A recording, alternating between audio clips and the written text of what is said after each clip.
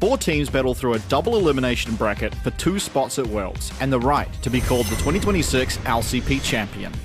Additionally, the team with the highest championship points secures a Worlds berth, rewarding year-long excellence.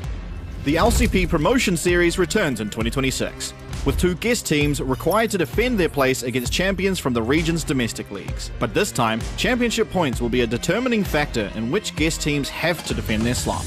The pressure is on across every level of competition. This is the League of Legends Championship Pacific. Let's show them what we're made of.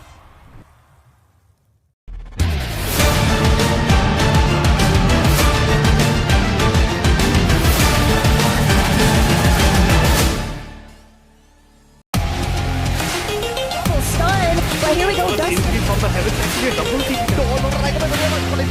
The 1v1 Itai comes out on top. If they have to, here comes the hero's entrance. They have the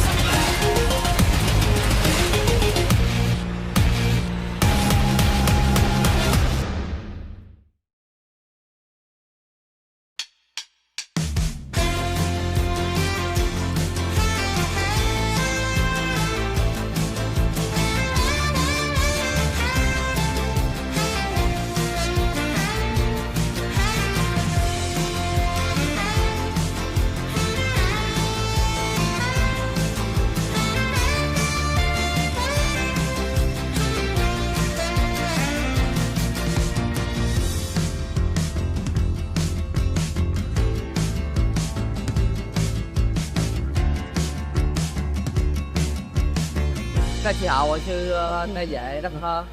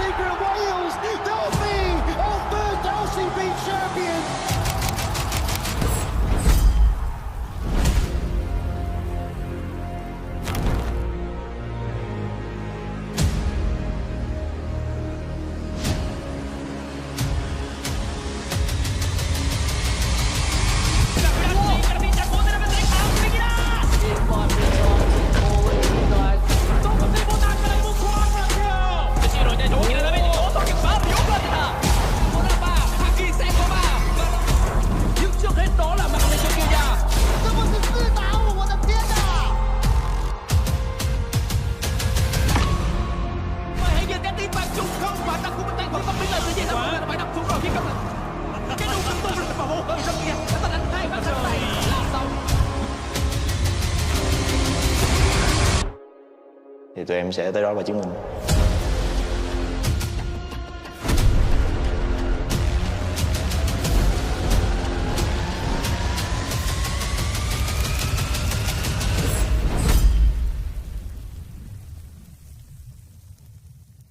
Man, the energy here, it's a demon's dinner bell.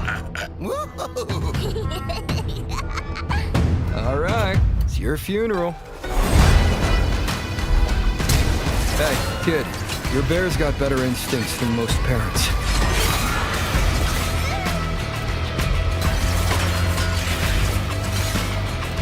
Say your prayers.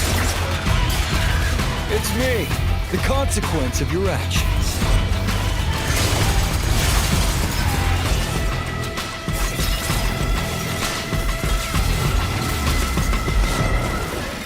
If you bury the pain will bury you.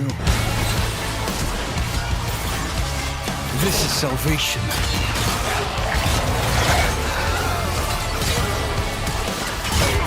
A moment of silence for the recently departed.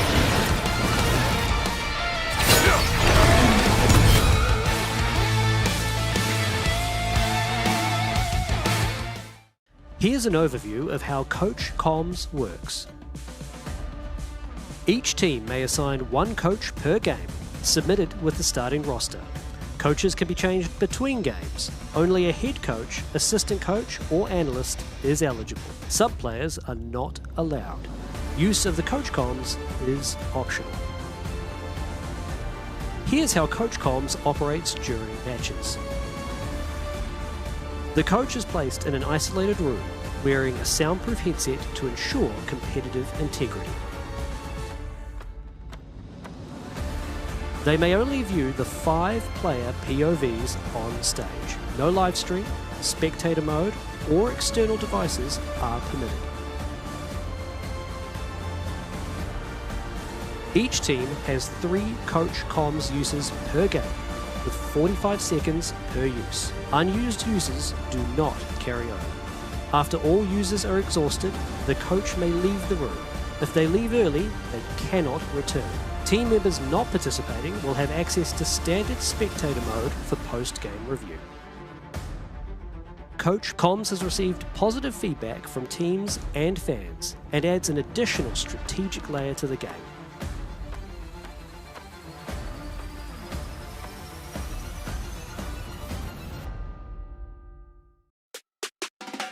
"2v2 Side Selection Showdown." Here's how the game works. There's a ban phase before the match begins. All champions are available. Each champion can only be picked once per team for the entire split. Teams must now strategize their picks carefully, setting the stage for dynamic and diverse 2v2 matchups. The match ends when any of these conditions are met. When a team is first to 2 kills or is first to destroy the enemy turret. Sudden death kicks in after 7 minutes and the winner is decided by the first kill. One fight decides it all. Win the showdown and first selection.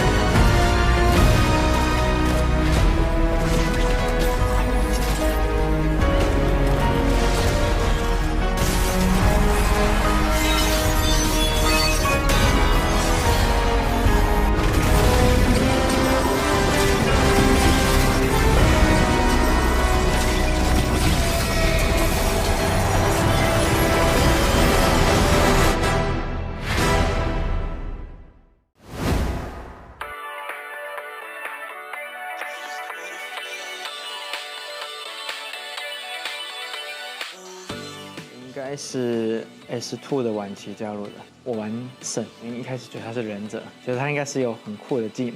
不知道你有没有玩过信长？信长里面有一只可以勾人的英雄，我觉得圣也可以。结果进去发现他是个坦克。知道以前是这样的吗？以前是五楼最烂的去打辅助。对啊，5楼滚去辅助啊。刚刚有跟 Betty 去研究一下我们下路的一些绝活组合，所以等等应该可能有机会呈现。Top game，OK。那角色也太丑了吧？超丑，又没有好看的，我跟你讲。哇，他是什么英雄？班长，这什么技能啊？他们应该都有玩过以前的那个经典服那个版本嘛，但我是从来没有接触过，但就希望我不要被教育就好了。就是他们应该是打不过我们的，毕竟他们应该都是新人啊，都是比较年轻的，年轻人是不懂旧版的。喂，nice，哇！来，可以过瘾。我买什么装啊？有人知道吗？Help me！ 买伤害。No pressure. Free kill. Em thấy đây là một trận đấu khá là vui vì khi mà em được đối đầu với những tuyển thủ bên Carrot và Lazyfield là một người tuyển thủ đến từ Việt Nam. Q 啊！弄吧呢？潘森6了 ，nice。他跳大了，慢了，现在跳大了，兄弟们，潘森跳大了。我慢了，不管。等我。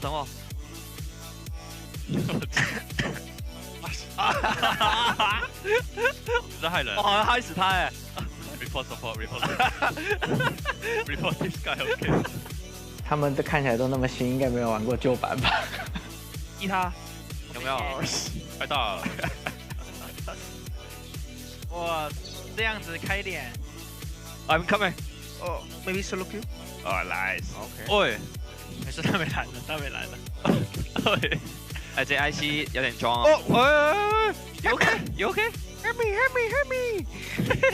哎 ，someone come！ 哎 ，I have E，然后我忘了没多问。我来了！来，小兄弟，快！3秒够！来了！哎，我没魔嘞！哇，哎，可以！追一下 ！Go！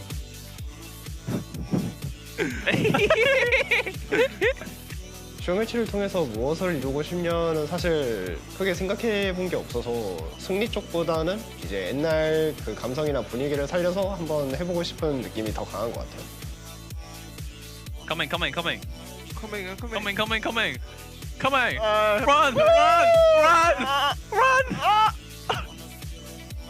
Come on! Coming! I won! No!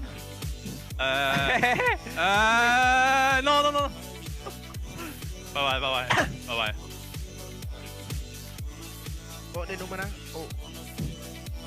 哦。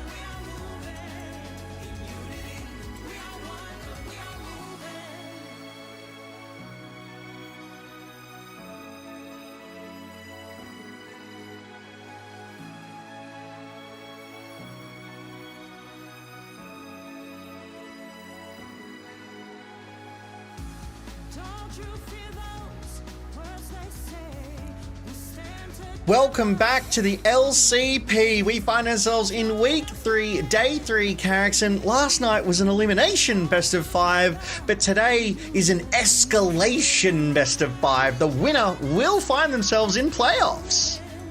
Yeah, exactly. This one has a bit more of a positive spin on it than our last couple of series. We won't be saying goodbye to anyone tonight, but someone will be saying hello to Team Secret Wales up in the playoffs. I don't know if that's necessarily the prize that these teams want to achieve, but hey, playoffs is playoffs, and if you want to be the best, you've got to beat the best. And Team Secret Wales, well, they are our best. But let's take a look at the results from last night before we hook in to tonight. And as you know, it was that elimination best of 5, and GARM were able to 3-0 sweep DFM. But Carrick's Artemis put up some fantastic numbers in that sweep. Yes, he did. The most pentakilliest player in the LCP. He got another one last night on the Kaiser. So he is in fine form at the perfect time. You are so right. He has 4 pentakills in the LCP, and the next nearest to him is 1 pentakill in the LCP. I think it was on about 9 or 10 other players, so he is the single most pentakillingest player at all, which is pretty darn good. But let's take a look at the Swiss stage, Carricks. Yeah, exactly. We are very close to the end of our Swiss stage bracket. It's only a few more. We can see teams that are ready to pounce on the playoffs, a couple of teams that are on the verge of a knockout. And the question, of course, is who will join GARM in that final game. But today, DCG and MVK both at 2-1, both looking to advance. That's it, the PCS versus the VCS. Relove DCG have firmly kind of been our second seed here in the LCP since their entrance in Split 1 of this year. But MVK, they had a really good shake-up in Split 2, and they are proving themselves to be that secret weapon, that special something that has really changed the dynamics here in the LCP character. So I'm really excited for tonight's matchup. I'm incredibly excited. Relove DCG, Florin, Pop9, Hongshu, Feng, and Xiaoxi have been going crazy with it. They went international, they played really well, they've come back and they're continuing that run in the LCP, led by LXZ, Refrain, and of course with their sub, Xiaosheng, waiting in the wings. I'm so excited for this team. Yeah, 110%. I mean, I think we've got some expectations. I definitely think that Relove DCG are coming into this one as, dare I say, favourites here, Carricks, because they have proven themselves time and time again. But like I was saying, MVK, they're that unknown. They've got that special something about them because they've also got a fantastic roster of substitutes. They've got a fantastic coaching team behind them. But Hongshu, he was the mid lane player of the week for week 2, so you know he's pretty strong in that mid lane. Yeah, I think he's been pretty impressive. Kratos, Guri, Chica, Haki, and Sulong, of course, representing MVK Esports. This is a team that has really surprised me. I think most people had them around the middle of the table power ranking wise, but here they are in the 2-1 bracket, so close to being the second team in playoffs. And can you imagine if they did that? And with the likes of Kratos, I think they can, right? Because Kratos actually got the top laner of the week in week 2 for the LCP. So definitely putting forward a very strong case. But I know we have a featured matchup ahead of us here, Carricks. Let's take a look at these mid laners. There's a bit of a gulf in stats here. Hongshu has been electric in the LCP, has been challenging for best in role, while Chica, he took a little bit to get started, I think, but at this point, I've actually been really impressed with him. That lock game from week 1 is still playing on my mind, where he really just took over the entire Rift, and that's why we've chosen to focus on these two players, because I think they're going to be the linchpin for both of their teams. I think you're so right there. They're both so strong, but let's take a closer look at Hongshu here because those numbers are massive. Damage per minute average 700, gold diff 55, massive damage, but the unique champions here as well, Carricks, really stands out. 22 different unique champions and 16 solo kills, so he's definitely not scared to solo bolo someone in the LCP.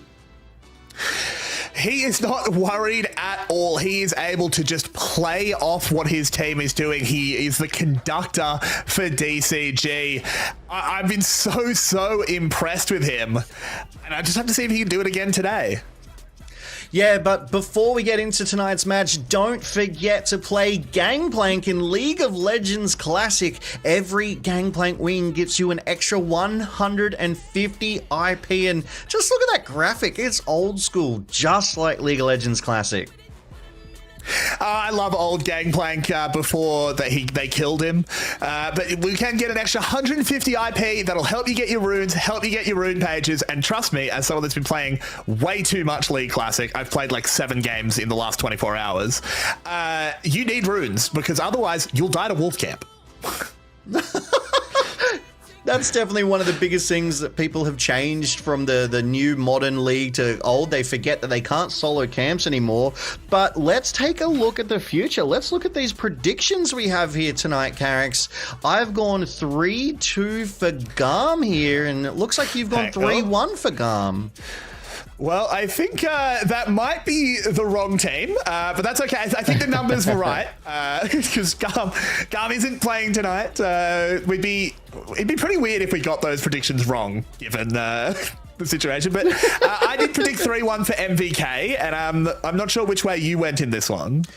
I went 3-2 for Relove DCG. I think this is going to be a barnstormer of a BO5. I think we're going to go the distance, as there it is. 3-1 for you for MVK and 3-2 for me for Relove DCG. I'm expecting some spicy games. I think there's going to be a lot of back and forth, but I just think Relove DCG's roster has the experience to get them through this one, Carrix. Yeah, I think I know where you're coming from. This is Relove DCG is a team that has more proven results, has more proven things, but there's just something about MVK. I think they're on the run. The way that they beat Garm was really convincing. I think they've got it in them. I think they've got that young, plucky upstart energy, and I can't look away from them. And that's it, right? Sometimes that new surprising energy, that unknown, that experimental, that willingness to change and do things outside the normal can be that difference, can be that bleeding edge tech, so to speak, that a team may not be ready for. But MVK, they're here, they want to show up and prove that they belong in the LCP. They had a decent LCP split too, with their new roster, and they've only gotten stronger since then. Relove DCG though, it feels like they're maintaining their consistent kind of second seed strength, right? Like, they are constantly strong. They're constantly at the pointy end of the LCP. They went to MSI, and they will doubtlessly be looking to lock in one of those last remaining 2 slots for Worlds. They want to go international again. Yeah, and they can't be too far off locking it in either. They have good championship points from our first 2 splits. Team Secret Wales, as we know, has already locked their place at Worlds, no matter how the playoffs go. It just depends on what seed they are. They obviously want to be the first. DCG would love to rob that from them. They'd love to have the playoff run and actually come in as the first seed. I think they could do it, but they've got to prove it here today. Yeah, exactly. That's right. Team Secret Wales was the first team in the world to lock in their world slot. Outside of, I think, the MSI winner, I think, if I'm correct there, they got a world's berth. No, they would. No, so MSI gets your region an extra slot, but Team Secret Wales is the first team to be guaranteed worlds. Yeah, and I mean, if you're first, you're the best, right? So Team Secret Wales, best team in the world. You heard it here first. LCP, amazing region. Thank you very much. Stop the count. But Relove DC. We're first. Exactly. It's like, yep, cool, we win. But like you said, Relove DCG, they'll definitely be wanting to get the best seeding possible, because you don't want to run in to that lower bracket or even the play-in stage and not even make it to kind of like the qualification. Yeah, exactly. And there are some real killers that lurk in the play-ins. But before we get to anything at Worlds, we do need to get through the LCP, because these teams want to claim our trophy, and MVK and DCG want to make their mark on our playoff stage. Yeah, and every single split that they're able to perform just that little bit better means that they stand up stronger. But we will get to the games right after this Riot fist bump, Carrix.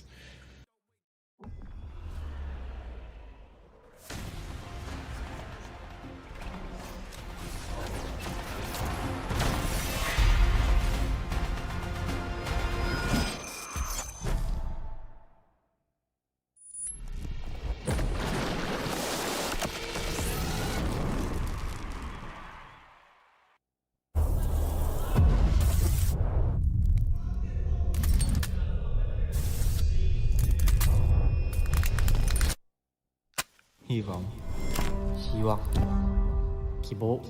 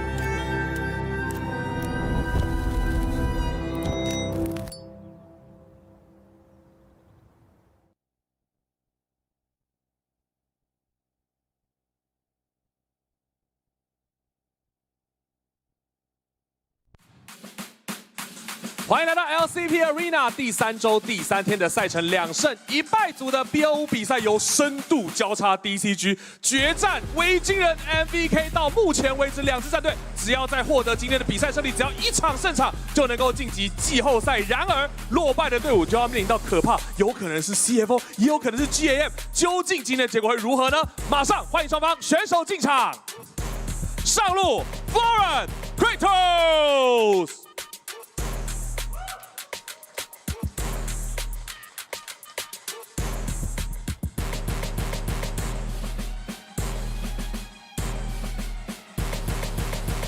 打野 Pop 9 Guri，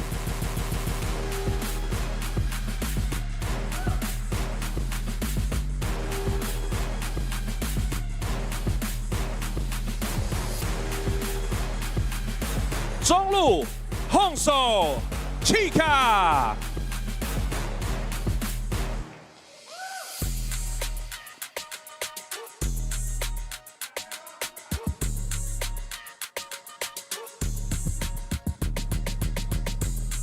下路 Fang Harky，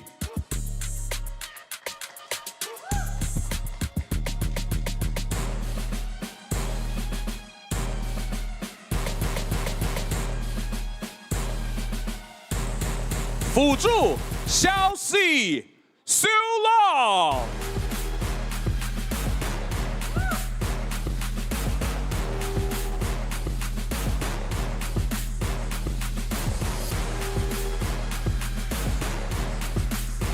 教练 Refrain Safan。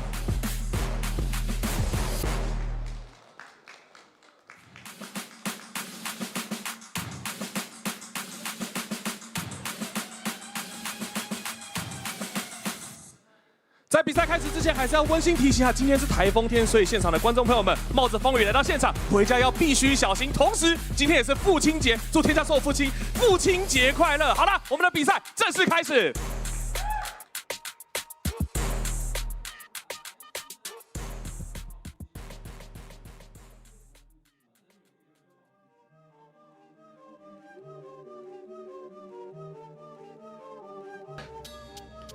Thank you so much, Tommy, for that rousing introduction, and a shout out to that super fan who is yelling every single time the players came on, Carrix. That's the kind of energy you want.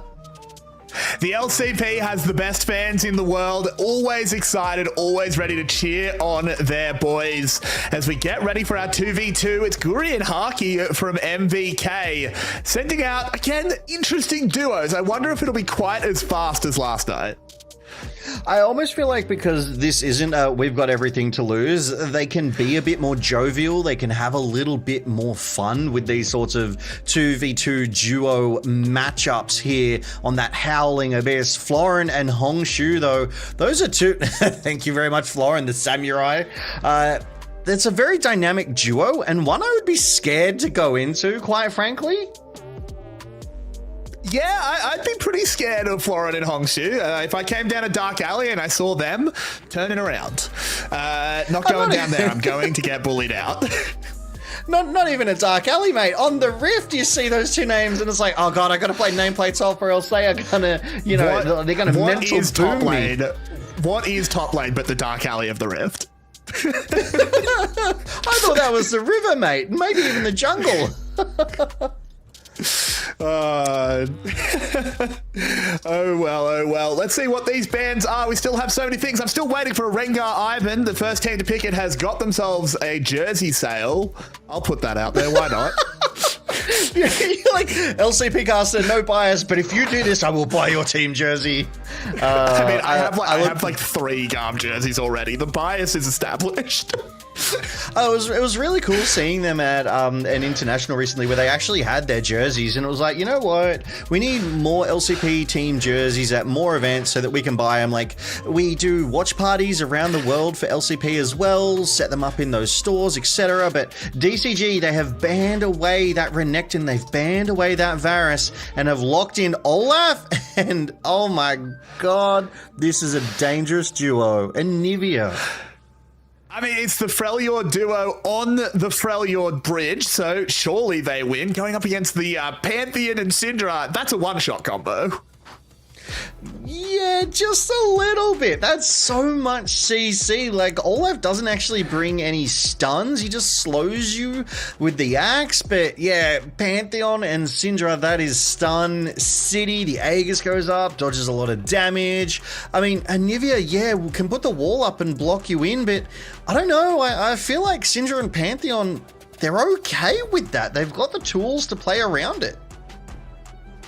Yeah, I think they can. If you get caught out on the Syndra, you are in a lot of trouble. But of course, you can just be good enough not to get caught out. Of course, maybe Harky giving us a bit of a preview of his Syndra skills. Exactly. And we talked about this last week as well. Like, do these picks in these 2v2s kind of... Oh, okay. Ooh. Good pushback there from Harky. The brawl has started early, though, as I think DCG have realized they don't want that heat. Florin is going to find himself in the kitchen regardless, as he goes down immediately. And that's the fight that they wanted, right? They started that off. They saw the stun land, they went in, and MVK responded, Guri. Oh, I wanted to see that Comet Spear go out and interrupt that recall. Would have been very, very upsetting if the recall had been stopped, but now it'll be MVK taking their back with a little bit of extra gold. They're in a good position to get that right the first selection. Yeah, definitely. With the wave pushed in, they can take that recall, no worries. A very, very small CS advantage here that Flage picked up for the Pantheon, that extra move speed, a little bit of health as well, and that Doran's Helm for that sort of tankiness, that sustain, that survivability. Meanwhile, Syndra does have that electrocute, still has flash, Ghost is burnt. With an amped home, 2 Doran's rings is going for that sort of higher damage build, whereas Hongshu on this Anivia has picked up that mana gem to get at that extra 300 mana, wants to spam casts. That he does, as a wall goes up, but they're not able to follow up on it. The stun a bit too long range. Now, of course, it's always rough when you give away 1 kill early, because in any fight, they can just focus on one of them. Florin going low, Florin going stunned, and Hongshu is pinging him Dirty Feeder as he gives away both.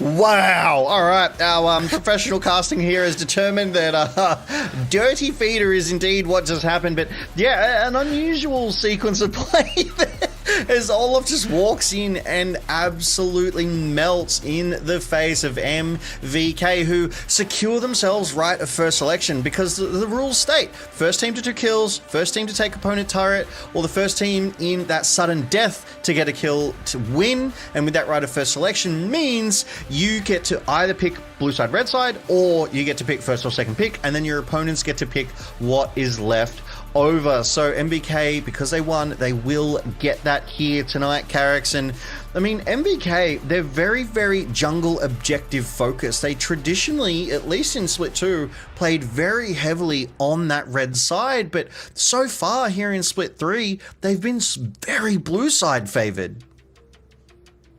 Yeah, I still think in general you should pick side of draft. I think it's just a little bit more impactful. I like that we split it now, don't get me wrong. I'm still getting used to it. I still call it blue side of draft, and it's going to take me a long time to break 10 years of habit.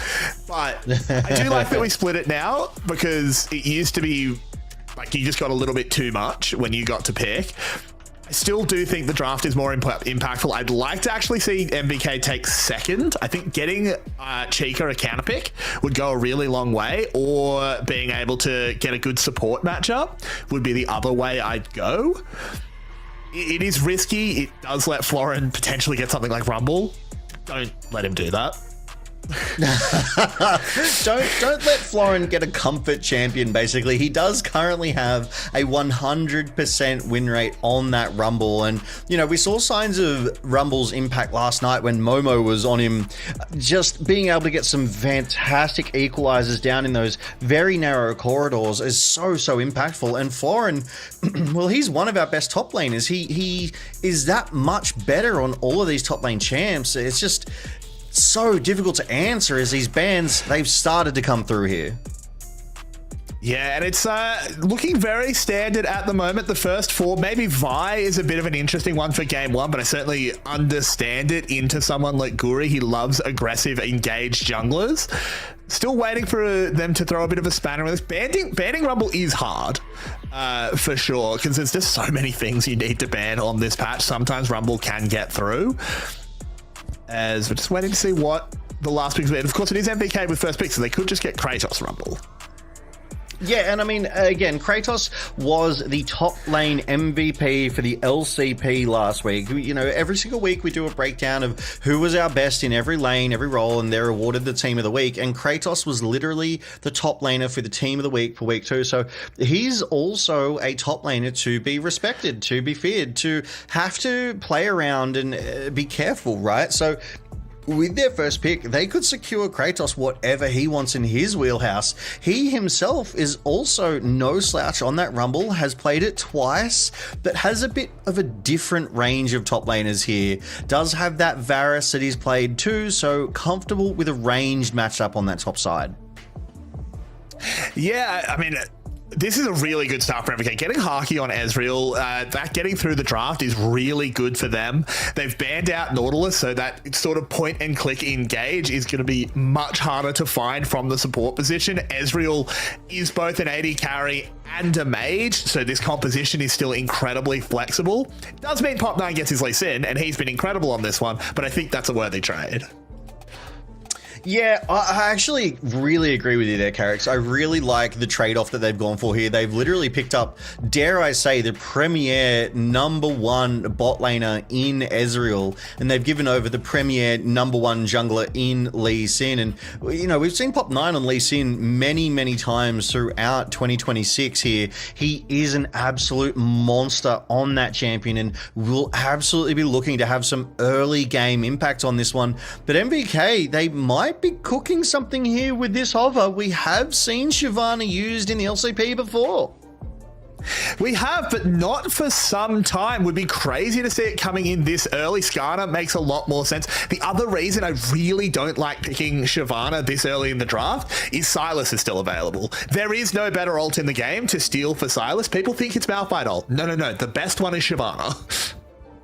Yeah, exactly, and you definitely don't want to give that over. There's definitely room for Sylas to be picked up. Jhin locked in for Feng on the side of Relove DCG. Feng has been a superstar on this. He has a 100% win rate with Jhin right now, so Relove DCG, they're just drafting comfort. They're drafting confidence and best champs, but I like Pyke. I've always kind of liked Pyke. I hate playing against him, but I love seeing him be played by these pros, Carrix. He's a feast or famine champion. He can either completely warp the game around him. In fact, I'm just going to say, he always warps the game around him, not always positively. And it does mean that DCG will pick up the Cassiopeia, ignored until the 3rd pick is kind of wild. I think DCG are assembling Exodia. It really does look like it here. And obviously Jin's going to go bot side. Cassiopeia is going to be mid for Hongshu. And Hongshu hasn't played that yet here in Split 3. That's not to say he's not good on her though, but Cassiopeia, even on her own, she's an insane lock-in. She's so powerful, does so much AP damage. Yeah, Skarner is tanky, but I really think they're going to have to try and pick up something like Cassante for Kratos to really tank into her. Yeah, it will be interesting. There is still technically the flex. It could go top. Could be Florin. It is sometimes seen into certain champions, but I think you are right that it is going to go mid. As Vayne Orianna removed, Orianna makes a lot of sense. Just don't want to go mage for mage. I think we also probably need to get rid of some of the quote-unquote counters. Like Akali is sometimes picked into Cassiopeia. It's really hard to miasma an Akali unless you have initial CC to lock her down first. Syndra taken away as well, so they just want to not have a control mage versus control mage. They might be trying to force Chica onto an assassin, and you know who's still open is Locke. Yeah, and that's what we were talking about before the draft as well. That Locke Chica went absolutely like god mode on Locke, and you know who else is on Locke right now? It's Faker over in the LCK. Like, maybe channel some of that energy, bring Locke back, be the absolute early game giga threat that we know Locke can be, and Chica's the one to do it. Silas being Hubbard here, it would be a good pick. He's got an Alistair ult, he's got a Cassiopeia and a Lee Sin ult, but Akali is the Hubbard. This was the pick I was talking about just before. It's a bit more of a traditional counter into Cassiopeia. I say counter, it's a soft counter. It's not going to completely ruin her. But they're just going to go for the Gnar. They just want to secure themselves a top lane. And then, I mean, they're picking both at the same time, but it doesn't matter. But they're just going to have a bit more of a think on the mid lane because they have hidden Florin's pick till last. Yeah, I always like hiding Florin's pick till last. I really think that Relove DCG, there it is. There's the lock. 75% win rate right now, Carrix. And you have to imagine in the hands of Chica that there's a good chance of it going up. But that is a Cassiopeia. That is Miasma. That is the ultimate that turns you to stone if you are facing her. And Florin might get that rumble we were talking about. Yes, he does. So this is a DCG team that it's very obvious where they want to play. It's face up. You are playing around the top side. You don't need to play around bot. Feng will be fine on Jin. He can just chill in the bot lane by himself. There's not huge kill threat from Haki. I mean, if you get hooked by Pyke, maybe you die, but just don't get hooked. You want to go up, you want to set up dives onto Kratos, you want to claim that orange buff, as Marby, who was here on Thursday, calls it, where you kill Gnar over and over again. That's how they want to play, and it's going to be on MVK to defend Kratos. Yeah, 100%. But I think Florin is going to be able to pressure Kratos in that top lane on his own even. Like, I do like this Rumble pick into the Gnar. Obviously, Gnar's going to have that sort of explosive all-in if the, rage management is good, if the overheat bar is not in the right time or the right place, then Florin could potentially lose that matchup. But we were also talking about the mid lane. That was our featured matchup with Hongshu and Chica as being the linchpins of both of these teams and their potential win cons. So what we've come to realize here, Carrix, is there are a lot of win cons on both sides here. Chica has found his way onto lock Kratos, top laner for week 2, and Hongshu mid laner for week 2. We've got some spicy gaming ahead of us as we now find ourselves on Summoner's Rift for game 1 of tonight's best of 5 series between MVK Esports and Relove DCG.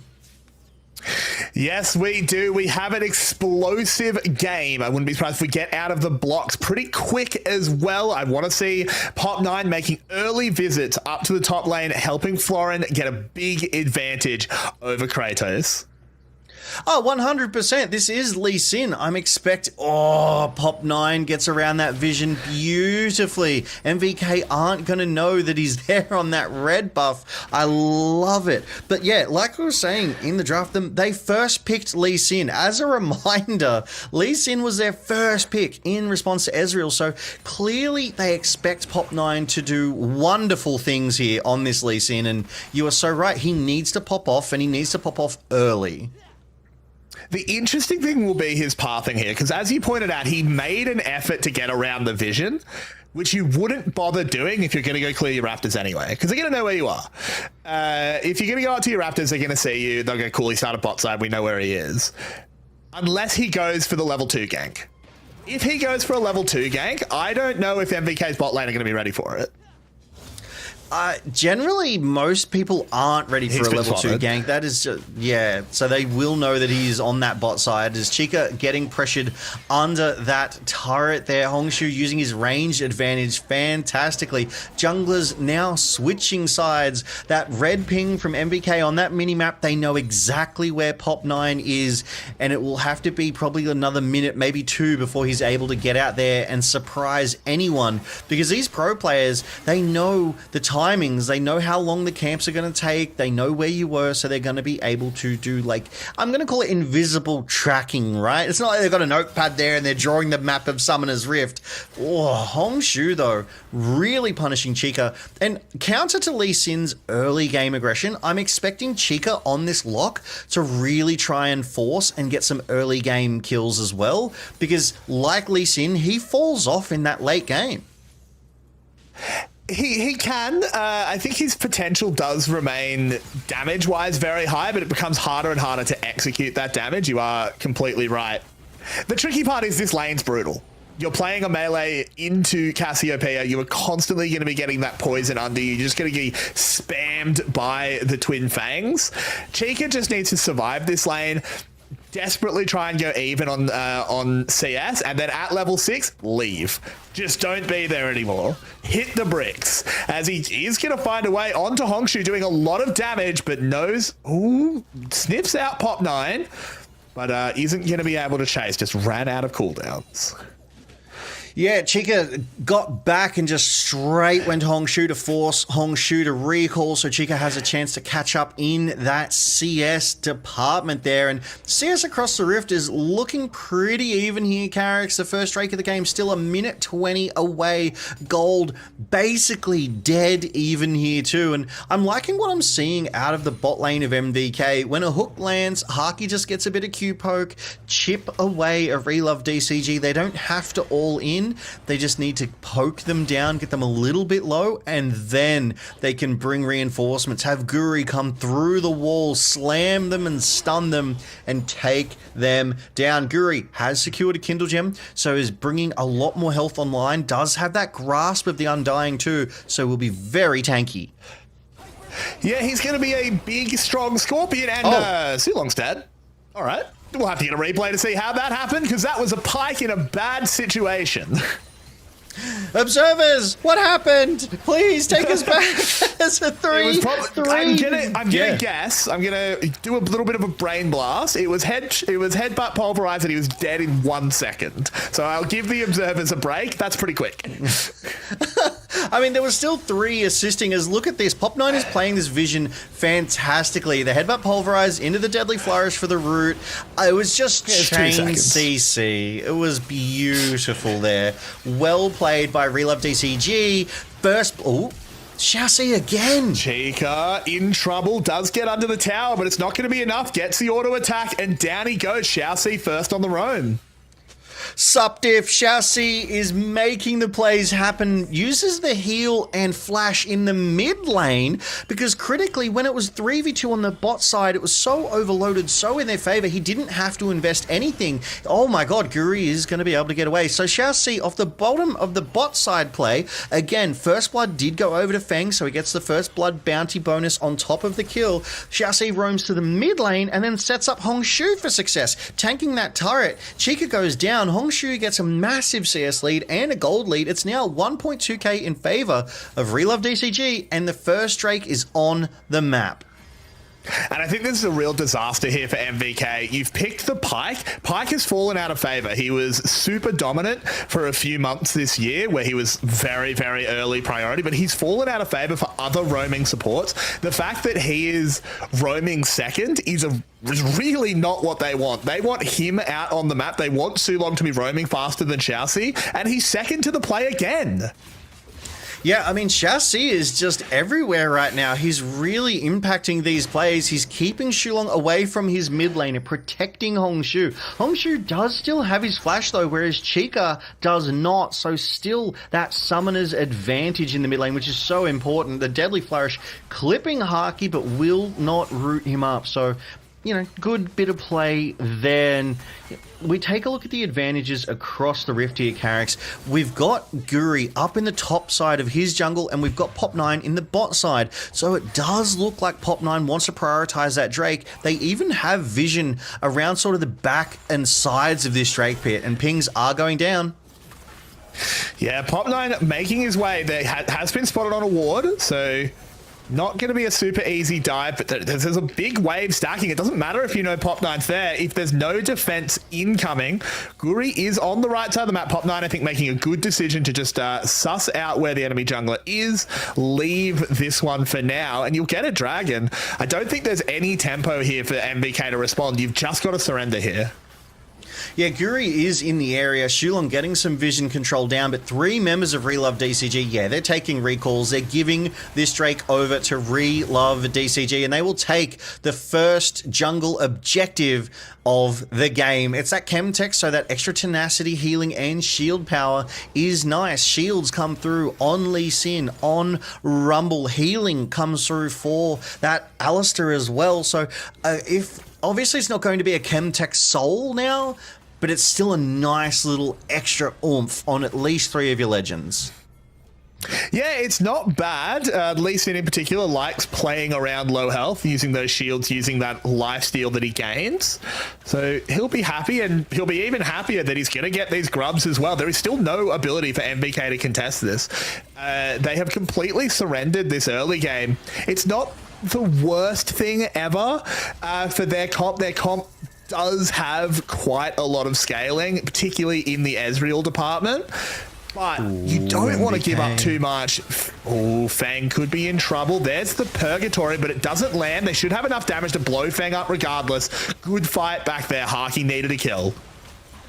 Yeah, I mean, 4 members of MVK just overload that bot side. They get that kill over to Haki, so now he is ahead on that gold. He's almost ahead 30 CS as well, which kind of hid the fact with Fang getting that first blood, that gold difference, but they've really kind of highlighted that now. It's a 400 gold swing back to MVK, and it's great to see those signs of life. It's great to see those sparks and those plays coming through as we are now at the 9th minute. And meanwhile, Relove DCG's Pop9, he did secure all 3 grubs. So now DCG, when they are able to get onto these turrets, it's just going to do that much extra work here, Carrick. So it's a great position to be in. DCG, though, they're playing patiently. Hongshu in the bush. Yeah, they're just lurking around. Shulong is safe, able to get over that wall nicely. They do. That dive did give them a fair bit back. The tempo is a little bit reset. Xiaoxi forced to come back to bot lane just to make sure that the wave is always in a good spot.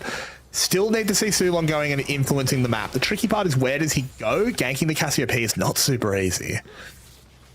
Exactly. Does have a lot of tools to prevent any ganks. There's a I thought that was going to get the scuttle, but Pop9 able to smite that one before Haki's ult clips it. But look at Haki, right? With that kill back in his pocket. Oh no, Lock in trouble, turned to stone. Hongshu gets a kill in the blink of the eye, and once again, Xiaoxi was first to the play.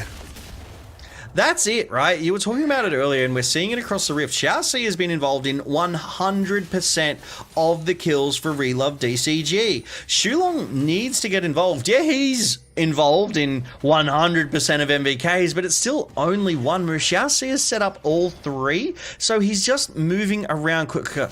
Good. I was like, please, MVK, don't get Feng again, but Xiaoxi is in the area. Will make it a little less tempting or tantalizing for MVK to collapse. But that was just perfect play by Xiaoxi. He leaves, sets up a kill, and gets back to bot lane exactly as the wave crashes. They can't dive until the wave crashes, and so he doesn't need to be there until then. He's there on time. The dive can't happen with an Alistair ready to repel you. Xiaoxi is genuinely having like a generational game right now. I know it's early to say that. We're only 10 minutes in, but this might be the best game I've seen out of him. Well, that's the thing, right? He's being textbook, right? Not only the textbook, he's like exceeding the textbook, right? Like you learn the textbook and that's like, okay, this is the standard, this is the average, this is what we need. And he's gone, here's the textbook, ripped it up and gone, I can do you one better. Because look at him, he is deep in this jungle. He's allowing Pop9 to invade, clear out vision. Ooh. The vision is being cleared. Lots of control wards in that brush. It is fully under control, Logan.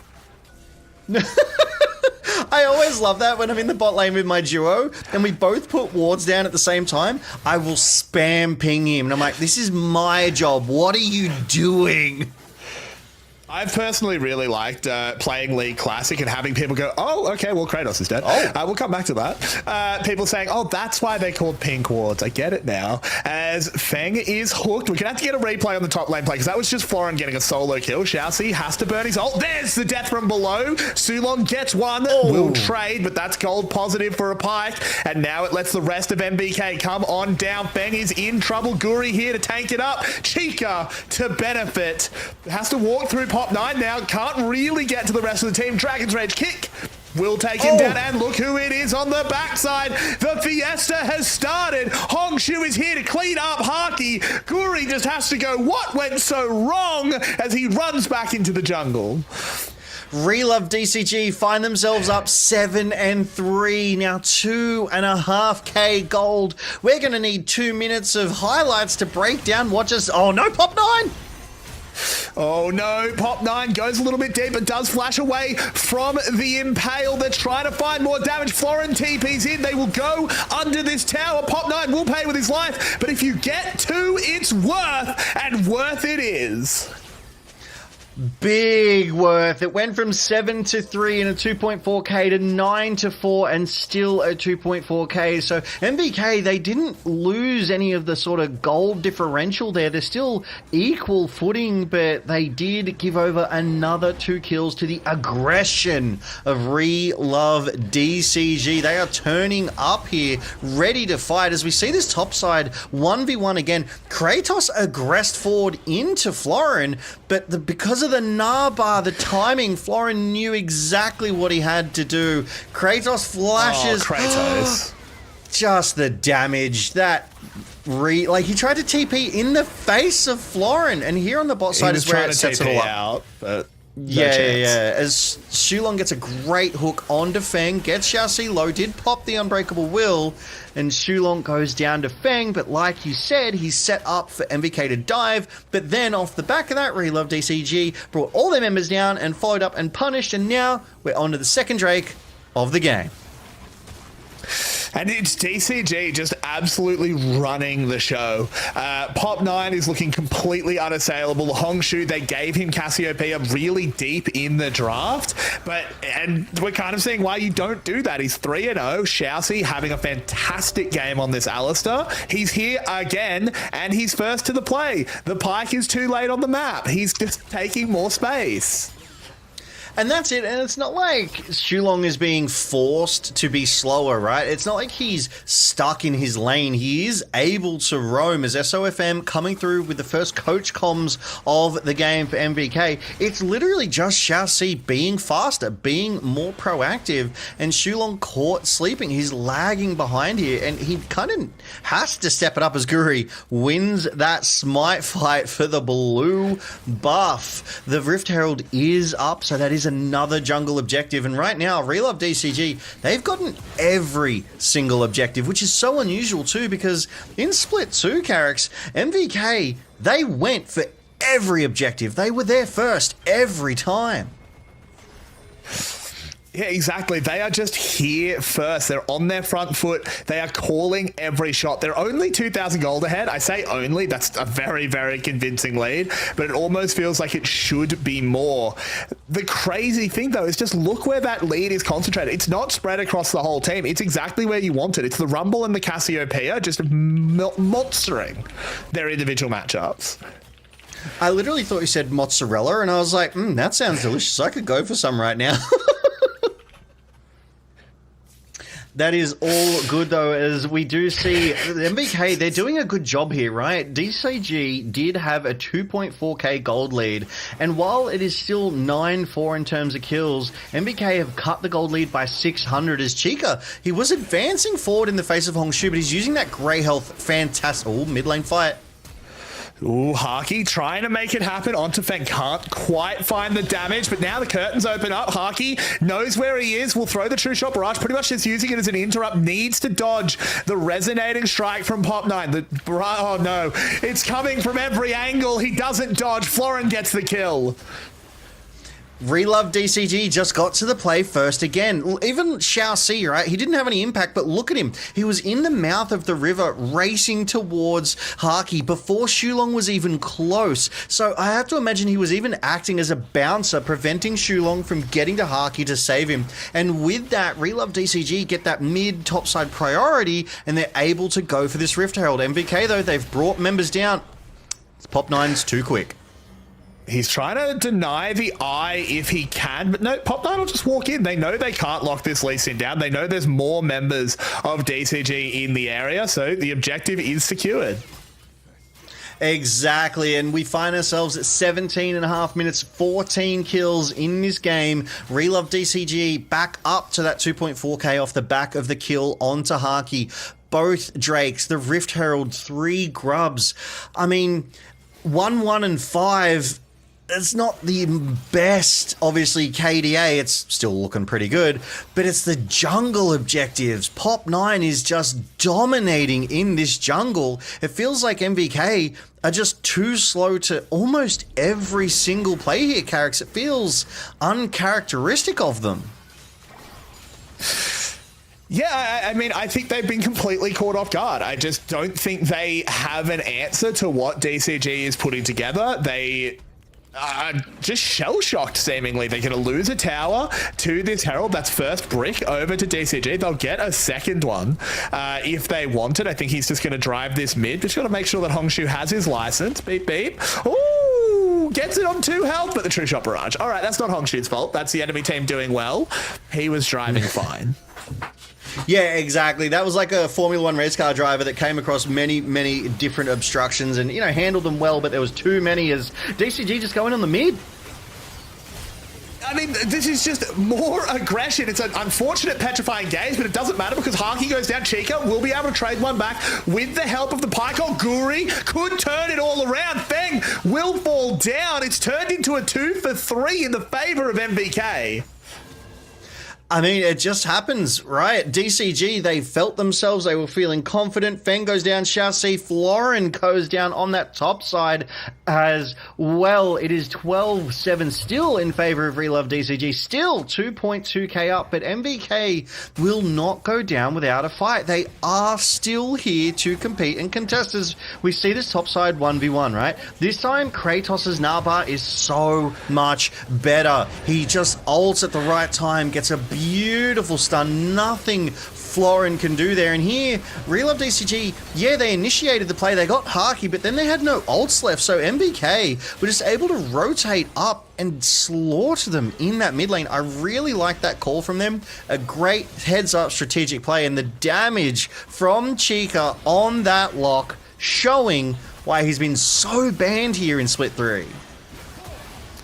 Yeah, exactly. This is the bit of a comeback.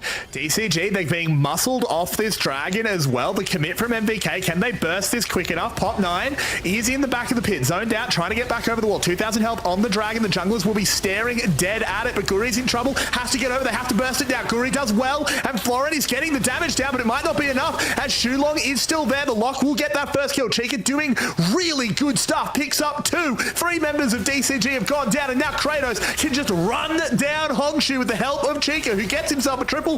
The hook lands, and it's hook, line, and sinker as MVK pull back into the lead. Chica secures himself a quadra kill in that fight off the back of the Drake. They take the Drake, they take the team fight in an ace. What a way for MVK to come back into this one. The gold lead was 2.4 in favor of Relove DCG. It's now 1.1 in favor of MVK. That's a 3.5k gold swing off one fight. And then they get the Baron. Not the fastest Baron in the world because Haki is dead, but they will still secure it, take that reset, and come back out on to the Rift. As Chassis trying to get a look, but those empowered recalls will get them to safety as we take a look at this fight again. TP is being committed here from MVK. They want to contest this one. Chica still in that mid lane, getting priority, so it's a 4v5 initially. Shulong just harassing Hongshu, getting him out of position here, and yeah, we do see Feng open up with a curtain call, but it's really badly positioned. It's not actually on to any one of MVK here. Florin, forced to stopwatch, does get that equalizer, but it's too little too late. MVK zoned DCG away. They forced it in such a manner that gave themselves the numbers advantage, and Shulong with that hook catches Feng and just, you know, closes it out. It's a cherry on top. Exactly. I mean, the fact that they win that fight so hard, they've completely swung this game in their direction. They've got Baron, they've got a gold lead, they should be able to pick up towers, so the gold lead will only get bigger. What a comeback for MVK. Yeah, really, really well done by them. I mean, they've now basically matched the gold lead that Relove DCG did have earlier. We were talking as well about, you know, seeing the mid laners step up and the matchup here, and Chica still down like 50 CS, but 50 CS doesn't matter when you're 3 kills over your counterpart in that mid lane. Does have that Shadow Flame as well as the Lich's Bane, so damage galore here. Hongshu, no slouch with that Rod of Ages and that belt, but it just feels like MVK are putting together more cohesive fights right now. It feels like there's some disconnect with Relove DCG. Yeah, exactly. I mean, Relove DCG, they started out so well. I thought they were really proactive. They were first everywhere to every play, but have fallen off in that coordination. They seem to now be second to plays. Pop 9 is sort of looking for something in the back here. They know what the vision control's like in the backside near this blue buff, but can't really find anything except a buff steal. May also get caught out here. He's Lee Sin, so he is very, very tricky. Boots Guri. The rest of DCG is on the way, so they're going to have to run here. I think Guri will be sent down. Impale misses. Just a little bit more damage needed. They do find it. True Shot Barrage goes wide, so it's just 1 kill back for DCG. Yeah, great proactive play there as we do see a TP on this top side to answer the likes of Kratos, but I genuinely thought Pop 9 was kind of over-aggressing. He was deep in the jungle of MVK, getting their blue buff. 2 members of MVK were collapsing on him, Shulong and Guri, but DCG, they showed up. So clearly there was some communications going on there, being like Pop 9 saying, hey, I'm going to bait them in. If you guys can respond, we can make a play here. As MVK, they're hunting for Pop 9. He has to get out of here. Oh, the Scuttle just spotted him, and MVK knows he got away. Florin on this top side answering Kratos. 4th Drake of the game up in a minute, and our 2nd Baron in 2.5 minutes. And I have to say, the first Baron did not seem impactful. MVK, they come out of that one with less gold advantage than they went into it with, and they really weren't able to kind of siege up. They kind of just denied DCG that Baron. Yeah, I mean, the Baron was just opportunistic. They didn't have a huge amount of time to really make use of it. They don't get any inner towers, but they've still got this lead. They still have Haki scaling up as this Ezreal. They've completely regained Chica's footing in the matchup. He's 50 CS down, but he's up by 700 gold. He's on a similar item breakpoint. He's about half an item behind just because of difference in build prices. And this dragon fight may well end up breaking the game. Yeah, I mean, DCG have started up, but MVK are collapsing. They're TPing. They've got vision control. Haki, though. Yeah, Haki is just trying to go for an interesting play here, but he's just dead. I don't know what he was doing at all. Xiaoxi goes in. They open up the curtains. There should be a free kill onto Sulong. It's all gone wrong here for MVK. Their AD carry gets caught, and they just lose the fight immediately. Yeah, Florin able to solo Haki out in that mid lane, and it gives the 4v5 advantage over to Relove DCG. They take the Drake, they take Shulong as well. That is everything that DCG wanted and more. Yes, MVK still have a 1k gold lead at 26 minutes, but that is nearly negligible at this stage. 1 minute till the next Baron. 4.5 till what could potentially be Soul for Relove DCG. So MVK, they're on the clock. They need to use the next 4 minutes to farm as much gold as they possibly can. And here's that play again. Haki went in for Florin. He arcane shifted forward, so Florin was just able to apply all of the damage and then some, forced to flash away, so every resource burnt down on the Drake side. That's not who you want to be hooking Shulong. He hooks Xiaoxi, who just literally knocks him up. Yeah, I don't think that's who he wanted at all. That is foolish. You don't want Alistar. That's not what you want when you throw in your fishing line. Yeah, you wanted a snapper. You got a whole bovine. He goes, boom. And yeah, you get sent back to the Nexus waiting for that respawn timer. And you look at these gold advantages, right? Top lane, it's kind of even-ish. But in the jungle, Pop9 still holds a small advantage over Guri, but MVK have the lead in every other lane. And I like Guri's build. He's gone with that more support build. Very, very tanky. Able to go in and engage and walk out with his belt. Kratos, fairly standard Gnar build there. Triforce, Sterix Gauge, Merc Treads. But it's Chica on this lock. The AP mid lane assassin with the Shadow Flame, the Lich's Bane, and 2 needlessly large rods. He is going for that Rabadon's death cap, and he will get it. Yeah, he will, but there's a fight breaking out as the curtains are once again opened up. Guri has just gone down immediately. Chica went for the assassination on Feng, did not find it. So DCG have the numbers. They've got good positioning. They've got good health bars. That is just going to be a good pick for them. It gives them priority around this Baron. This could be a disaster. Yeah, and disasters do happen here across the rift for LCP as well as Relove DCG. They force Guri away, so now MVK don't have a smite. DCG playing bouncer, Florin Xiaoxi. They go in immediately. Kratos takes a lot of damage, but he is about to go Mega Gnar. They can try and play this out. There's the rock. 3,000 health on the Baron. Can they find their way in? No, they cannot. Chica does get a good pop there. On to the Alistar. Sulong goes down. So not Sulong, of course. Wrong side. As, Hongshu trying to make this one happen. Kratos has gone back into mini form. Has to flash away. Good sidestep, but I don't think a sidestep is going to be enough. He'll be burned down by Florin and Hongshu. Chica desperately dives in. Does manage to trade his life for 1, but it's still a positive play for DCG. Oh my god, Chica, an absolute menace on this lock, was able to get so much work done, takes out Xiaoxi and Feng through it all. So yes, Relove DCG, they do get the Baron, but only 3 members get away with the Baron buff. As we see it here again, Shulong missing the hook, so DCG pull the trigger. Florin walks forward, trying to chip away at Kratos, trying to chip away at Chica, but it's Kratos frontlining on this Gnar, does have a full Gnar bar ready to take the fight, as you said. Pop9 working that Baron so effectively. Chica goes in just straight up, takes Xiaoxi out from like 20% down, and then it's the follow-up here.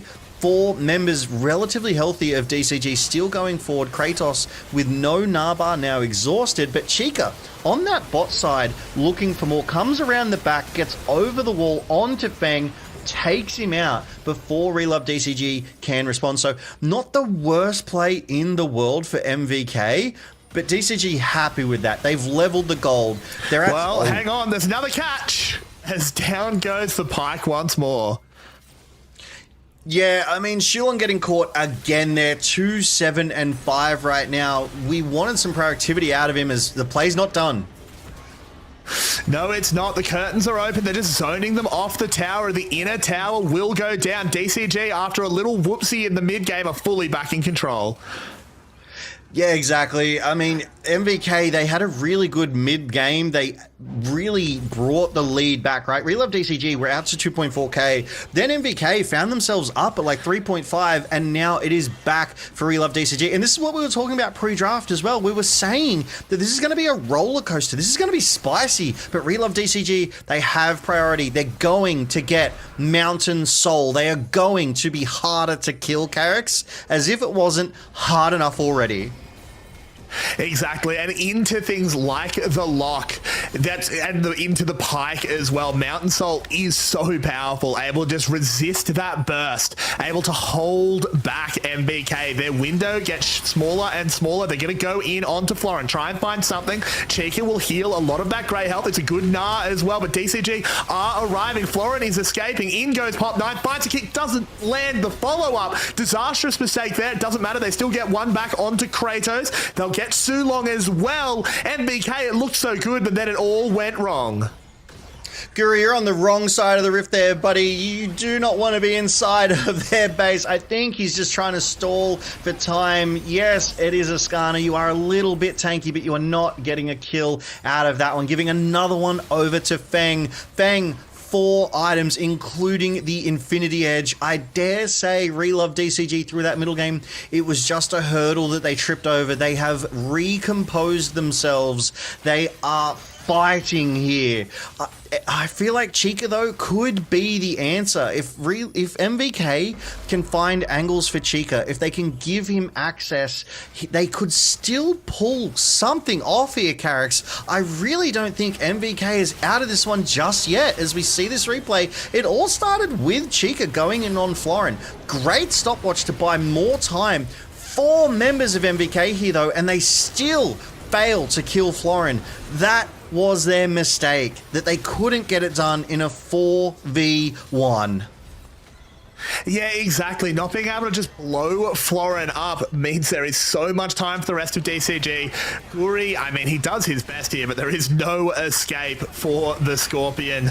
Tagged up, he eventually goes down, because of course Flame Spitter doesn't stop while he's impaled, and I think there was a moment where I thought maybe MVK has come back in this game. You could see where it might have been on the gold graph. But unfortunately, DCG, they got back on their feet and they're just running this one now. And this is what we were talking about again pre-draft, is the experience, right? Relove DCG, yeah, they're new to the LCP in 2026. They entered in Split 1, but they went to MSI. They're our second seed consistently for a reason. They're Team Secret Wales' biggest challenge when DCG are in form as Pop9 goes in. Yeah, Pop9's just going to try and get this started. This damage is good. Guri is already low, has to flash over the wall. DCG don't find any lethal damage yet, but they can zone MVK off their own tower. Bullets rain in. They just blocked up, but they're just running scared in their own base. Yeah, absolutely. Relove DCG, they're pushing in. They don't even have a Baron buff. They just have that Mountain Soul. 4.5k gold lead. Baron, 30 seconds. Elder, 3 minutes. Every single lane is up in gold. Every single lane is up in item advantage. Hongshu now 10 stack Medjais, 10 stack Rod of Ages, but they're not done. No, they are not. They have found Guri. This Skarner has not worked out at all. 1 and 5 at the moment. Baron is up in 3 seconds, and with the jungler dead, DCG will get this one for free. Absolutely. This will be another Baron over to Relove DCG. They should be able to march down the Nexus, but I like this macro play. MVK, they acknowledge they will not get this Baron. They're not even going to contest for it. So Chica trying to get the waves pushed out on the bot side, trying to get more gold as I do believe he took that bot side tier 2 turret. I can't see it on the minimap anymore. Yep. And it looks like Kratos on the top side is doing the same thing, right? So they've acknowledged, hey, we can't compete for that Baron. Let's compete for map priority. That means it's going to take longer. It's going to be harder for the waves to get pushed in against them. But I just want to point something out here, Carrix. Haki has just Flame Horizon Fang. Yeah, he has Flame Horizon, Dim, and he's only up 300 gold. I mean, that's what 9 kills to 1 will do to a man, I suppose. Yeah, not the most effective Flame Horizon ever. As no. DCG are just going to keep walking this one down. I think it's too far gone at this point. I really do. It's 3k. Relove DCG have Mountain Soul. Relove DCG have the Baron as well. Kratos forced to recall to base. I mean, it's already too late here. Guri's dead. Just gone, the inhib is falling, and this is going to be DCG claiming themselves game 1 as there's a petrifying gaze on to 2. Chica goes golden, but he's in front of the enemy team. The Nexus towers are already fallen. Kratos will go into Meganar if he can find a miracle play. He gets 2, but it just doesn't matter. There is no follow-up whatsoever. DCG, they looked lost for maybe 2 minutes of this game, but they controlled the rest, and they get a strong win in game 1. That's it. Relove DCG in control early. Lost a little handle on it in that mid game, but reeled it right back in that late game and looked so strong, so convincing there at the end. And that's the experience, that's the maturity, that's the synergy that this team has brought to the LCP. And I liked Chica on lock. Chica on lock got things done. He was the potential win condition for MVK. This team wasn't a pushover by any means, Karis. They really made Relove DCG work for it. It was that back and forth game we were hoping for. No, it wasn't. Again, there was one moment where it looked like maybe MVK was going to take control, but it wasn't really back and forth. It was all DCG, except when DCG made a mistake. So even that one play was still DCG fade. Or DCG initiated, I should say, not fade. Yeah, exactly. As the teams, they've gone back to the player rooms to check out the games. And that's even a sign of a great team, right? Even if you win, there's still room for reflection. There's still room to double check everything and take a look at these numbers. 7k gold advantage in the end for DCG. 4 Drakes to 1, 2 Barons to 1 as well. But look at that KDA. That's around, 43 kills in 36 minutes. That's nearly a kill and a half per minute, Carrot. That's what I expect in the LCP. But Haki has out-damaged everyone. Yeah, look, he was dealing a lot of damage, but unfortunately it just wasn't effective enough. He needed to actually have his team backing him up. He needed to be able to actually win fights. Because as you pointed out, he got a Flame Horizon. He was 100 CS ahead. He did a lot of damage, but they didn't win. No one remembers the Flame Horizon on the losing team. Oh, I don't know. I think I might remember it because that's it's impressive because Haki played so well. Like, it feels like Haki and Chica absolutely popped off, right? Like, those two together were phenomenal.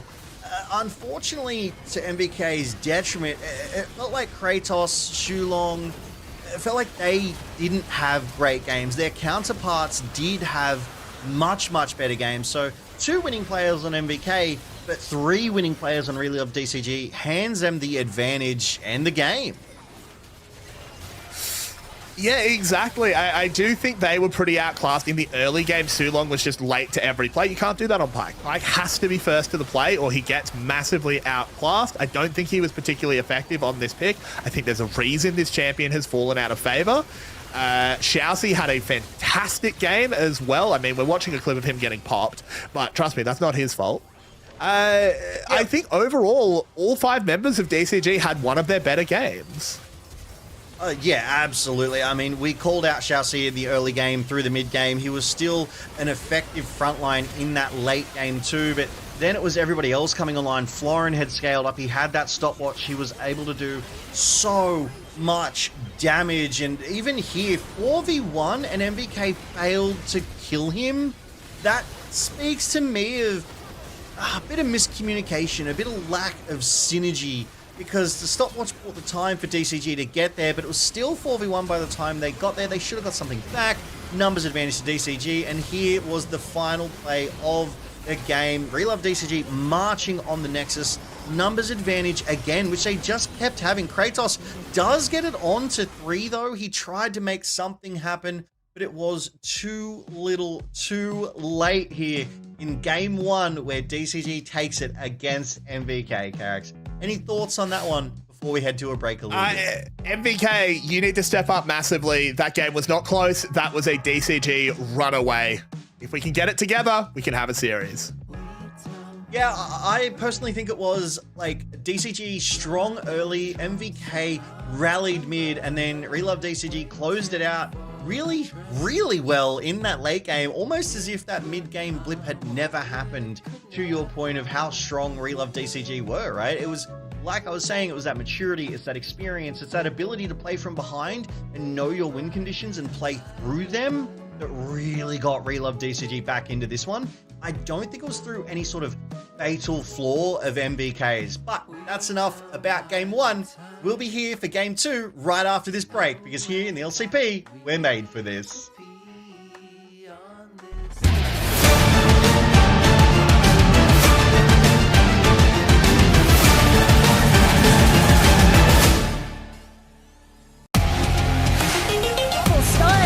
Here we go, Dustin. Inside the 1v1, Inside comes out on top. If they have to. Here comes the hero's entrance. They have the speed.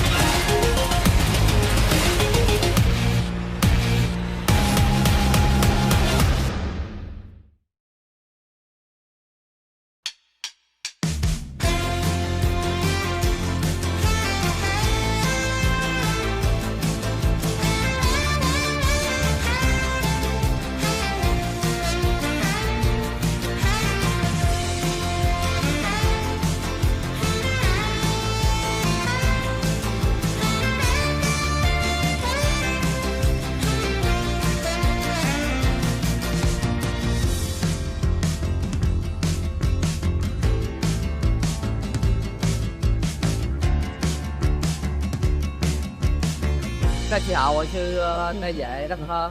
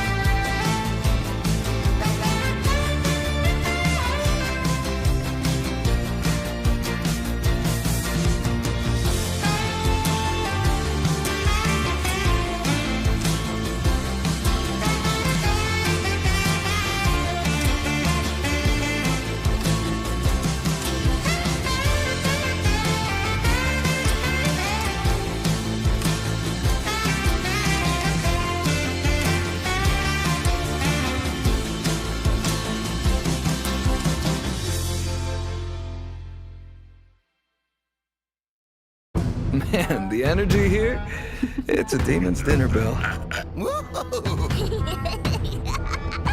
All right, it's your funeral. Hey, kid, your bear's got better instincts than most parents.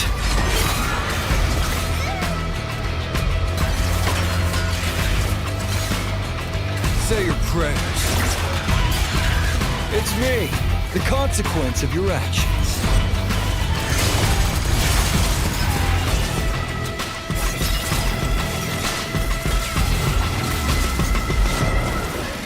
If you bury the pain will bury you. This is salvation.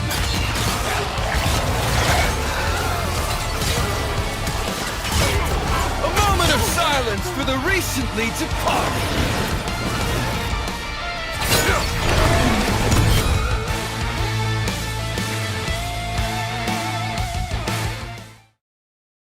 Welcome back to the LCP. Welcome back to Logan and Carrick's taking you on a journey, a best of 5 between Relove DCG and MVK Esports. And Carrick's first chapter was pretty good. If you're a DCG fan, it was pretty good. They loved that game. They ran away with it. They dominated. There was a little slip in the mid game, but other than that little slip, they were just calling every shot. Yeah, and that's the difference, right? The playmakers, the shot callers of each team. It feels like Relove DCG, because they've got that experience, they've got that synergy, they have a little bit more. But as a little bit of a reminder for you League of Legends classic heads out there, when you win with Gangplank, you get an extra 150 influence points. Now, Carrick's, what do influence points do for you in classic, mate? They get you runes. They get you a whole lot of things, but runes are the most important one. If you're playing Classic, remember, you need to buy your rune pages, you need to buy your runes. But remember, Faker got to rank 1 challenger back in the day with 2 rune pages. You don't need that many. You just had 2. You had an AD one and an AP one. I was going to say, I'm like, what? How many rune pages can you have? Like, is 2 a lot? You can have as many as you buy. Not many? Oh, wow. Yeah, you can buy as many as you want. I mean, yeah, fake a diff, I suppose. Getting Challenger with 2 pages, I'm sure that's unlocked some lore for some original League of Legends gamers. And Classic is out now on your launches, but we're here and now getting ready for Game 2 between Relove DCG and MVK Esports. And we're looking at SOFM, the legend himself, now on one of the coaching, roles for MVK. And I wonder what wisdom, I wonder what strategy he is imparting upon his team. It's hard to say, because I think so many things went wrong in that game 1. They were just constantly behind. They were constantly second to plays. They have to know that that isn't acceptable. That's not something you can fix in between games. It is just a mistake. I think the pick was a problem. I don't think the pike was the way. Almost good that it's fearless out. I think so many things can go better. I think the draft can be a little bit better as well. Florent shouldn't be getting solo kills in the top lane. You can't let that happen, even though Florent is difficult to stop. But this is why we play best of 5s. MVK have plenty of time to turn it around. Yeah, and I mean, counter that, Kratos did manage to solo bolo Florent as well on that Nas. So, I mean, fair solo for solo here is we're already 4 bans deep. And I was going to say, I really wanted to see Shulong on Camille, having that mobility, really trying to be proactive and get early roam. Maybe he didn't feel as confident on that pike, despite it being 3rd pick for MVK and 6th overall. But Poppy, Camille, Vi, banned away by Relove DCG against MVK. And on the other side of things, MVK, they've allocated 2 bans to the supports, Nautilus and Bard, and 1 to the mid lane for Orianna. I always like an Orianna ban. Yeah, she sees that ban phase a lot. Pretty much the exact same bans. The only change is that Bard is being banned out this time, with sort of the more high prio supports going away. I like this first pick. Just get Hongshu, a really strong mid laner. Of what's left, Ryze is probably the strongest, really carry-oriented mid laner, and I think that suits him pretty well. Yeah, and it's such a playmaking mid laner as well. He scales a bit. He takes a little bit of time to come online. I mean, from what I have seen, he's a little slower in the early stages. He really needs to hit that kind of 2-item power spike, but that doesn't mean that Relove DCG can't feed kills to him and accelerate him as well. And I really do think that Relove DCG is the caliber of team that can play around that. They can feed kills, they can make this sort of thing happen. However, what do you do to immobile mid laners, Carrix? You cataclysm them. You put them in the rage cage. You'd have to have some follow-up. I would love to see. I'm not sure what we layer on top. This Rumble's gone, so the obvious one isn't there. There's plenty of options, though, for where we go. I think we want to have some priority on our bot lane. I want to see a good support locked up fairly early in this draft for MVK. Yeah, I would have also thought Cassiopeia, but she's also gone from that game one. I like the Syndra pick. She was banned away in game one. Syndra can flex. She can be in the mid for Chica or on that bot side for Haki. Brings that ranged stun potential too. And we haven't yet seen Haki on this Syndra, so I have to imagine that this will be Chica in the mid lane, a traditional mage in the mid lane. A breath of fresh air, if you will, Carrix. I like Nefiri. Nefiri, arguably one of the single strongest junglers on the patch right now. Yeah, pretty much doubtless, I think. I think we've seen the 3 strongest junglers on the patch in Lee Sin, Jarvan, and the Nefiri coming in. Shen hovered here. This is a little bit dangerous because if you pick Shen here while Camille is banned, if Camille gets through bans later in the series, you don't have the Shen counter pick, but it is a really strong pick with Nefiri. You just put the Stand United on Nefiri as she goes in, deliver the Shen into the backline. Yeah, but the thing is, if you just win in 3, you don't really need to worry about those picks later on. You've still got Leona, you've still got Nautilus, assuming they get through the bans, that can kind of work to shut down Camille. They're not the best, but they are still a decent counter into her and her mobility. So I like the Shen pick here and now. I think that Relove DCG, they're playing for advantage, they're playing for momentum, they're playing for the mentals, because if they can go to match point, go 2-0 here, MVK might fluster, they might flounder, and that could be an edge, that could be an element here, as Ambessa has been locked in for Kratos here. Carrix, 1 game played, 1 game won, so 100% win rate. Yeah, look, I think the Ambassador is a decent pick here. It is a little bit tricky when you are playing blind. They're going to have to dedicate bans to the top lane, but that's not the worst thing ever. It's really good follow-up on Syndra. Scatter the Weak is a very long-range stun. If it lands, you follow up with a public execution. You bring the Jarvan in as well. It's fantastic pick potential onto something like a Rise that doesn't have too much innate mobility outside of like a Ghost and Flash. I like it so far. I'm still curious to see where the support's going to go. I'm kind of surprised that the support wasn't picked up. I like that the ADC wasn't. Keep the Syndra flex alive. You want to hide that for as long as possible.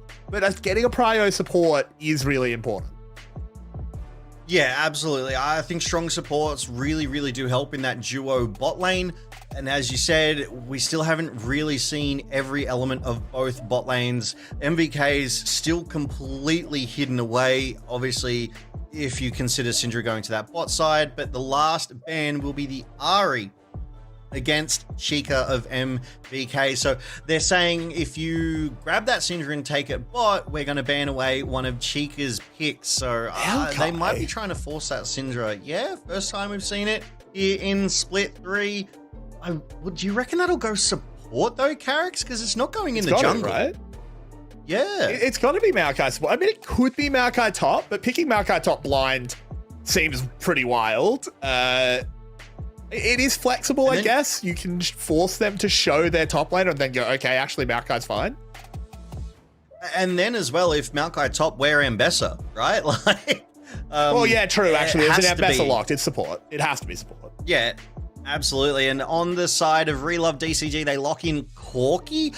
I kind of like this AD pick. I'm a fan of Corki personally. Whenever I play ARAMs and I see a Corki as one of my options, I'm like, yep, I'm going to have to pick that one up. I really like the Valkyrie. I like the long-range R-poke, but Olaf, 3 times he's been picked, 3 times he has won. That's a 100% 50% win rate in the hands of Florin.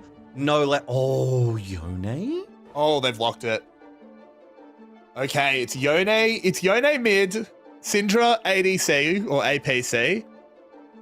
We'll have to see where everyone else goes. You have to assume it's Maokai support Jarvan jungle, but you could go a Jarvan support angle and just play a really kill lane.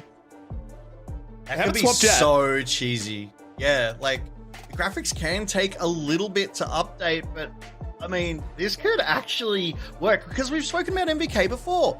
We've said that they are chefs in the kitchen. They cook drafts. They throw spanners in the works. They do the unexpected. Real Love DCG have a very traditional draft. MVK's is, what is this draft? Like, how do we deal with this? There's so much CC and lock. Yeah, that's a J4 support. The first in the LCP's history, I think, Carrix. I think that's probably a safe bet, I'll be honest, as that is a pretty crazy one. Yeah, you can see on the stage, the Maokai has not moved.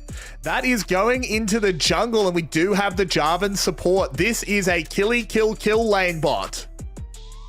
Yeah, I mean, it's up to Relove DCG to have to answer this, right? They need to be careful. It's Shulong and Haki against the world on that bot lane.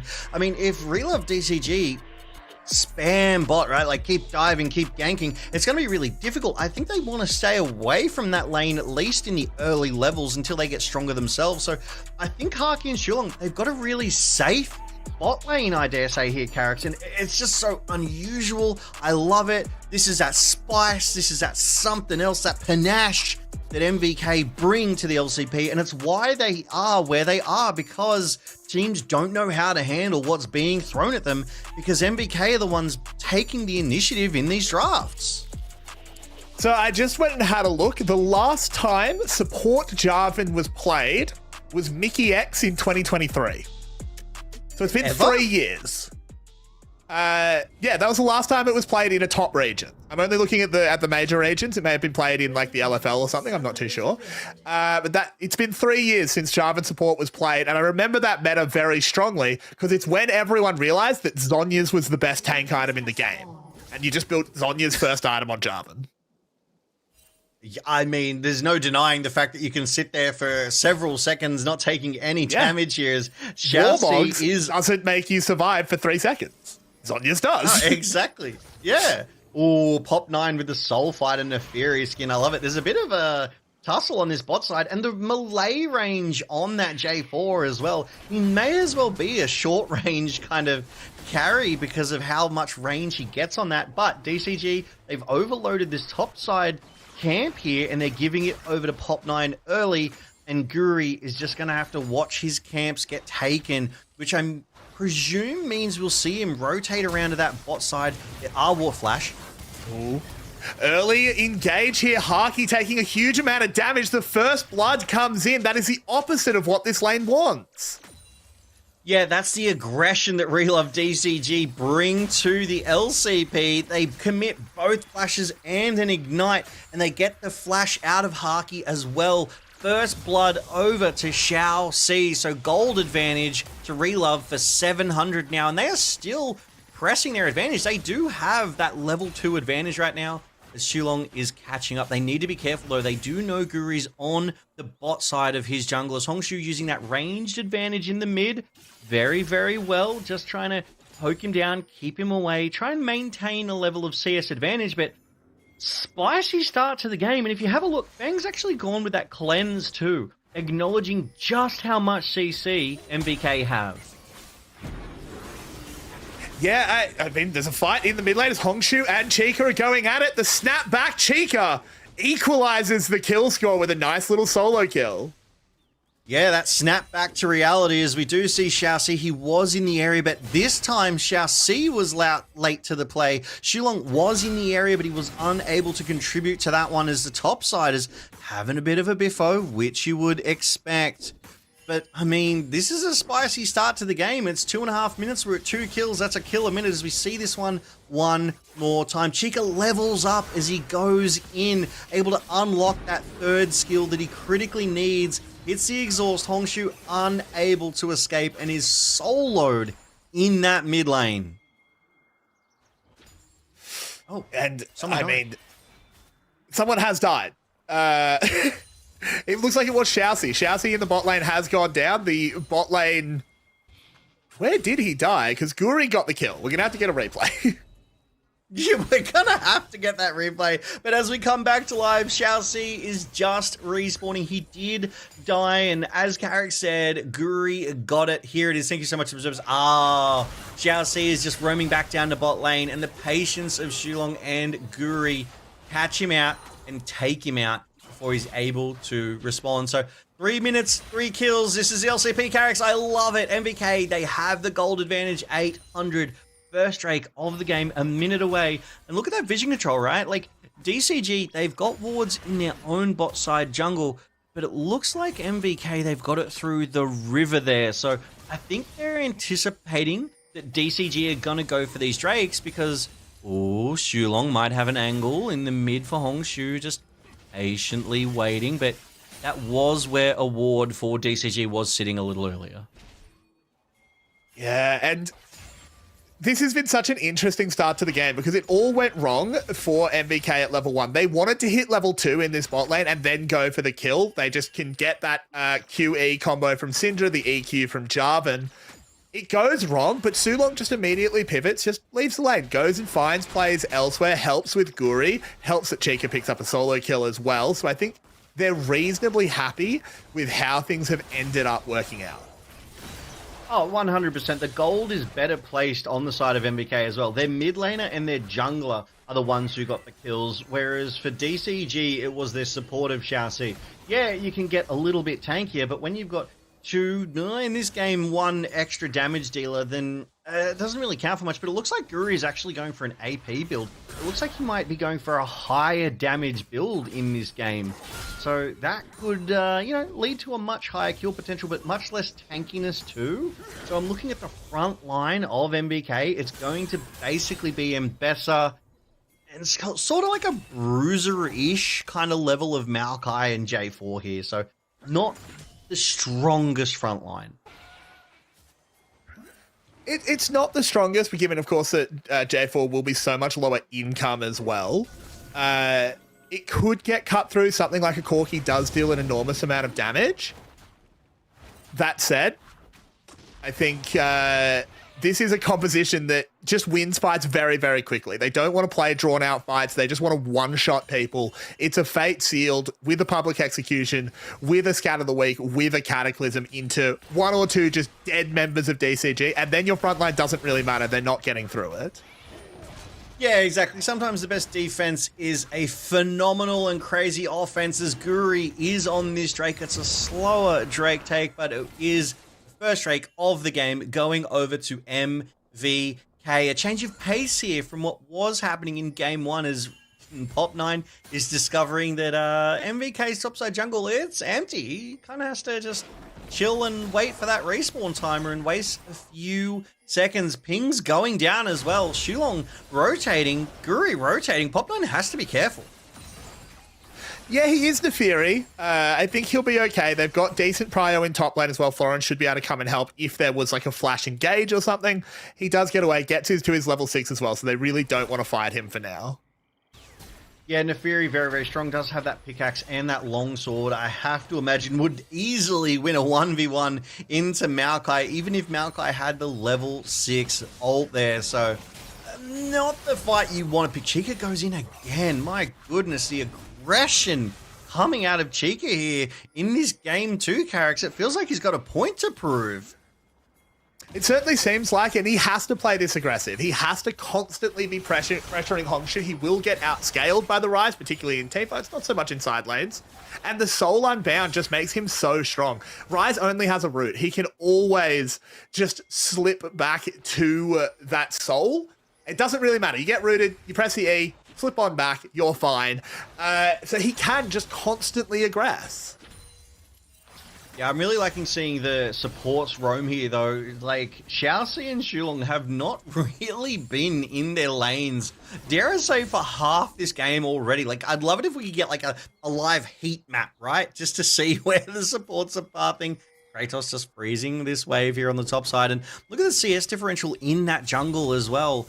Guri down about 10 CS, but does have that gold lead still because of the kill that he got earlier. Hongshu, though, using his range advantage well. 10 CS up over Chica here in this early game. The Rift Void Herald Grubs, it's the Void Grubs, have spawned now as well. Oh, the cheat, nice. Interrupting Hongshu's recall. Guri will get here in time to at least trade on these grubs. Pop9 has already got one. The smites are both up. Actually, no. Guri's smite isn't quite up. It will be by the time it's relevant, though. So DCG, they get 2 grubs, but Guri makes it okay by getting 1. Ooh, Chica goes for it, but just has to snap back. Yeah, it almost feels like, oh, they're invading jungle. Yeah, they've got Prio, so they can just go and make Pop9's life harder, get some deep vision down. Sulong is on Jarvan. At this point, he's not a low-income Jarvan. He's just kind of a normal one. Reasonably tanky, able to use that EQ to get over walls, go wherever he wants. So he can play very aggressive. Yeah, exactly, and that's what you want to see. Hang on a second, Stand United has been used. Kratos has to flash away, but the taunt will come in. This is going to be a kill given over. Oh my word, Kratos almost makes it work, but not quite. That last Riptide does take him down. Yeah, good job there by Relove DCG to get themselves kind of caught up here. It's now 2 kills aside, 500 gold to Relove DCG. Florin up over Kratos now, and Chica still only halfway left on that ultimate. It has such a long cooldown here. It is a shame that it missed a little bit earlier. We take a quick look at summoners here as well. MVK, they've got 3 flashes up, whereas DCG also have 3 flashes up. So the next objective in about a minute's time, that was a cheeky recall, could be a potential explosive fight here because a lot of ultimates, a lot of summoners will be up for it. But Chica, I want to shout him out. He's doing a good job of just keeping Hongshu in the mid lane. He hasn't been able to realm warp to any of these side lanes yet to have any impact. Yeah, he hasn't really been able to leave the lane. The Yone just applies a little bit too much pressure. It's very scary to walk into the river. If you find Sulong, if Chica's able to follow up, you kind of do just die.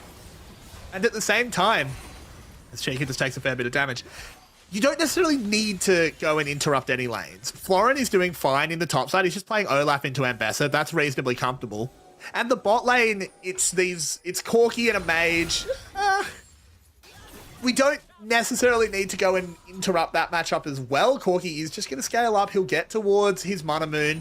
He's reasonably happy, so I don't think the onus is on DCG to really flip the table. Yeah, Feng here is just happy to farm on that bot side as one of those stuns from Haki does land. But interestingly, Haki's completed their first item. It's one of the cheaper items though, so kind of expected when the gold is so close here, but Top9 needs to be careful. Guri has spotted him out. But yeah, Feng taking a recall, and I have to imagine he is about to complete his first item of the game. Yeah, the first items are coming in. The Cyclo Sword for Pop9, the Liandry's for Guri, as you said.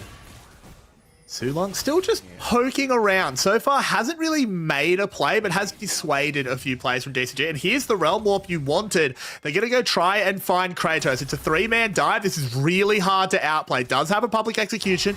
Can try and clear the minions. The public execution is good. Is it good enough?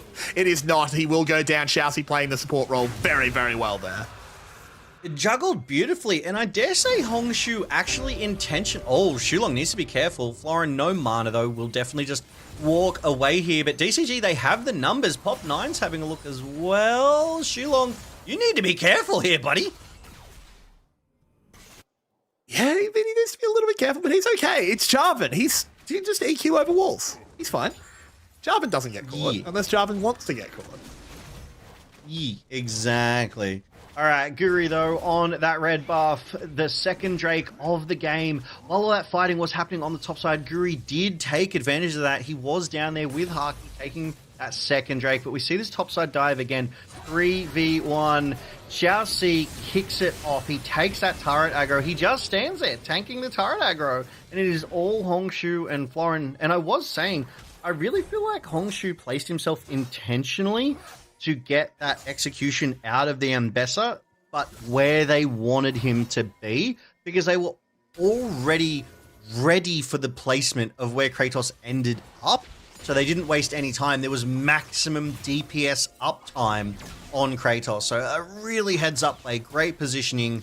And yeah, they gave over a Drake, but they are crushing topside. Chica in trouble. The ult does get interrupted. Pop9's going to bear down on him. Misses that second double dagger. The exhaust will stop him, but it's a really, really important summoner spell burned. It's this wave not able to be caught. There's a swing for DCG, and they just continue to grow this lead. Yeah, they are 1,000 gold up, despite only having the sort of 2 grubs and no Drakes. They are keeping Shulong and Chica at bay. A deep TP, a flank TP coming from behind, though.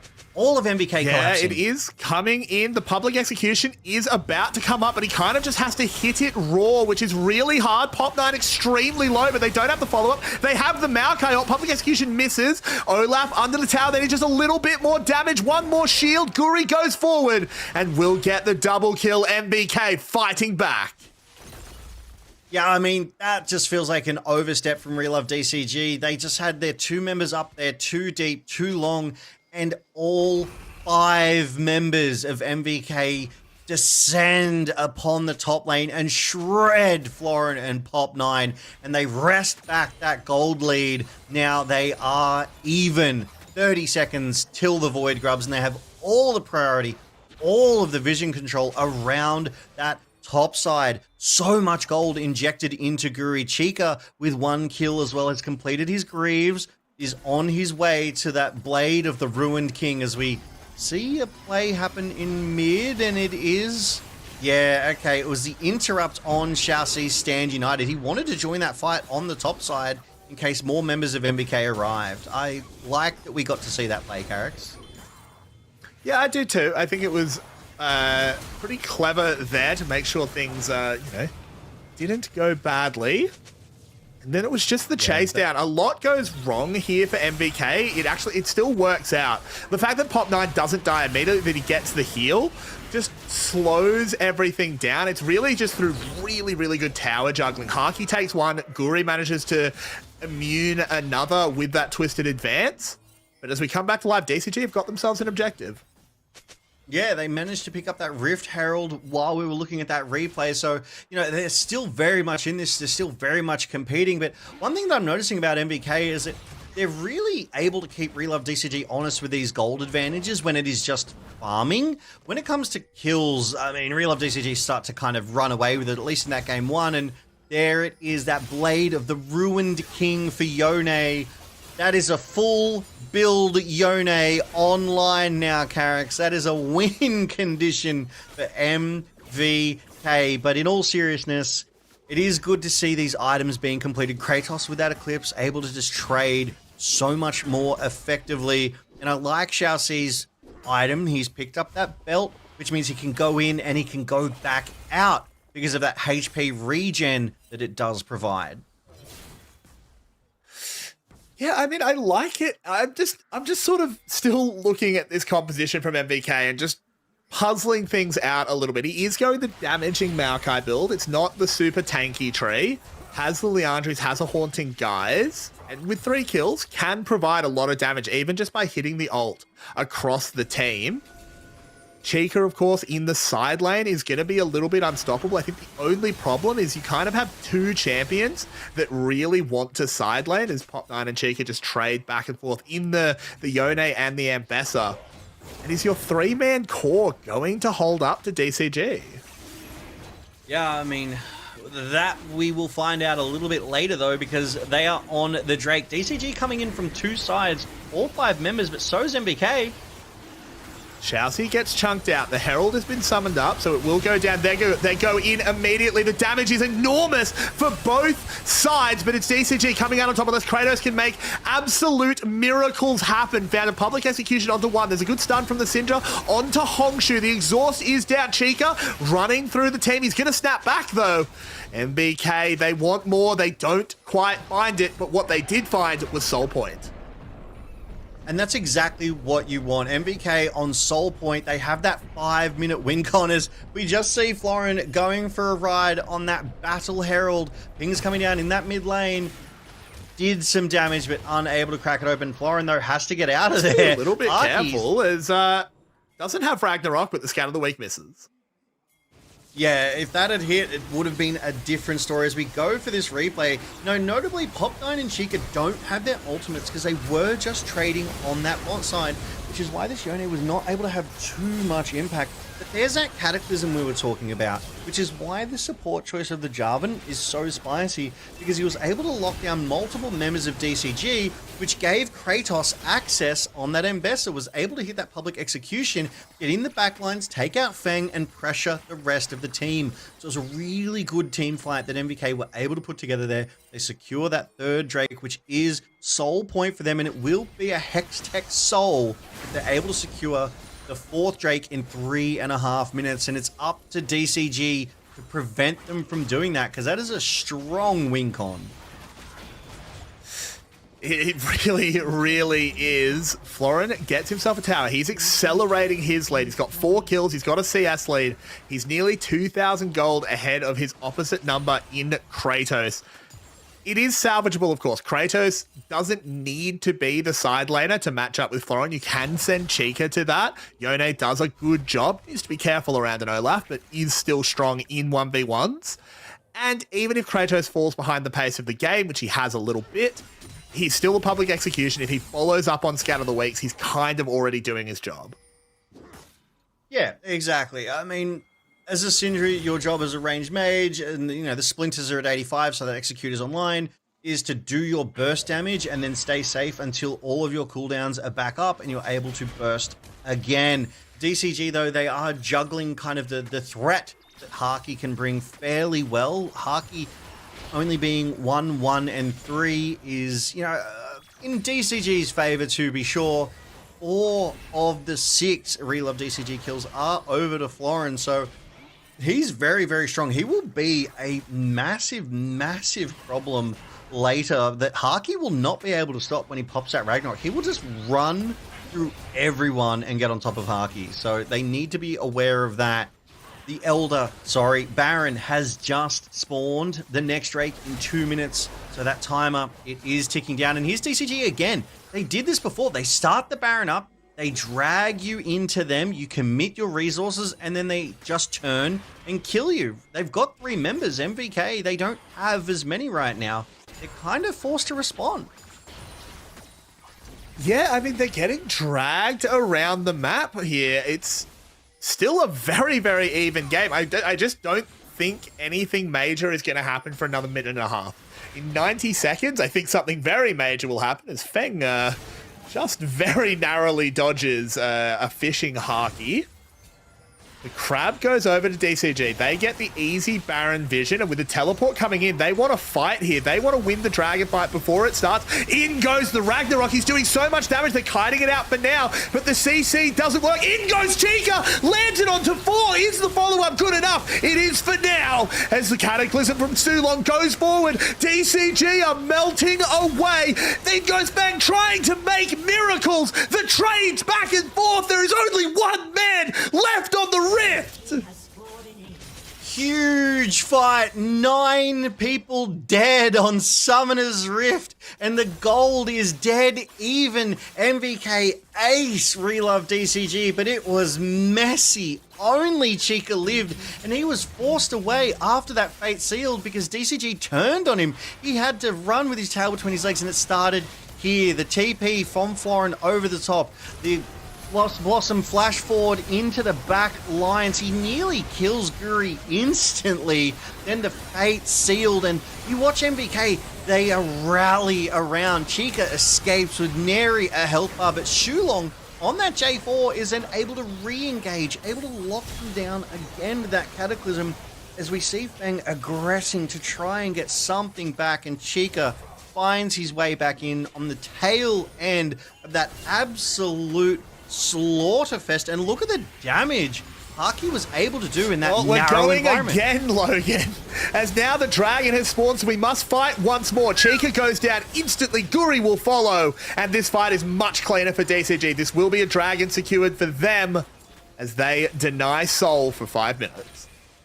Yeah, they just run straight back out on the Rift and go, nah, we've got you. They take 2 members of MVK at the perfect time, secure themselves that 4th Drake of the game, and they deny MVK Dragon Soul, that Hextech Soul. So a great response from DCG. They've swung the gold lead back in their favor. We're 23 minutes in, Carrix. It's 23 kills. It's 1 kill a minute, and this is the LCP. We do love a bit of a bloodbath. As we see this again, it's the Realm Warp from Hongshu to get behind, but Chica was already waiting, and it almost just worked perfectly for DCG because they collapsed onto Chica, take him out. Feng and Florin on the other side, 2v4, get a kill and drive MVK away. Really fantastic sequence of plays, and I would just like to point out that Pop9 is nearly 40 CS up over Guri on this Maokai. So he's having an absolute belter of a game in that jungle, and Florin, 5, 2, and 3, has been involved in 8 out of the 12 kills. That's 66%. He's pretty involved here, Carrix. Yeah, he's been the linchpin for this team. It's been his engages that the rest of DCG are following up on. In that crazy fight, it was him coming over the wall, flash ghosting into the backside, hitting the Stride Baker onto 4 members of MVK, forcing that fight. Florin is having a blinder. On the side of Guri, he is behind in the individual matchup. I think he can function from behind reasonably well. He's Maokai. If he gets the ult across the team, if he applies the Leandries, applies the Bloodletter's Curse, he is reasonably happy, while Pop9 needs to get everything done. Speaking of getting everything done, it is the combo coming in onto Guri. He'll get chopped down. Man with axes beats tree. Oh, man. A tale as old as time, as I'm fairly certain there's even a lumberjack skin for Olaf. But yeah, just saw tree, hacked at tree, chopped tree down.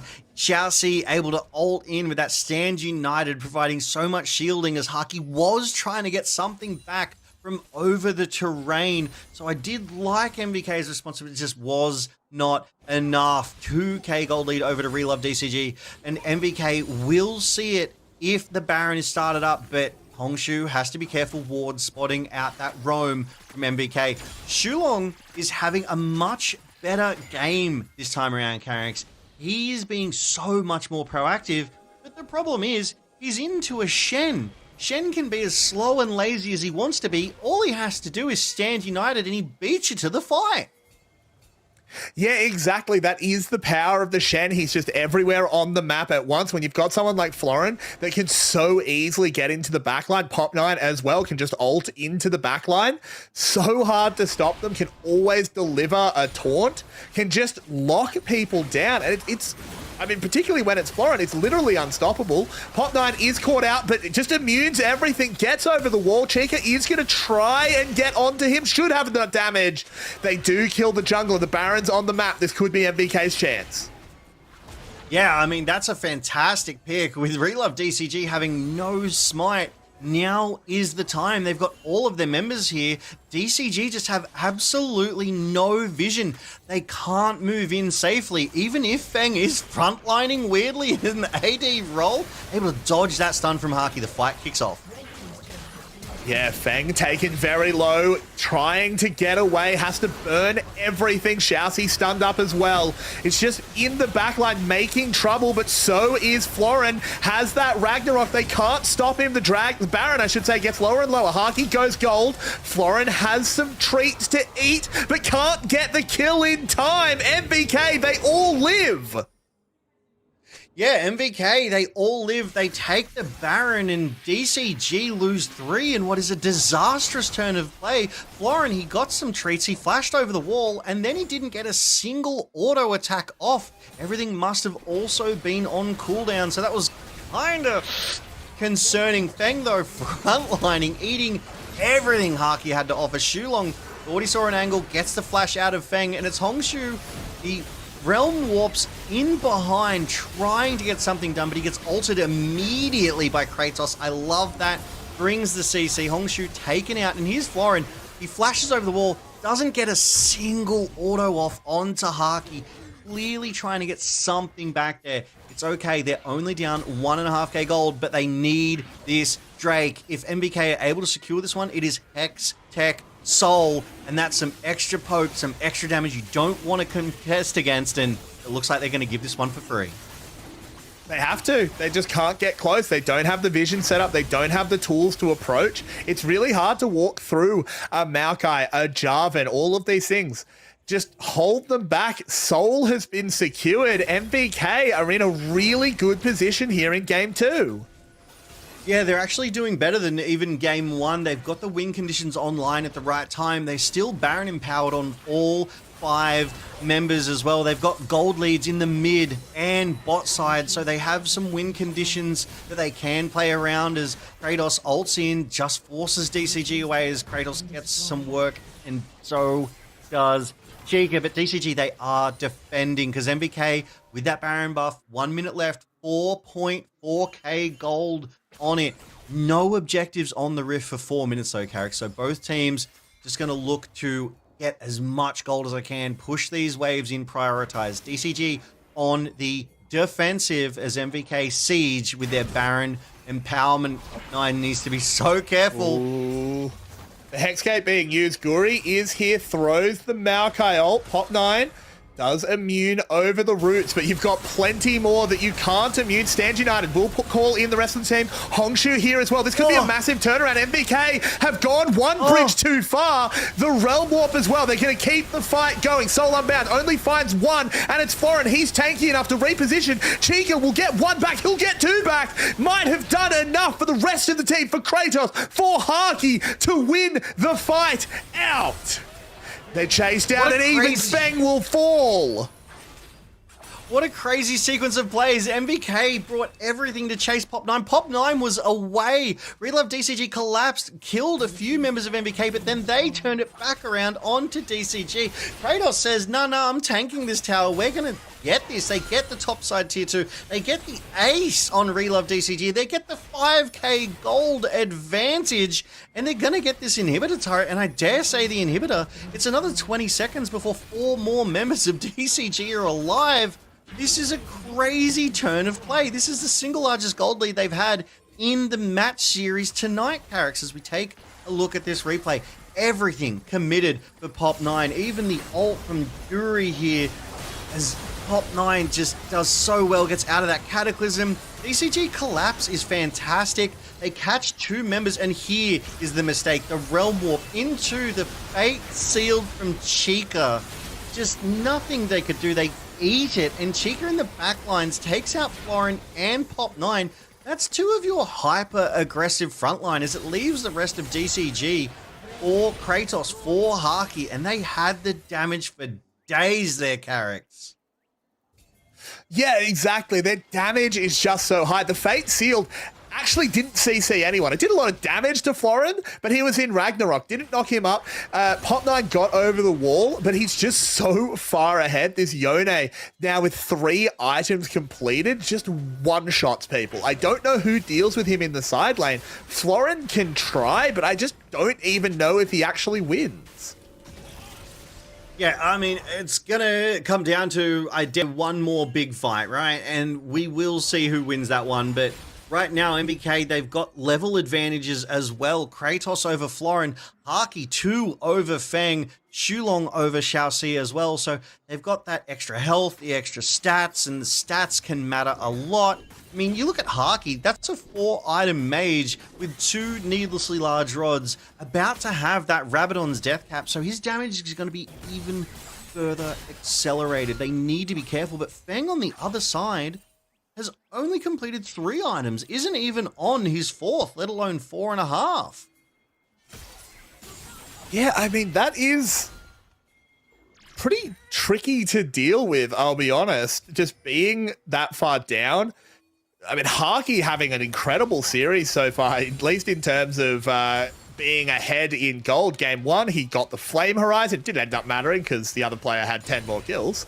But this game, he doesn't. He's massively ahead, 3k ahead. It's getting to the point where if you get hit by a Scout of the Week, you're already dead. It'll just be cool, Scout of the Week, unleash power, bye-bye. it just won't matter too much. We used to call Syndra ult the outplay button because of what you can't outplay it. She clicks on you and you die. Yeah, exactly. And we do see Guri just pick up that shield of Solari, that little extra tankiness, able to shield up the team as well as we've just had a couple of minutes of quietness. Oh no, Chassis. Chelsea takes a lot of damage. He is the Shen, though. He is fairly tanky, but in comes Chica. The fates are sealed. Look at the damage as they just move through DCG. Florin TP's into the fight, but I think he's TP'd in a little too late. The dog has been put down. Chelsea will fall to Kratos. It'll take a little bit, but it will happen as Florin as well has fallen in the mid lane. I think this is going to be MVK walking this one in. Chelsea, just chase him. You don't even need to kill him. You just need to stop him recalling. He can't cut the wave. He can do nothing, and the shove is on. Yeah, I mean, Chica just literally walked under that tower, tanking it up to get to this faster. MVK, they're going to take Game 2 against Relove DCG. Carrix, we have a series on our hands. We go 1 game apiece in tonight's best of 5. What a comeback from MVK as they wait for DCG to respawn. MVK are the mental shatterers as they get an extra couple of kills, dig the knife in and twist it in DCG's side. They want to avenge Game 1.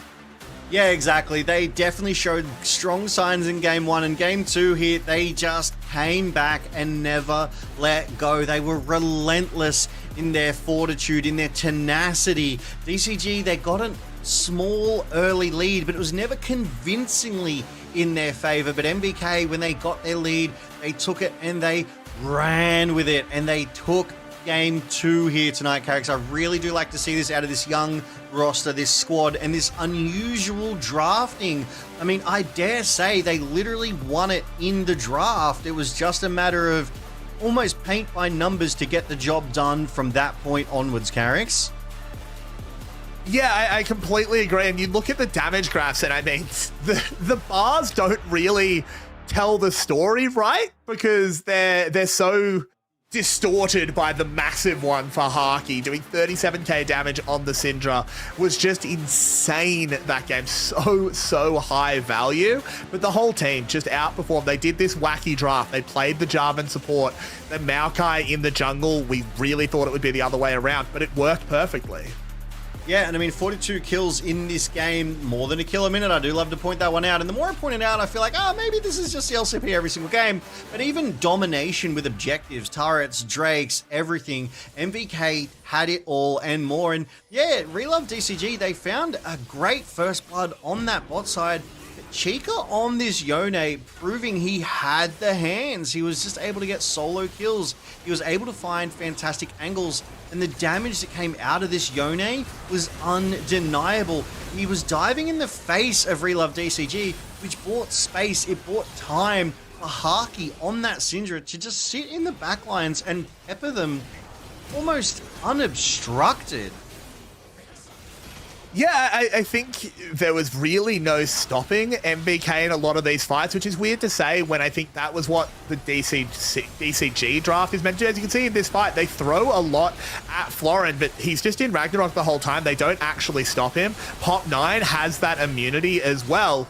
So all of the CC doesn't really land, but it just doesn't matter because this was just such a high damage game. This is, of course, the fight where there was only one survivor, being Chica, so really high damage.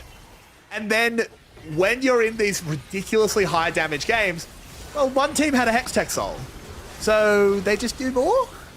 Yeah, they just add more damage. And I know I joked about it early on as well, but Yone with the Blade of the Ruined King, it feels like you never see Yones without it, and that's for good reason. That healing, the sustain that it brings in these fights is actually kind of wild.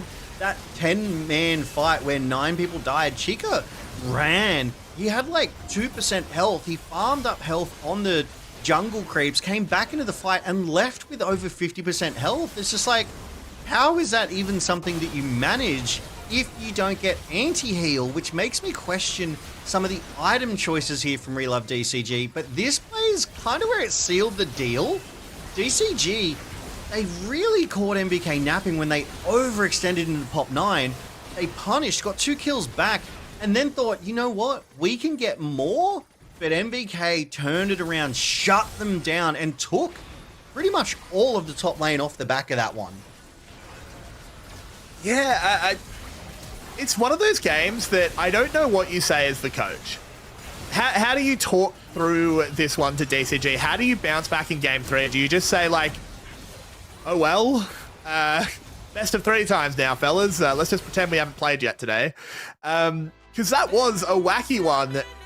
And I mean, this is an important series. Playoffs are on the line. Like you say, hey, those champs are now no longer on the Rift thanks to Fearless bans. They can't play that against us again. Let's lock in, let's reset and get ready for game 3. Because like you said, it's basically a BO3. And to remind everyone, the stakes that are on the line here, if you win tonight, you secure your spot, your berth, if you will, in playoffs. If you do not win, you have to keep contesting against the rest of the LCP until you either are knocked out or earn your spot. But we'll be right back after this short break with Game 3 of tonight's Best of 5 series, because here in the LCP, we're made for this. Man, the energy here, it's a demon's dinner bell. All right, it's your funeral. Hey, kid, your bear's got better instincts than most parents.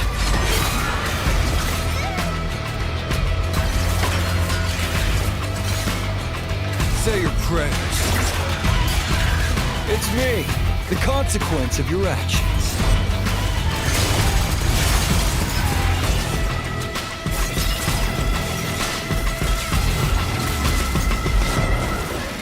If you bury the pain will bury you. This is salvation.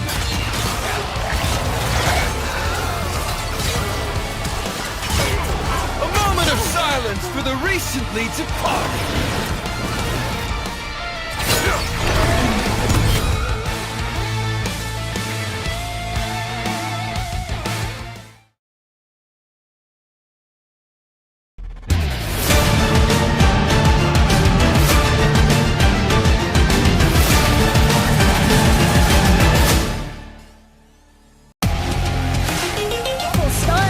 Here we go, Dustin. From the heaven, the 1v1 is die comes out on top. If they have to. Here comes the hero's entrance. They have the speed.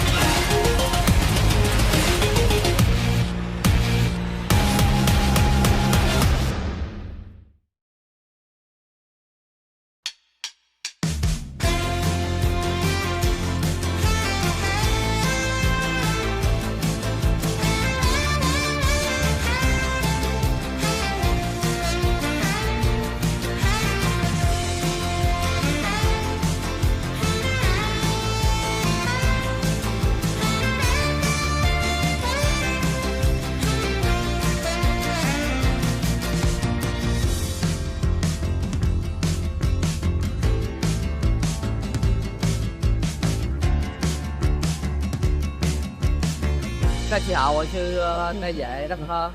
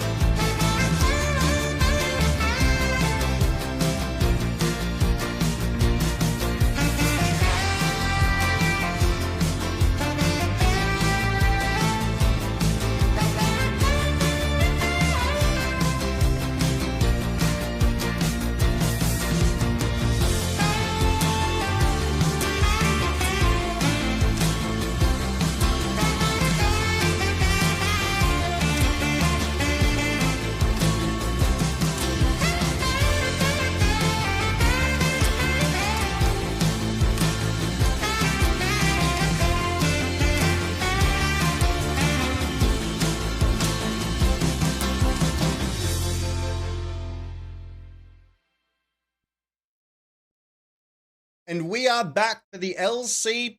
It's Relove DCG versus MVK, and it may as well be a best of 3, Carricks, because both teams have won 1 game. Yeah, it's just a best of 3, but there's just a bunch of champions we've all agreed not to play. Yeah, pretty much. By virtue of having played them, we've agreed not to play them because we've already had our fun for the night. So, you know what? Let's just make it a little spicier and take them out, because this is 2026. This is Fearless Ban in League of Legends Tier 1 esports. And what do you think they're thinking about, Carricks? I mean, Relove DCG, it wasn't a banger of a game 2 for them. MVK were pretty happy with it.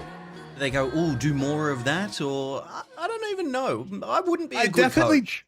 I definitely don't think you do more of that, because I'm someone, I have cast the VCS for a very, very long time. I would wager there are very few people in the world that have watched more VCS than I have. Don't fight the clowns in the circus. That's where they live. You can't just brawl against them. And that's not to say that they're clowns. They're really good. I love this team, but it's the VCS. Well, it's the circus, right? It's like T1 and how T1 has their circus, and, you know, sometimes they have happy games. We can have that in the VCS as well. Just look at GARM. They definitely have some happy gaming moments, and it's not an insult. It's just a case of, hey, that's them, that's their style.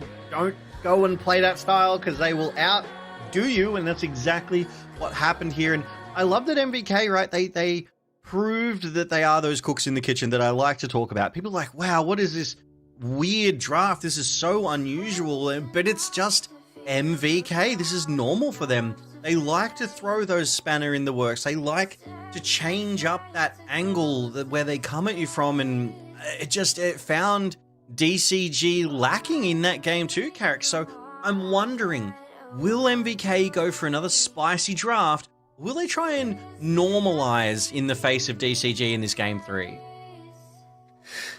I think they might have to. I think a lot of the really brawly champions are starting to fall to the way of Fearless. I mean, Haki was on a mage that game and really, really succeeded. I would love to see him just play another one. It's a style I think they thrive with. This time, they were first on the roam. Sulong was not getting beaten to plays. I think that was the single biggest problem game 1, is that Sulong was second to every play. That game, he was first. They need to stay on that front foot. Yeah, he was first, but I think like it was kind of hidden. It was kind of offset. It was mitigated a little bit by Shaoxi being on that Shen, being able to respond with that Stand United like we were calling out here. But that's enough about game 1 and game 2, because we're here in game 3 and bans are upon us by Camille. Very, very familiar bans here, as is the Jace. But MVK, they've taken away Orianna and Bard. Now, Bard just keeps getting banned because, Carrick, you like to say this, he's very draft agnostic. It can be used in basically any composition. Yeah, exactly. He just always is good. The tunnel is always good. The ult is always good. And he's strong in lane. He's good at roaming. He just kind of does it all. He's not necessarily the best at anything, but he is good at many things. Victor, the first pick, I like this a lot. Actually, it threatens 2 lanes. It's one of the better mages still left, given that Orianna is not leaving the ban list this series. I think this is really smart. It can be played, as I said, Hongshu and Feng could take it. It's hard for MVK to pick into it. I think MVK probably looks for a jungler or just slam an Akali. Yeah, and I mean, we have seen Feng on this as well, this split, so I dare say this will actually be a Feng pick, but it also speaks to me of like their composition, the style that they're going to go for. Victor is a sort of mid to late game champ. He needs time to scale up. So I think this will be a slower Relove DCG that we do see here in this game 3. They're going to try and slow VCS MVK's tempo down, but they've picked up that Akali and now the Nautilus, who did make it through that ban stage. So their bot side coming together with a bit of CC, a bit tanky, a bit of engage. Nautilus, a very, very strong choice, but another one that made it through those bans is the Poppy Carricks. Yeah, Poppy getting through is really interesting, given I think she's just ban-worthy the entire time. I think she does a lot against this competition as well. Can block Nautilus coming in, can block Akali coming in, makes the life of presumably Chica, could be Haki, but probably Chica, really hard. You just press the Steadfast Presence in the smoke, and Akali's a little bit locked up. So I'm really happy for DCG just to see them go into this. I think this is a really strong comp so far. Varus would be interesting. This champion has fallen completely out of favor. Has fallen out of favor, but we still have seen it here in the LCP. We did actually see Kratos play Varus in the top lane. Didn't win on it. Was a bit of a quieter affair, but it kind of kept his opposition in the top lane under control as well. Wasn't able to sort of farm as hard, but it still creates this question of where will Varus go? Where will Victor go, right? Because Poppy can also flex jungle or support. So everything that Relove DCG has picked up so far is still very much an uncertainty for MVK, as they have secured Sivir for themselves for Haki. Now, I like Sivir into Varus. The spell shield mitigates the Q poke damage coming out of Varus. She's good into that matchup. She has very, very strong wave clear, can even exceed Varus's wave clear. So from an AD to AD perspective, if that's what we find ourselves with, I think this is a good pick for Haki.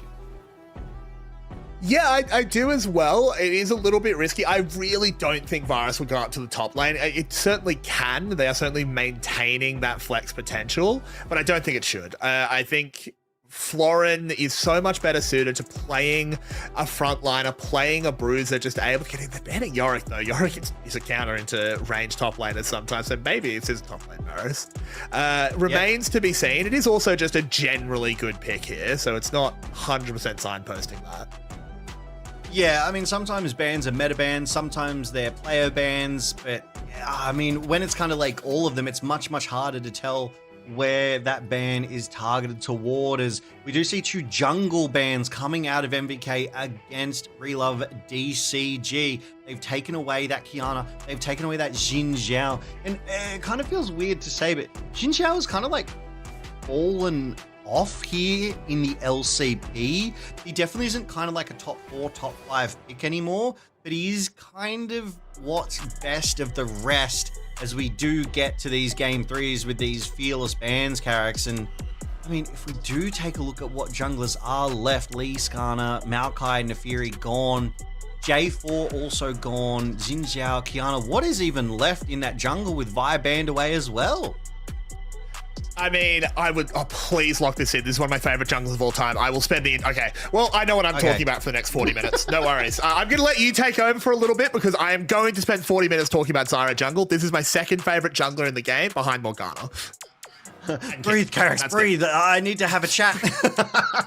But I do like the enthusiasm. I do like the energy, because at one stage, I do believe Zyra even had one of the single fastest jungle clears. So she's still a very, still a very capable, confident jungler. I don't know why she's not pulled out more, but I do like the Galio pick, because Galio sees AP damage from Akali, AP damage from Zyra, and goes, I can tank that. But will Hongshu be able to give Galio his first win here in the LCP? Because that is a winless gargoyle right now, Carrix.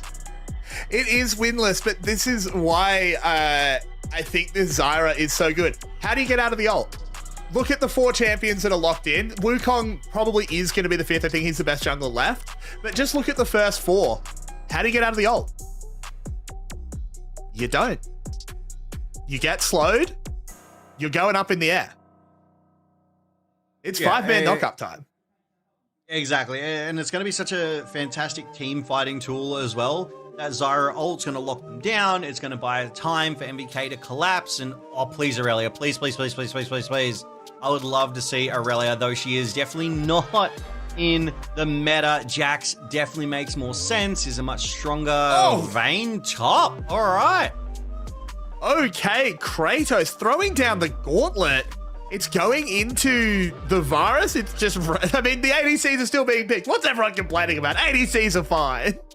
If ADCs are still being picked, then ADCs are A-okay. We have an ADC matchup in the top lane of all lanes. Zyra in the jungle, a very traditional mid lane. No notes, actually. That mid lane, perfectly fine. But on the bot side, we do have a mage into an AD carry. So we've got two odd, unusual lanes, if you will, here, Carrix. This is just another LCP special. This one is going to be very, very interesting. And quite frankly, MVK called DCG's bluff on that Varus there with that Vayne pick. It's going to be rough for Varus, in my opinion.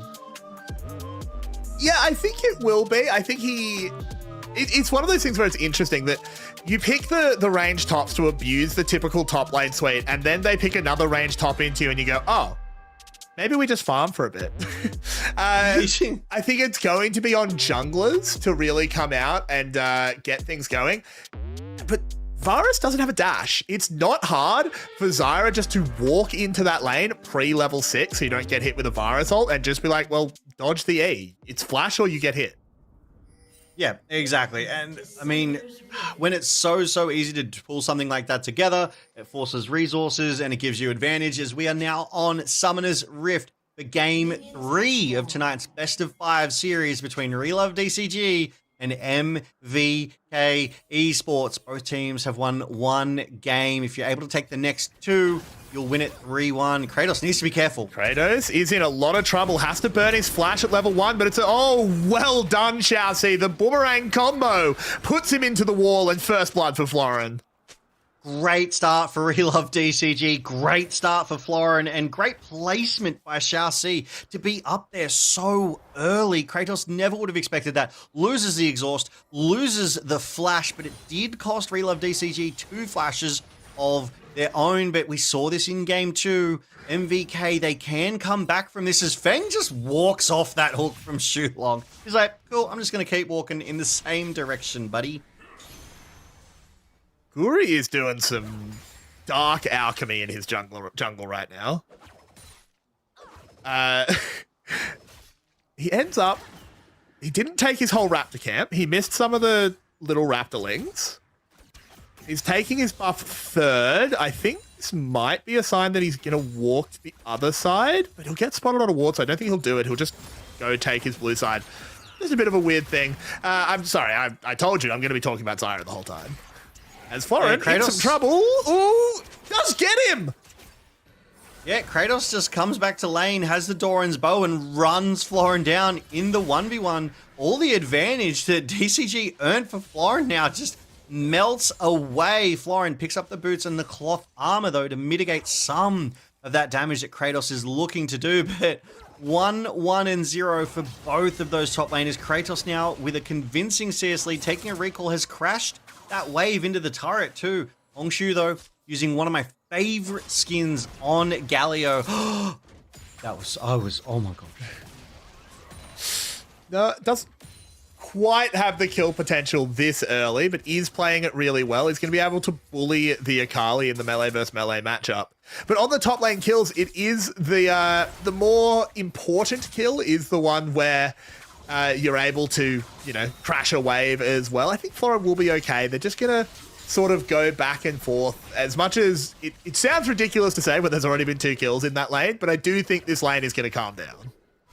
Yeah, which is crazy, right? Because as you know, top lane is an island, like nothing ever happens in top lane, but because they're AD carries, it spices things up. But now that they are 1 kill apiece and gold is even across the rift, they will sort of stabilize. They'll return to a state of normalcy, Carrix here, as Florin just pushing that wave in, chipping away at that tower. Pop 9 on the roam towards the mid.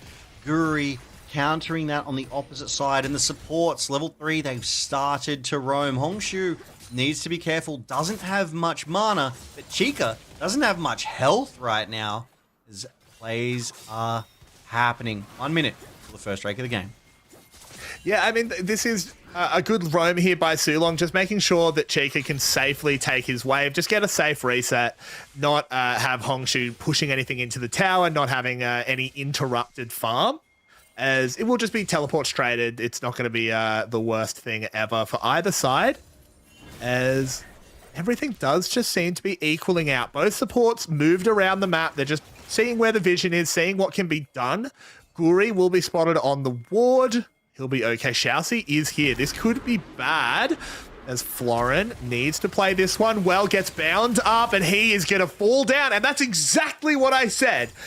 You walk into that lane, if you don't have flash, you're getting E'd. Yeah, I mean, Florin just dies there. 2v1, Kuri on that Zyra, Kratos on that Vayne. And interestingly, I liked Florin exhausting Kratos to try and buy himself some time, buy himself some space, because Kratos' exhaust was still on cooldown. So he knew he could kind of get away with that, but Kuri did not want to let him get away. Flashes forward, ease, locks him up. MVK 2-1 with 400 gold advantage. And I was going to say Florin's missing out on a lot of CS and XP here, but he just gets back to lane in time. First Drake of the game has spawned. 3 minutes until the Void Grubs, and vision control in favor of Relove DCG around that Dragon Pit. But it looks like Guri's kind of in that area first. I'll be looking for Pop 9, though, to make some plays on this Pantheon, right? Because he has that global, so does Galio. Those two can just arrive like Avengers anywhere at any time, whereas MVK, they could get caught wanting. They could be too far away to get into the fight and make it a 5v5 as Guri has started up this trade.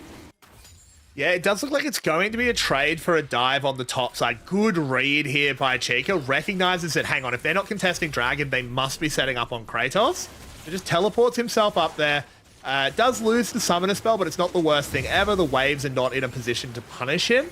So MVK, they'll get the Dragon. They'll defend their top lane. They're very happy. Yeah, and that Prestige KDA Akali skin looking good doing it too. Does leave Hongshu in the mid lane on his own just for farm, but it's not the worst thing in the world. The waves were in a great position for Chica to TP up to that top side. And like you said, investing that TP to save your top laner, I think was absolutely the right call. Otherwise, Florin could have gotten ahead and started to run away with that top lane. I do like Florin's buy there, though. He does get those boots locked in, that 10% physical damage reduction, mitigating some of what Kratos is trying to do. Kratos does have additional move speed with that Flage, able to get that health and move speed, so it needs to be really careful. But MVK, they've identified Florin as the weak spot. They're moving up. Yeah, and I mean, he is the weak spot. This is, not as a player, but just the champion is so volatile, has no mobility, can just be collapsed on. It's good cover here from Shousey. If the Shousey wasn't there, that is a 100% dead Varus. I mean, it was 4 members of MVK collapsing without Shousey. You are so right. Guaranteed dead Florin. And like, if I'm getting targeted that heavily, if I'm 1-3 in 7 minutes and I'm all 3 kills to my enemy team, I would not be feeling great. It would be hard for me to come back from that one. As we do see Florin, though, he's taking that recall. Haki and Feng, they're just left to their own devices on this bot lane. Feng's just trying to chase Haki away. Good spell shield, heals up nicely. There's the Sivir ultimate traded for the Chaos Storm. So they're just poking each other. There's no real kill threat. They're just trying to get priority on the wave because they know that their supports are not coming home. Their supports have gone to buy the milk, and they're not coming back, Logan. They're not coming back. When will my dad come back from the shops? Never, son. He's too far gone. It's been 3 years. Nautilus is going to come back, right? Oh, I love it. But yeah, you're so right. Those supports, they left at level 3 and they have barely been back. And that's the beauty of the catch-up XP as they do roam around. Pop 9 has started up the grubs. It's spotted out by Shulong. Shousey needs to be careful between a rock and a hard place. And yeah, I mean, this is going to be a pickup here for DCG. They brought enough members of their team over to the top side of this map. They'll get grubs, but will it be traded for Feng? Guri throws out the E, doesn't quite land it. Yeah, I like Feng with that thumbs down emoji, like, you tried, too bad, so sad. Feng just going to clear this wave out, get that XP, get that gold, and watch Haki recall. Haki with the Dorian's bow, the 2 longswords, and the boots is starting to put some physical damage together, but Feng on the other side of that has his Dark Seal, Doran's Ring, and his boots too. So it's fairly even. Haki, though, does have that cull. Chica with the Doran's Helm and Hextech Alternator, though, the poke is serious, and Guri completes the first item of the game with that Liandry's, and that's the power of that Zyra. The farming jungle. And you look at the gold leads and who they're on. Guri is the individual gold lead for MVK. He's keeping the gold even between these two teams because DCG just have gold leads in every other lane right now. Yeah, I mean, he is just everywhere. He clears really, really fast. You can see he's built up just a 10 CS farm lead basically just because he moves around the map quicker. They're going to have another go onto Florin, and with the Varus ult down, it does manage to sidestep, but into the wall, the plants have spawned, and it's another kill for the plant. Yeah, I got a feel for Florin. We were just talking about it 7 minutes. Imagine being 1 and 3 in all 3 kills. MVK were like, don't worry, we'll be back in 2 minutes to do it again. They are abusing this Varus pick in the top side, and why not? This is a competitive series. This is a tier 1 tournament. Playoffs is on the line. You win here tonight, you go to playoffs. You lose here tonight, you still have to tussle with the best of the rest in the LCP, and your berth to Worlds is at risk because the LCP, we have 3 spots to Worlds this year. Team Secret Whales the first in the world to lock their spot in. 2 more remain, so you need to be on point. As Hongshu, yeah, I saw that. He just sums up, and so does Chica. I love it. Yep, they know. But it is interesting how this game has developed. It's really only the top lane that has had any action. There has been no attention anywhere else. Literally all of the kills are in the top 2 rows of this scoreboard. The bottom 3, we're just farming. Just in our happy place. Well, yeah, exactly. And I mean, Guri got his 1 kill on that top side. So like, you're still right when you say it's all top. As a TP being committed here, Relove DCG, it looks like they want to contest this Drake despite Hongshu taking a recall. Okay, so it was just a back to lane TP for Feng. Though Hongshu's using his as well. DCG, they have the numbers, but they've been spotted out on wards. Florin. Ooh, getting chased down. Kratos does not care about the tower. Can't quite get that last shot. Florin will live on the tiniest amount of health. But that is not a good look. I mean, Kratos just went, Florin, you're dead, and literally just went him. Used his exhaust and his ultimate, and exhaust isn't the longest cooldown in the world. And Kratos does have that experimental hexplate, so he's going to get his ult back even sooner. Bot side dive potential. Yeah, they're going to call in the Pantheon, but Sulong just manages to step backwards, and now there's teleports coming. They're going to hold Pop 9 up. The Akali is here. The Poppycopter is interrupted. They're going to do everything they can to hold back Chica. The perfect execution doesn't quite get the job done, but Chica will do it anyway. Yeah, really nice flank TP there coming through from Chica on the backside of that Drake. Yes, DCG get the Drake, but they lose Pop 9 for it, and what felt like a really awkward dive on that bot side tier 1. Florin needs to be careful on this top side, though, as he levels up. Good poke. The game sense is kicking in. Kratos does have a full level up over Florin, and we go again. We go again. This time, not going to go under the tower. Didn't have a wave, didn't really have too much access, didn't want to risk too much, but Kratos is dominating this matchup. Every time we look up there, it's him going first. Let's have a look at how this dive was fended off. It was great play by Sulong. That was a beautiful auto from Sulong that actually prevented him from getting stunned under that turret. Xiao C there, caught by the ult, and as you said, the Poppycopter interrupted, unable to repel any of MVK. Sulong and Haki don't actually do too much here because it's just all Chica. He's in their faces. He very nearly takes out 3 members of Relove DCG, and he's only a 1-kill Akali. He was 0 before he went into that, but he does have that Gunblade, which gives him so much strength. Flash forward. Guri could be in trouble. Pop 9 on top of him will call in a friend. I think Guri will be saying goodnight. And hang on, where's his passive? Oh no, that's League Classic. Never mind. Do you know Zara's old passive? Are you familiar? Are you a knower? Oh, no, absolutely not. I'm not a knower of her passive. Zyra's old passive, instead of, being cool and she dropped seeds and stuff, we'll have to come back to it as there's a fight on the top side. Kratos and Florin going back and forth, dodging away from the ultimate with Xiaoxi arriving, needs to get to the safety of Sulong, will manage it. There's the ult from the Nautilus. I think this will not be a kill because Xiaoxi is a hero saying, get down, Mr. President. I'll take this one for you. They should be able to chase onto the Poppy. One more auto attack will do it. And, oh my god, Sulong, are you actually doing this? He's just gonna see if he's being lazy. Zyra's old passive, she used to just turn into a big plant and then she got to like spit a thorn. It did like 100 damage. It was genuinely one of the most useless passives in the entire game. Hey, I mean, you got to have something right. As we also had some bot side action. Guri trying to keep Feng under that tower as Chica roams down. It's the replay before. Top9 commits. Like, he immediately flashes forward, even though he knew Chica was there, because Hongshu's obviously made the call, hey, I'll come in. But they committed so much for that too. The flash from Top9, the ult from Hongshu. So they have to get something back, because MVK, they're 1,000 gold ahead. Despite Relove DCG being ahead in jungle objectives, they've even started up the Rift Herald. They have priority, they have vision control, they have more members here, Carrix. They're putting up a fight still. Yeah, they're gonna get this objective. MVK don't want to flip the game on this one. I don't really blame them either. They're just trading it for turret damage in the bot lane. They'll get Florin's teleport out of it.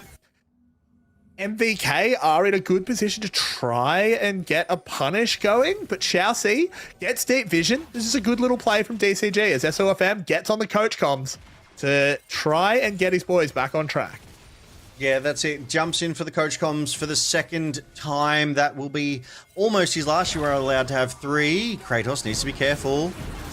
Ooh, Kratos could be in trouble. Gets the condemn into the wall, managing to find his way out with the final hour. And all this time, Chica's just been slowly chipping away at the tower. Its first brick for MVK. It'll be traded, but given that you had the Herald, you'll be upset that you don't get the first one. Yeah, exactly. That's like such a powerful advantage, but you might be able to get a second charge on this topside tier 2. They're gonna try as there's a catch coming in, but it's Xiaoxi. He's not the highest priority. He's sent back to base. And that actually might be really important because with Chica TPing in, you don't have the numbers advantage. They can just collapse onto Haki. And it's on the back of a really nice Poppy ult. They get a free kill on the enemy ADC. And I really like this call. They know they had the numbers advantage. They got the kill onto Haki, but they decided to call off the play. Oh, Guri might be caught. Guri could be in trouble. He isn't very mobile on the Zyra. The spears are coming in. Uses the ult to save himself. Great priority get there, though. Pop9 risking his life, but forces Guri back. Gets the ult out of Guri as well. That means there will be no contest for this third Drake of the game. Really heads up sequence of plays coming out of Relove DCG there. They have to pull something together, and I like that they did it through a team fight around that top side. Kratos has that sheen, will be poking more. Guri, Chica, both with needlessly large rods as DCG claim the Mountain Drake. Yeah, Pop9 has been caught out on the backside. Nautilus ulted up into the air, realizes he has nowhere to go. But now Chica's in trouble, has 4 members of DCG nearby, but that's an Akali. Just walks it out. Guri dodges the Varus ultimate, flashes over the wall, and lives on just by the hairs on his chinny chin chin, as Florin can't quite deliver. I do hate to call this out, but I don't think we've seen Florin hit a single Chains of Corruption on this Varus. Most of them have been against a Vayne who is, hyper mobile, can definitely avoid them, but at some stage you've got to hit one, but so far not succeeding, I want to say. So it's just unfortunate. I hope we see Florin start to land some of these Chains of Corruptions, start to really play for the team there with that one. Does have that Dusk and Dawn, but Kratos is a full 1k gold up over Florin now. He's 4-1-1. He is online and dangerous as Imperial Mandate has been completed for Hongshu. It's 1 minute 20 till the Baron, and DCG, they're not letting this game get away from them, per se. but they can't play very aggressively. Like, Florin steps forward too far, and Kratos will kill him immediately.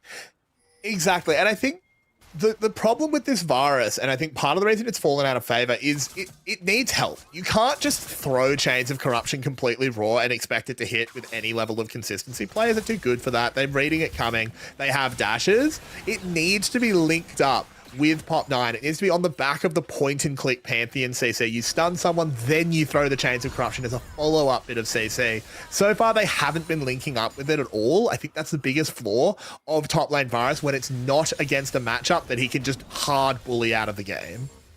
Yeah, you don't want anyone being hard bullied out of the game, but it feels like that is exactly what's been happening. Florin is literally out CSing Kratos, but it just doesn't matter because Kratos is out killing, as we do see a Poppycopter. Poppycopter getting charged up, isn't there. They go over the wall immediately. They're going to try and take out Guri. Drops the ultimate, but will still fall down. There's a Chains of Corruption finally landing onto Kratos, but this fight is swinging back. No, never mind. DCG doing well. Chica desperately trying to find one more. Can't do it. 3 for 1 and DCG fire back. I'm so glad Florin's Chains of Corruption landed there and they were able to get something off the back of it. 3 for 1, a valiant sacrifice and set up by Xiaoxi there on the Poppy, and they are running straight down this mid lane. They're trying to take as much advantage as they possibly can. They crack open that mid lane tier 1, the map now wide open in DCG's favor as we take another look at this one, and it's set up by the aggression of this Poppy, but the call from Pop 9, he goes deep, only finds Shulong, but it's Xiaoxi finding Guri that allows that hero's entrance for Hongshu to get in there, and there it is on the mid side there. The Q from Florin takes Kratos out from around 50% health. So that's the setup, that's the help that you were talking about that this Varus needs, but when he has it, oh my word, the damage he's able to do. He cleared everybody in that fight, despite being so far behind. And Carrix, we've talked about it time and time again, how unflappable Florin is in that top lane. He can be pressured, he can be down, but he is never, ever out. And I'm so happy he hasn't gone lethality Varus. I'm always scared when I see Varus picks, and I'm still going to see lethality Varus, even though that is so out of vogue. He's gone this AP Varus. He's going to deal ridiculous damage if he is allowed to turret up, if he's allowed to get those passive stacks built up. And I think he should be able to. There's a lot of immobile characters on MVK. They don't have incredible dive. It's really only Chica, and you should be able to play Gatekeeper with a Galio. Oh, 100%. You literally just taunt and you buy your team around 2 seconds of free firing at MVK. Yes, please, a play here. Chica does go into the smoke. Should be fine. This is the power of Akali. Needs to just keep on going, though, as not the E will get her out of range of Pop 9 CC, but this should be the tower going down for DCG. I mean, DCG is still happy with that, right? Yeah, they overload the bot side. They tried to get something on Chica. Ooh, there's a catch, though, straight onto Fang, but look at them all arriving. They come in like the Avengers, and the rest of MVK melt away. That is not where you want to teleport to. Oh, no, Kratos.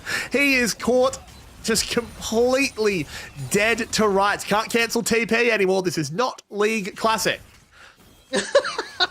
And remember, if you play Gangplank in League of Legends Classic right now and you get a win, you get 150 influence points for those rune pages. But DCG, they take the mid lane fight. They will take their 3rd Drake of the game and go to Soul Point. And dare I say, Florin, he did, again, so much work. He came in from the topside river behind MVK as we see it here.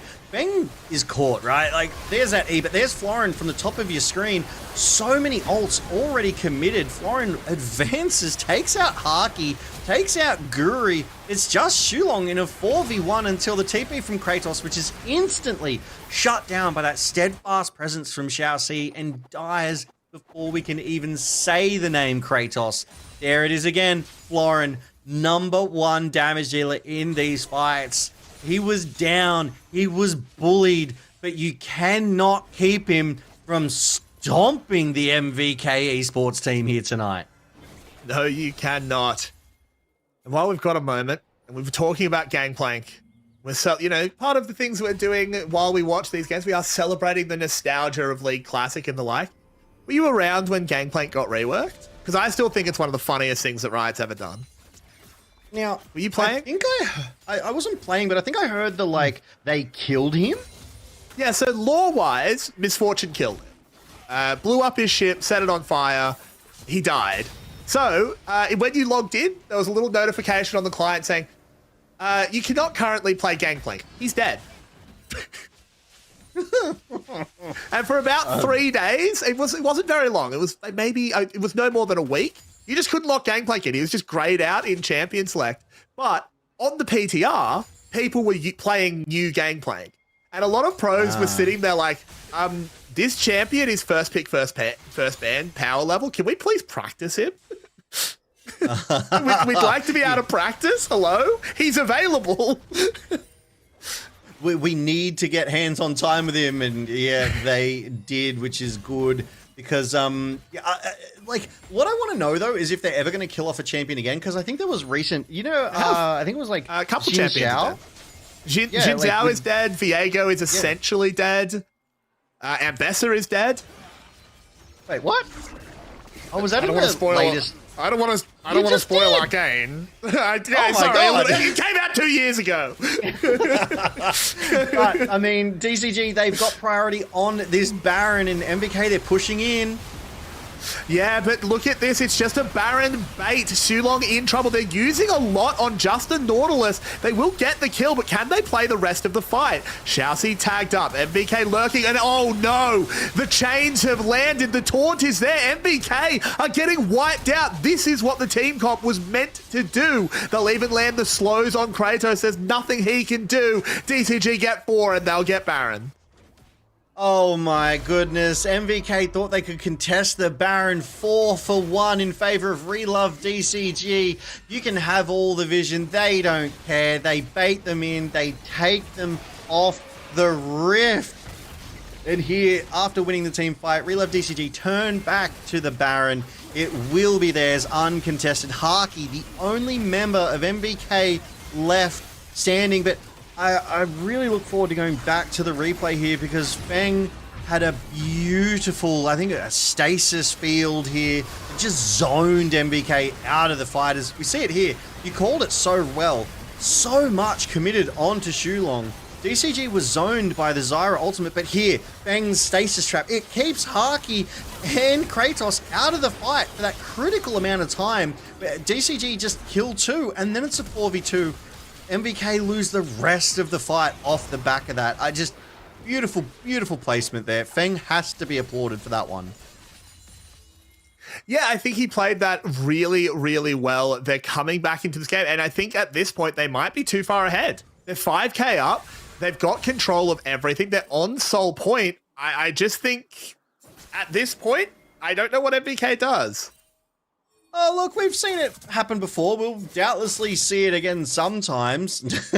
Great spoilers. But DCG, they are in a commanding position. They're 5,000 gold up. They're on Soul Point. It will be a Mountain Soul, which is not great if you're MVK because they've got a Poppy. She's a little bit tanky. You've got Galio. You've got Pantheon. Like, it will be so hard to break through the front line of DCG once they get this Soul.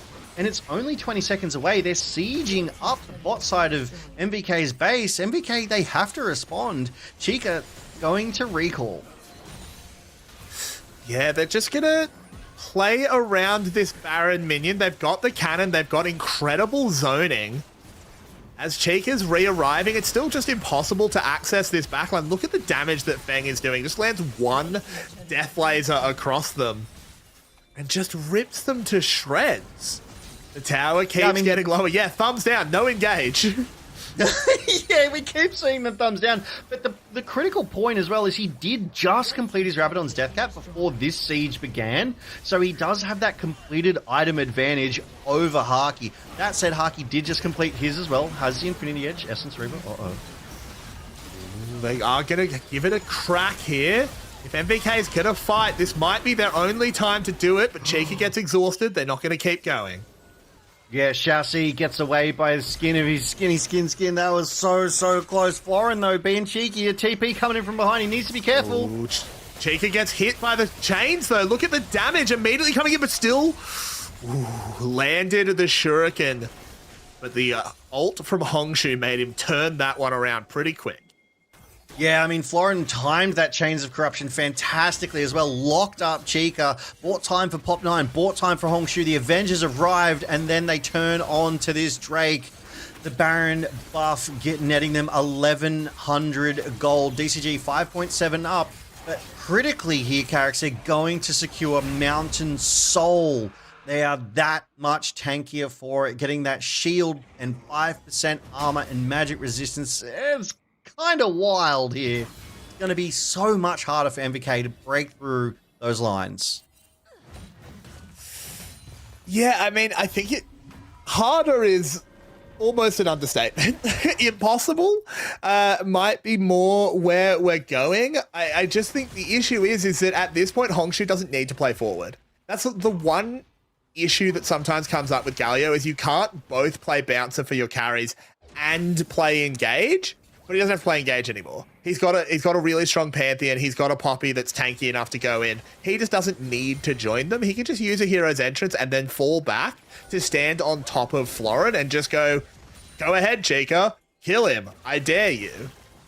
Yeah, good luck, because I've got this covered. And what I really did like is seeing what we called out in the pre-game after the draft as well, is the fact that Pantheon and Galio, when they've both got their ultimates, you're never going to catch someone out because they can just arrive so quickly as they do siege up this top lane. They've got the top tier 2.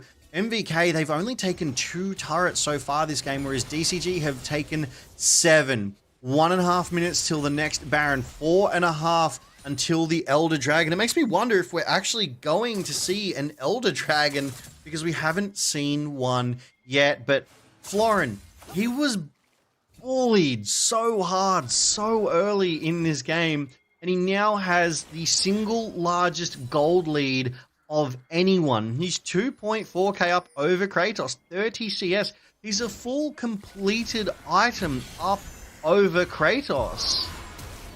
Oh, but here we go again. The engage is there. This time there is a good Zyra ult, but Guri's just having to flash away.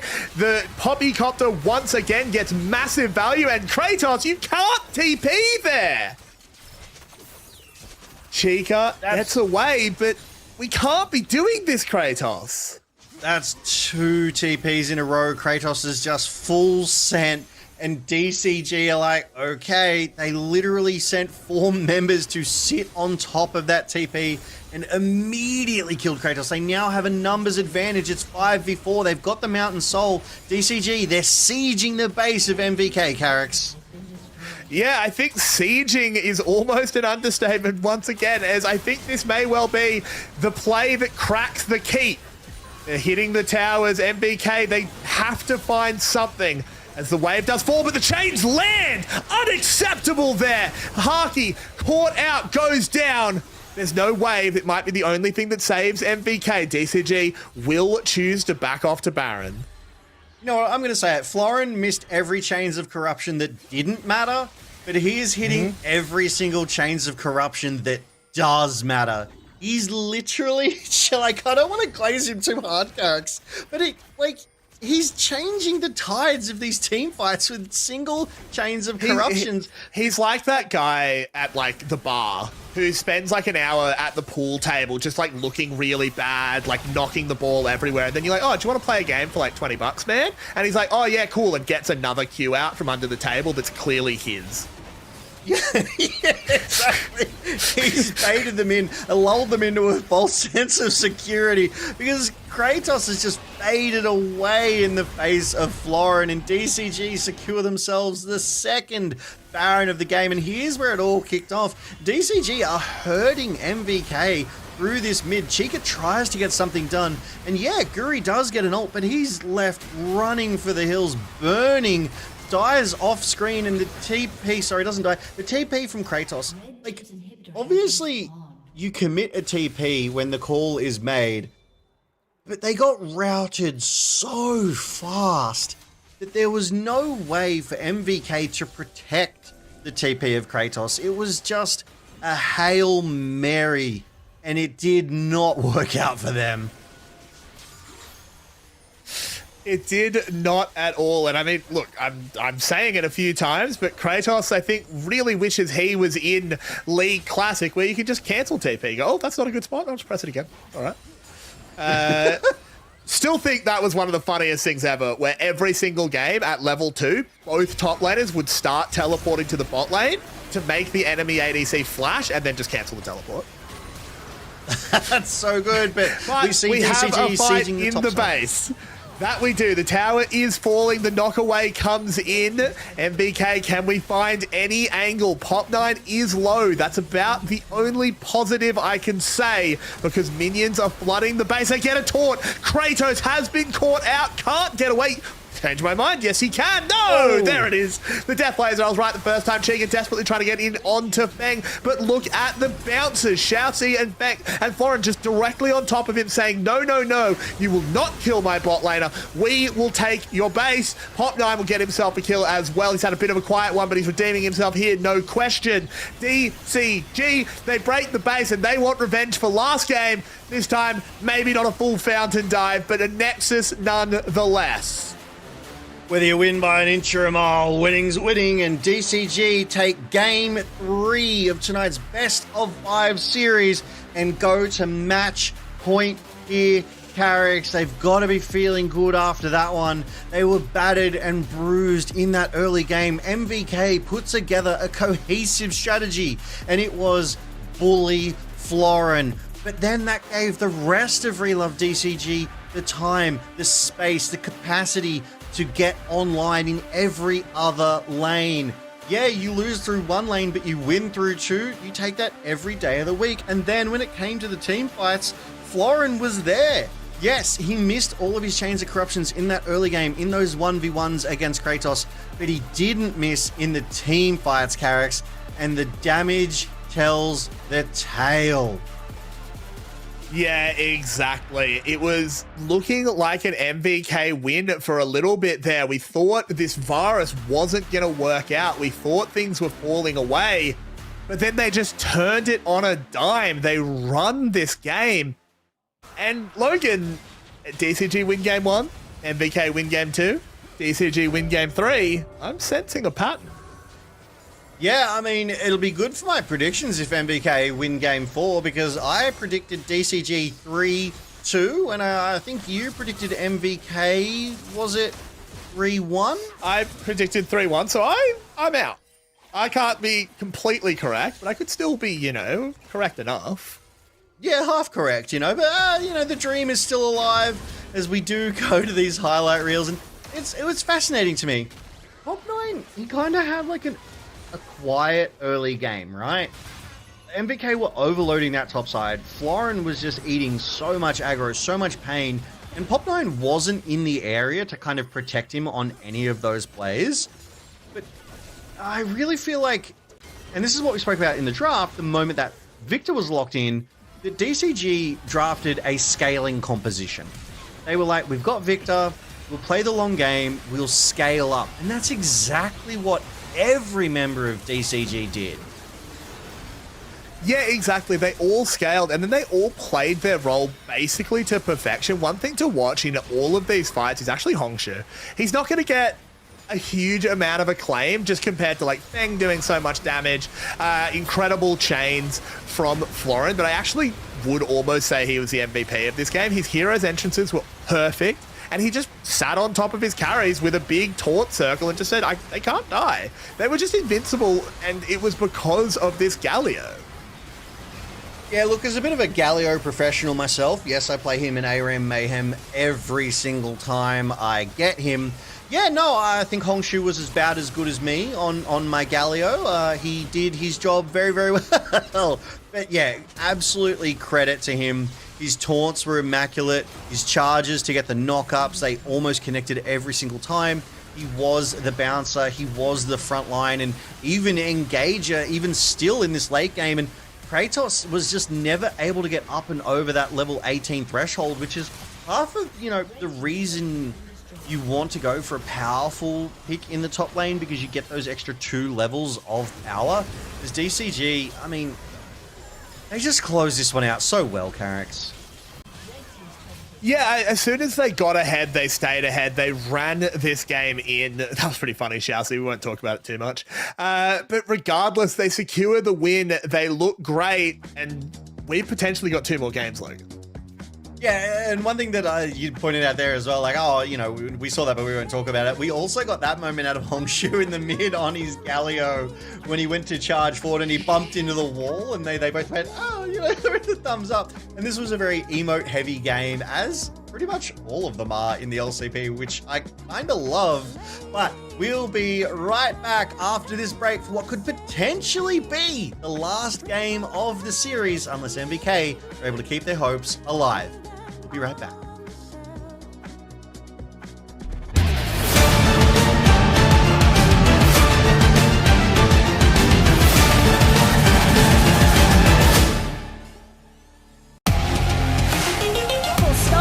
Well, here we go. The 1v1 Isai comes out on top. They have to. Here comes the hero's entrance. They have the speed.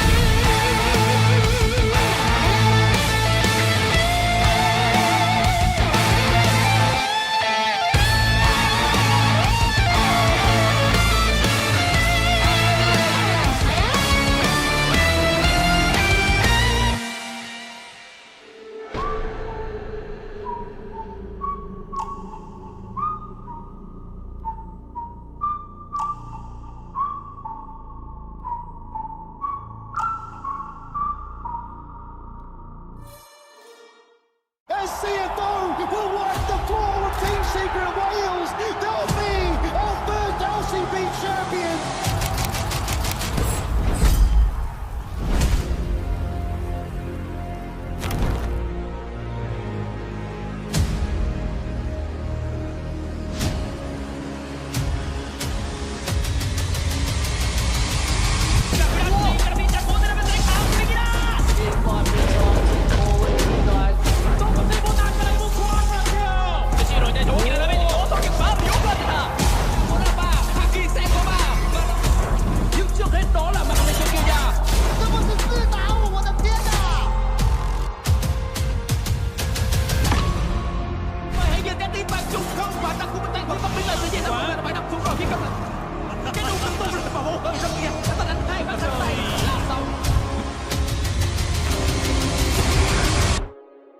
thì tụi em sẽ tới đó và chứng minh.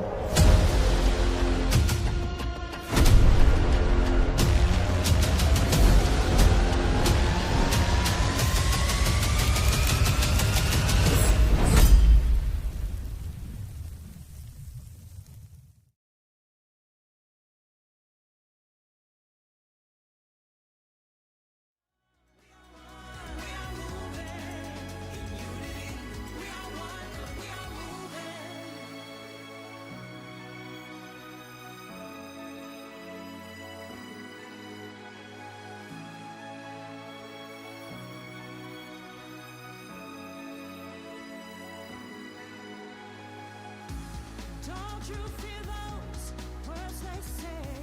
We stand together, come what may.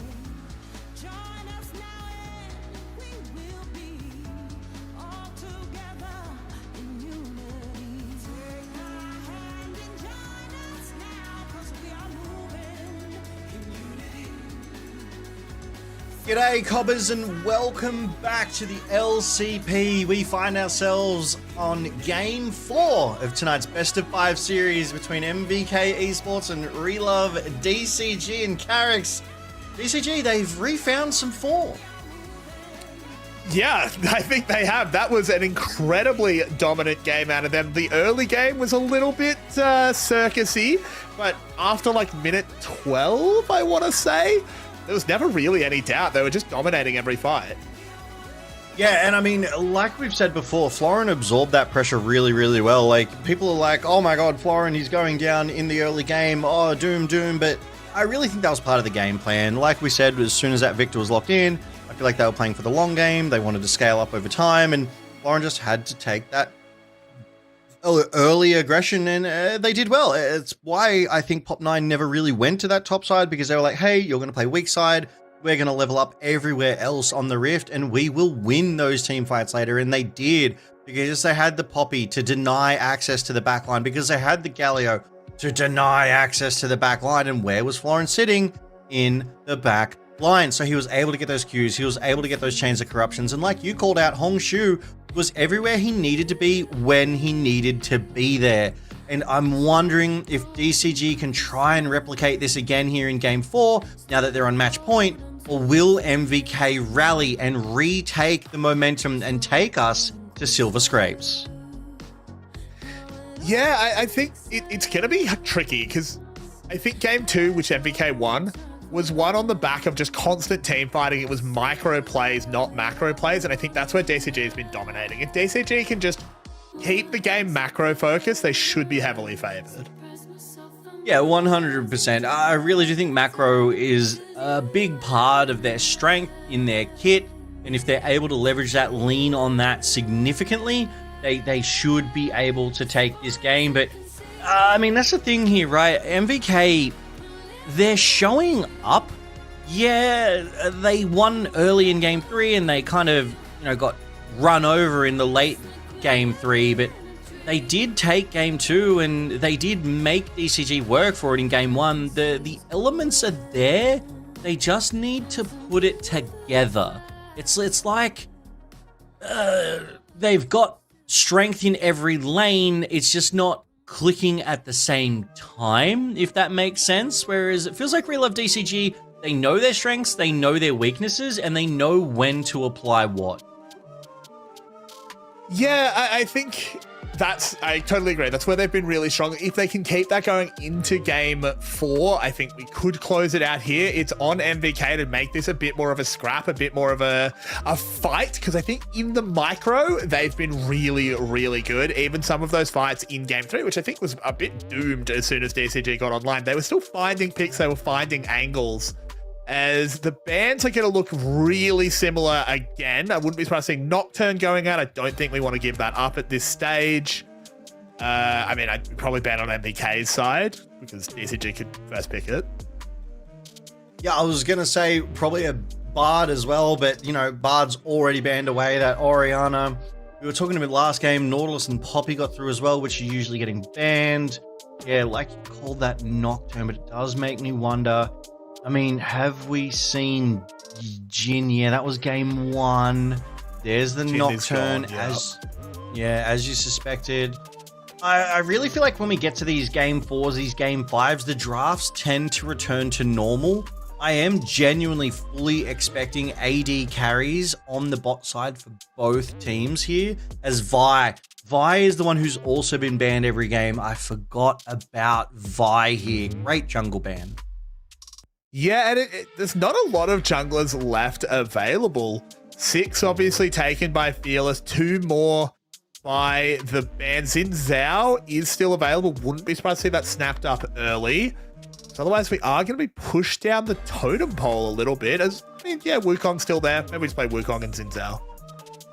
Yeah, I do like the Wukong pickup. I definitely think that of what's left, he's up there, like you've said, alongside Xin Zhao as well. And I think Xin Zhao is a good counter to Wukong. Obviously, Wukong with the Cyclone wants to get involved, get amongst the team's backline, whereas Xin Zhao with the Crescent Guard is able to repel that sort of engage.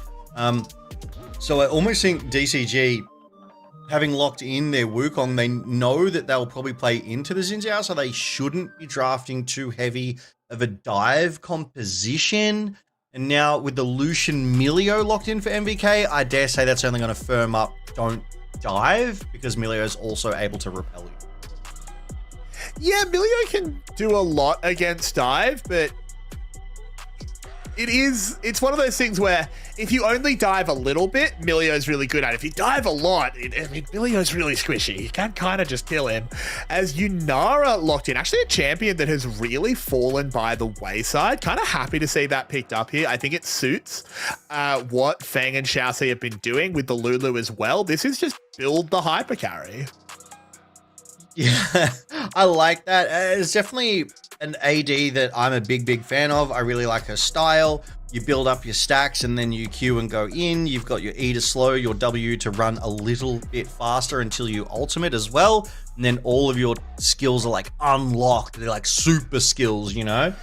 So really cool. I like seeing the Kraken Slayer on her, as well as the belt, the Hunter's Belt, which when it's activated, when you ult, the next 4 attacks are crits. So she's a fantastic AD to use that. Zoe locked in for Chica though, for MVK. Okay. This is spicy.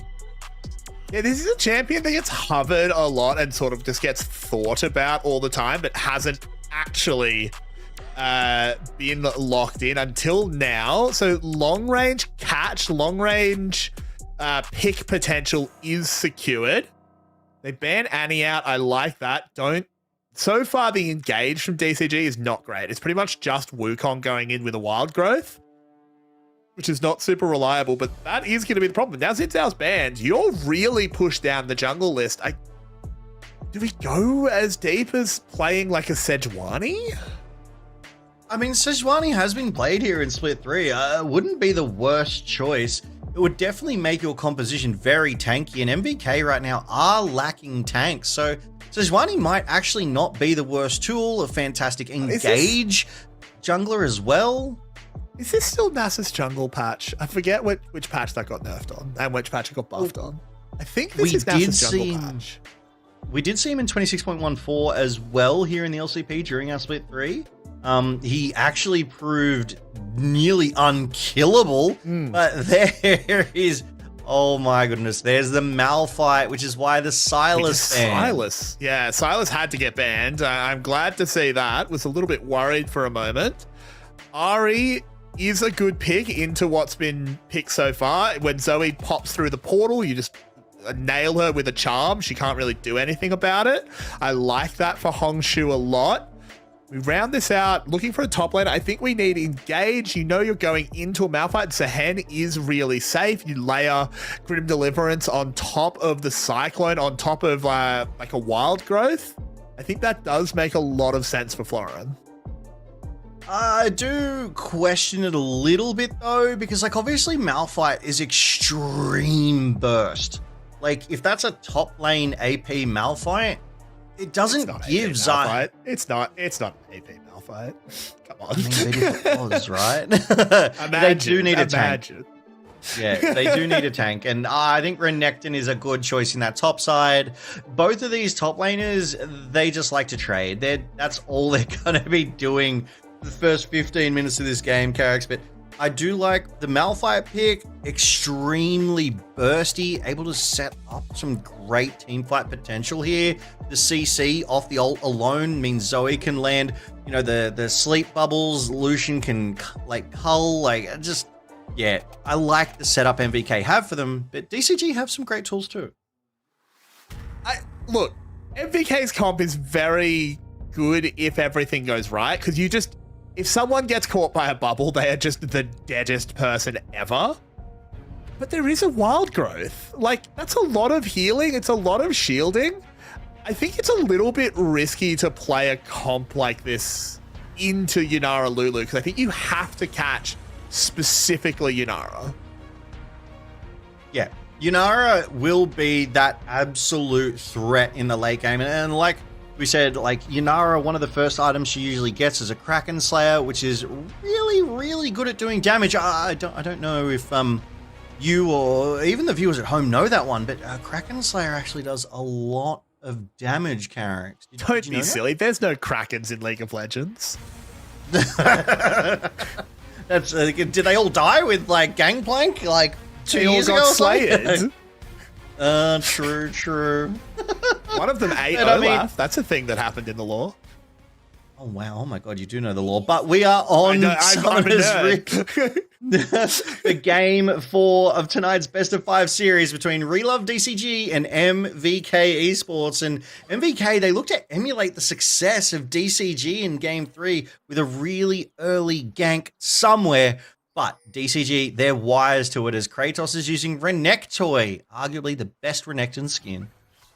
Yeah, unfortunately, we do have an incorrect skin selection by Guri. Going Pool Party Malphite when Coral Reef Malphite is right there. Just a little bit of a miss, unfortunately. And, I mean, didn't even think about Shamrock, the best one. Oh my god, get called out, Guri, live on broadcast. How do you feel about picking the wrong skin? If you're not going WhatsApp Malphite, what's the point?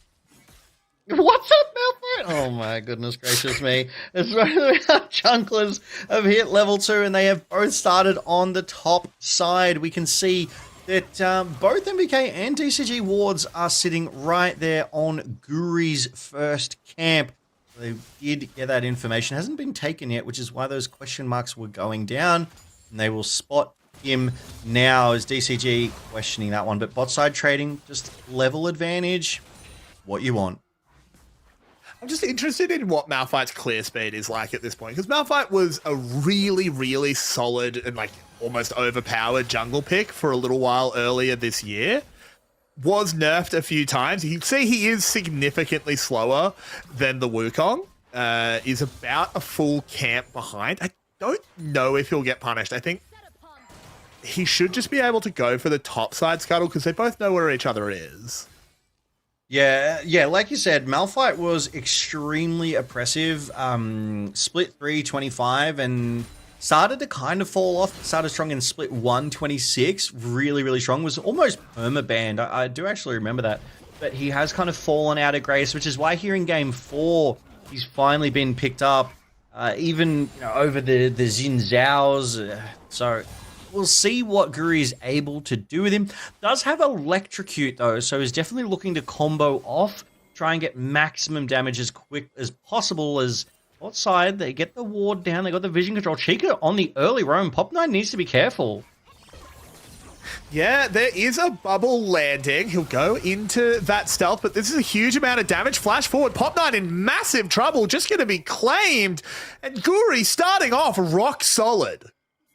You had to do it. But where was DCG as well? Like, obviously the wave was pushed in for Hongshu, so he collected that wave, but he just wasn't able to rotate down, and the bot lane was kept away by Haki and Shulong, so really nice play across the rift there by MVK, accelerating their jungler, secures that bot side scuttle, is taking that recall, and I have to imagine he's going to come back out and try and take that top side scuttle as well. But top 9, that's a fast respawn timer, is first to the top lane scuttle. Top side. Warren takes a lot of damage. The W was already used, so wasn't able to confirm a kill. Sent packing. He has his teleport. He'll be okay. The wave's not in the best position ever. I think Kratos will be able to get that to crash. but it's certainly not anything to really write home about in the top side. Yeah, for sure. I mean, it's just a trade. Kratos, though, 12 CS up over Florin. He's taking a recall, which means Florin will get to catch up. And Florin, he did buy that anti-heal, as does Kratos. Yep. So this is a classic. This is exactly what you would expect every single time for first packs.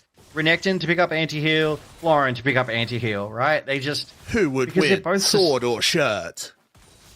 Shirt? This is like more like chainmail, like metal armor, really. But it's a spiky armor shirt. would win. Oh, okay. Well, you don't want to like hug anyone. You might hurt them. Maybe that's the point. You know, if you don't want to get hugged, you put a bunch of spikes on your shirt. Really effective. As look, I think as much as I was being a little bit facetious, don't get me wrong. The reality is that Renekton wins the lane, but Zehen can win the game. Yeah, exactly. It's definitely a team fight selection. Oh, they need to be careful. Vision Guri's hang on, shall see. Exhausted up, and here come the rest of the team. They're not going to be able to get in range. The flashes were burned earlier in the kill on Pop 9. So the bot lane escapes. Yeah, really well done there. 4v2. Chica on the roam again. I know if I was in solo queue, I'd be pinging my mid laner like, where the heck was, the pings? Why didn't you tell me mid was missing? But these guys, they're pro players as Guri's recall interrupted by Pop 9. Man, Pop 9 just lost 30% of his health walking up to Guri. Like, that is a concern. Because Guri only has a Kindle Gem and a cloth armor. It's not like he's indexing heavily into damage. That Electrocute proc doing so much work for him. But DCG, they are first to this Drake. MVK, though, they're in the area, and I dare say they're a little bit healthier right now. They are. There's no Malphite ult, so no unstoppable force to come in, but this is not the fastest dragon. Guri can kind of just wander up because Feng isn't hitting it. There's a sleep landing. Can they follow up? No, not quite. They're just going to walk forward. They want to pressure Pop 9. Pop 9 goes down. The breath of life from Milio keeps them all healthy. The dragon has been stolen. He gets the level 6. The rock flies on in. And they even just donate a kill over to Haki. MVK are dominating the early game.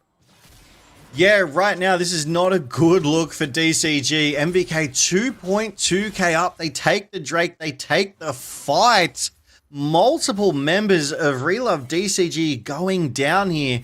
Pop 9 has picked up the Sheen, so a little bit of extra damage, but we'll take another look at this. Pop 9's in the pit. Dragon's low at like 2k health here, but Chica lands asleep onto Hongshu, preventing a lot of the damage. They take out Pop 9 immediately. Fang in the back trying to get something done, but Guri with the ultimate takes a Drake, sets his team up for success, and just walks out here as Haki gets the kill onto Xiao. Like, you love it. You love to see it because, like, both of these teams, they're happy to emote as, oh, Hongshu on the Ahri did do the most damage, but, I mean, it's ineffective damage if you're not getting kills. Ooh, Chica needs to find his way away from Pop 9. Does not have flash, and you can't decline to portal back, so that will be a kill. Give it over. Oh, he nearly got away, but the Foxfire's behind him. Yeah, exactly. That was a really good example of what you called out in the draft, right? Is that charm onto the Zoe, that went through the bubble, came straight back and was like, cool, well, now we're going to end you as the Foxfire, as you say, just clips Chica and takes them out. Nice to see Relove DCG on the board here after 8 minutes of play. They are up 2-1. We have seen them play from behind before, so it's not like they're out of this game, but MVK are setting themselves up with everything they need. They've got the first Drake. They're going to get the grubs here too. They're 4-1 with a gold lead. I mean, it's up to them to not lose this lead now. Yeah, exactly. They've just got to keep this going. They don't want to take their foot off the gas. If DCG manage to recover, if they get to team fights, I think they are really strong. Feng is going to be a very reliable hyper carry. You need to keep catching him. You need to keep this Zoe and this Malphite really strong to just threaten one-shots, just to go in, blow him up. And so far, that's working. as they look like they might be having a go in the bot lane. If DCG step forward at all, in they go. Fang is already being targeted. The polymorph has been used. Guri is here. They haven't pulled the trigger on the Malphite ult. Not quite yet. They're a little bit worried about the rotates coming in. It's just going to be tower plates taken. Chica is harassing Hongshu. Hongshu was trying to get down to this bot side to help them out, but this is reminiscent of Game 3 early for MVK, right? They were just overloading, I think maybe Game 2, they were overloading the bot side, and DCG were just too slow to the play. They weren't able to bring the members down, and it's just reminiscent of that. I like the play coming out of MVK. Hongshu was roaming, was answered by a Chica, so good play from the entire team across the rift. As we do see Guri, he has completed that Zeke, so when he ults in, he's going to have that little bit of AoE damage around him. It is a cheaper item, typically for support, so of course he gets that first one, but right behind him, the Essence Reaver for Haki and the Kraken Slayer for Feng. These AD carries are going to start punching and doing some damage here, characters. Chica, just a cheeky little look over the wall. 1 minute until the second Drake of the game, and 4 and a bit for the Void Grubs. Yeah, just hanging out for now. Just seeing what happens. MVK have done well. They've gotten both of the early objective. Grubs and that Mountain Drake are in their pocket. They just need to keep the snowball rolling.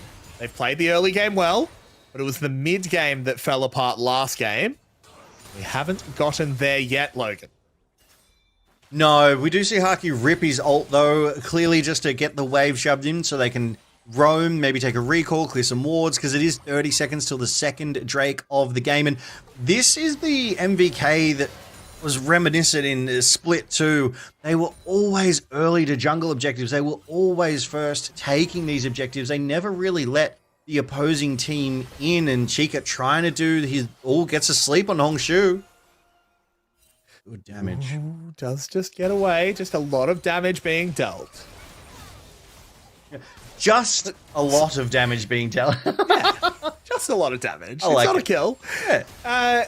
The one thing to keep in mind here is there's just priority everywhere for MVK. It's no wonder they're getting every objective. How do you possibly play on the bot side of the map if you're Pop 9? If you try and do anything, you are instantly getting collapsed on. You are not getting any help from your bot or mid lane because they just can't roam. And this top side, despite it being Renekton and Zehen, it's shirt versus sword. Shirt versus sword kind of just means we don't fight. Yeah, and I mean, Guri has been on this bot side pretty much most of the game. Every possible chance he is down here.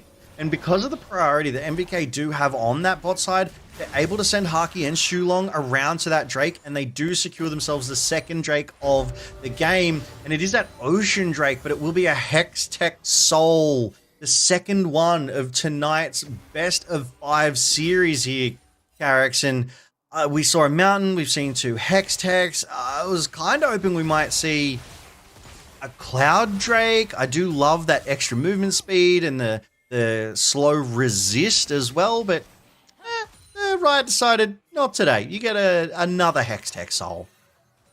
I don't think too many people are complaining about Hextech Soul. That is a really, really strong one. I think, in my opinion, it's probably the strongest. At least comp-agnostically. There are some really strong Cloud Drake comps out there.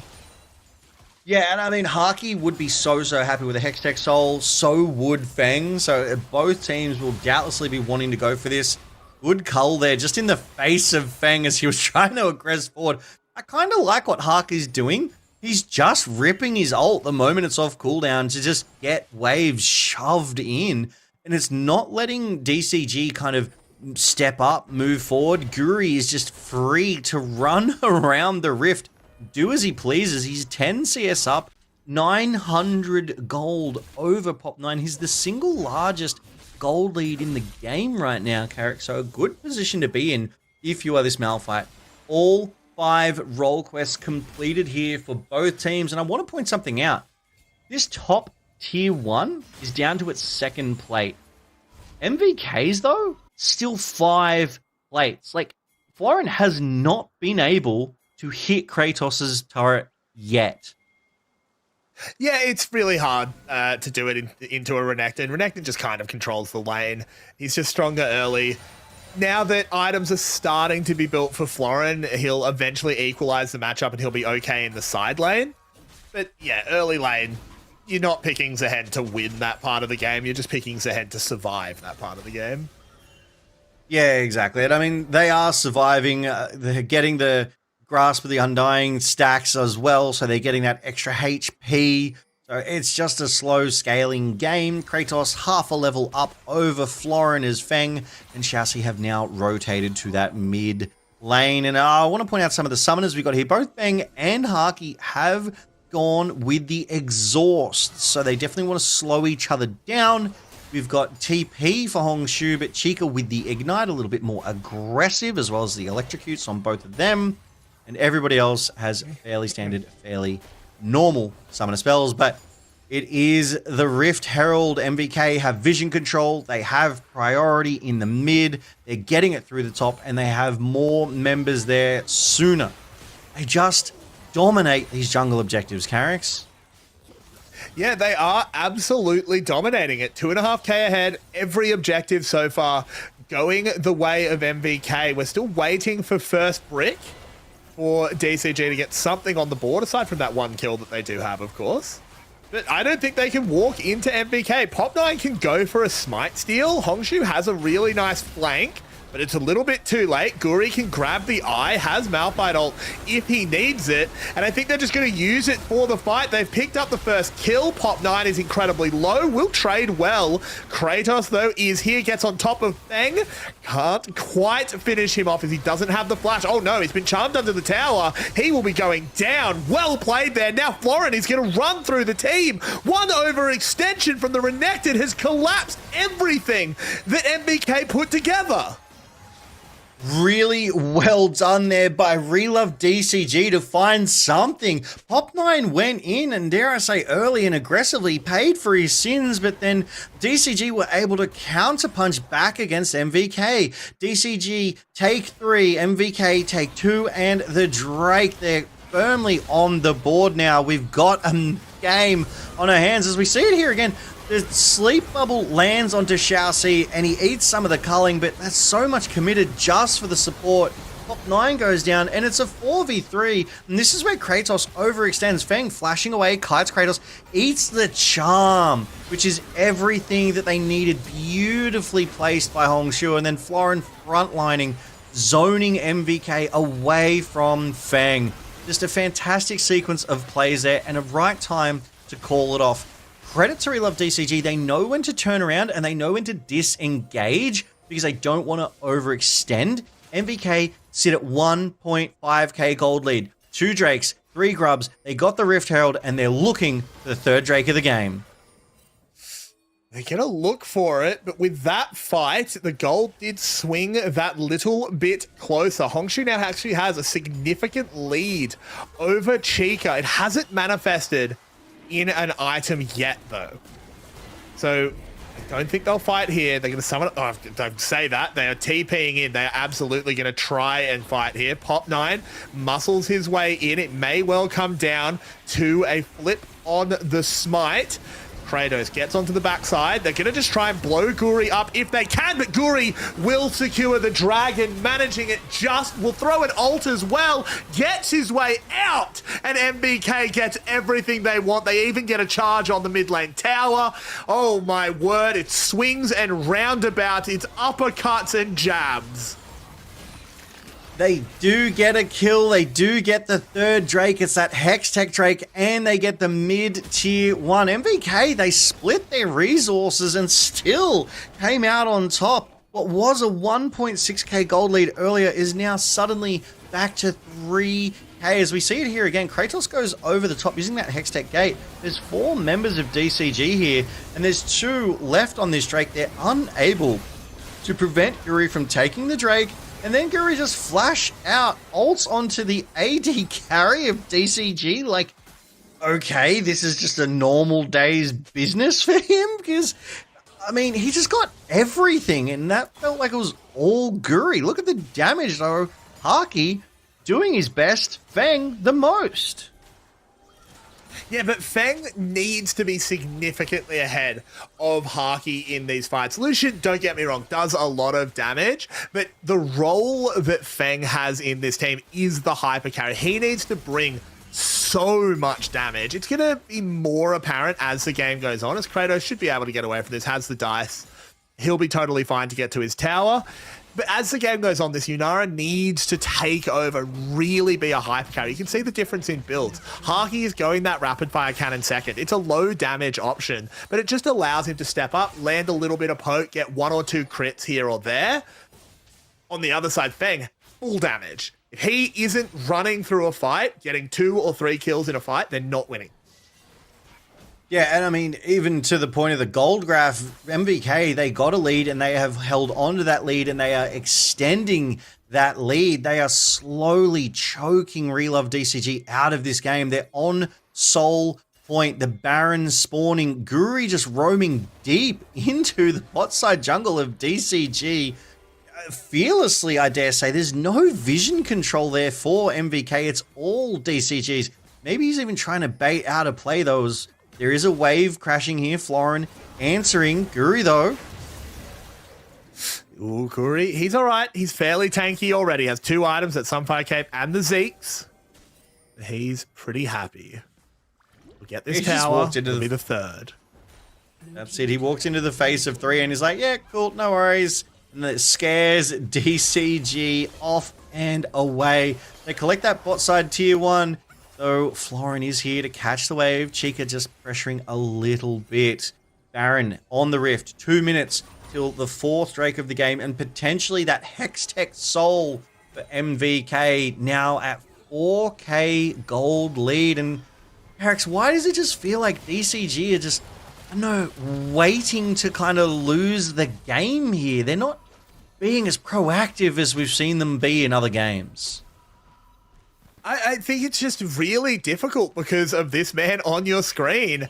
If you step too far forward, you just get Malphite ulted. And if you get Malphite ulted, you kind of just die because it's followed up by Chica. Exactly. I mean, Malphite is a fantastic pick for the ult alone. Like, I feel like the utility that ult provides, it's kind of always going to have a lot of value. Obviously, the rest of his kit is kind of dropped in potency, hence the fall off from being picked in pro play. But here in game 4, he just makes sense, and Guri is making it work. He's 4-0-2, 3 items completed, and he's also got the Abyssal Mask. So now Zoe's going to be hitting even harder too. Ooh, trying to take that hot shot on the Fang, and it does go wide. But I feel like Hongshu might be the hope for DCG. Up in CS, up in kills, and still up in gold over Chica. The only gold lead for Relove DCG as the scuffle for vision control begins. It is 30 seconds till that win con for MVK that they need to secure. Yeah, exactly. Only 30 seconds. The vision is dark for both teams, but MVK are just able to muscle their way in to secure it. There's a culling. Pop9 uses the flash. That jungler now significantly less safe, less mobile, as we are 10 seconds away from a win condition spawning. Hongshu finds Kratos, but Renekton's fairly tanky. He doesn't necessarily mind. That brush being unwatered is really important for DCG. There we go. Guri steps in to just clean it up. Florin has a nice flank. They'll know he's there because they did see the orb go over the top. Dragon is pulled. Yep. Chassis is really low.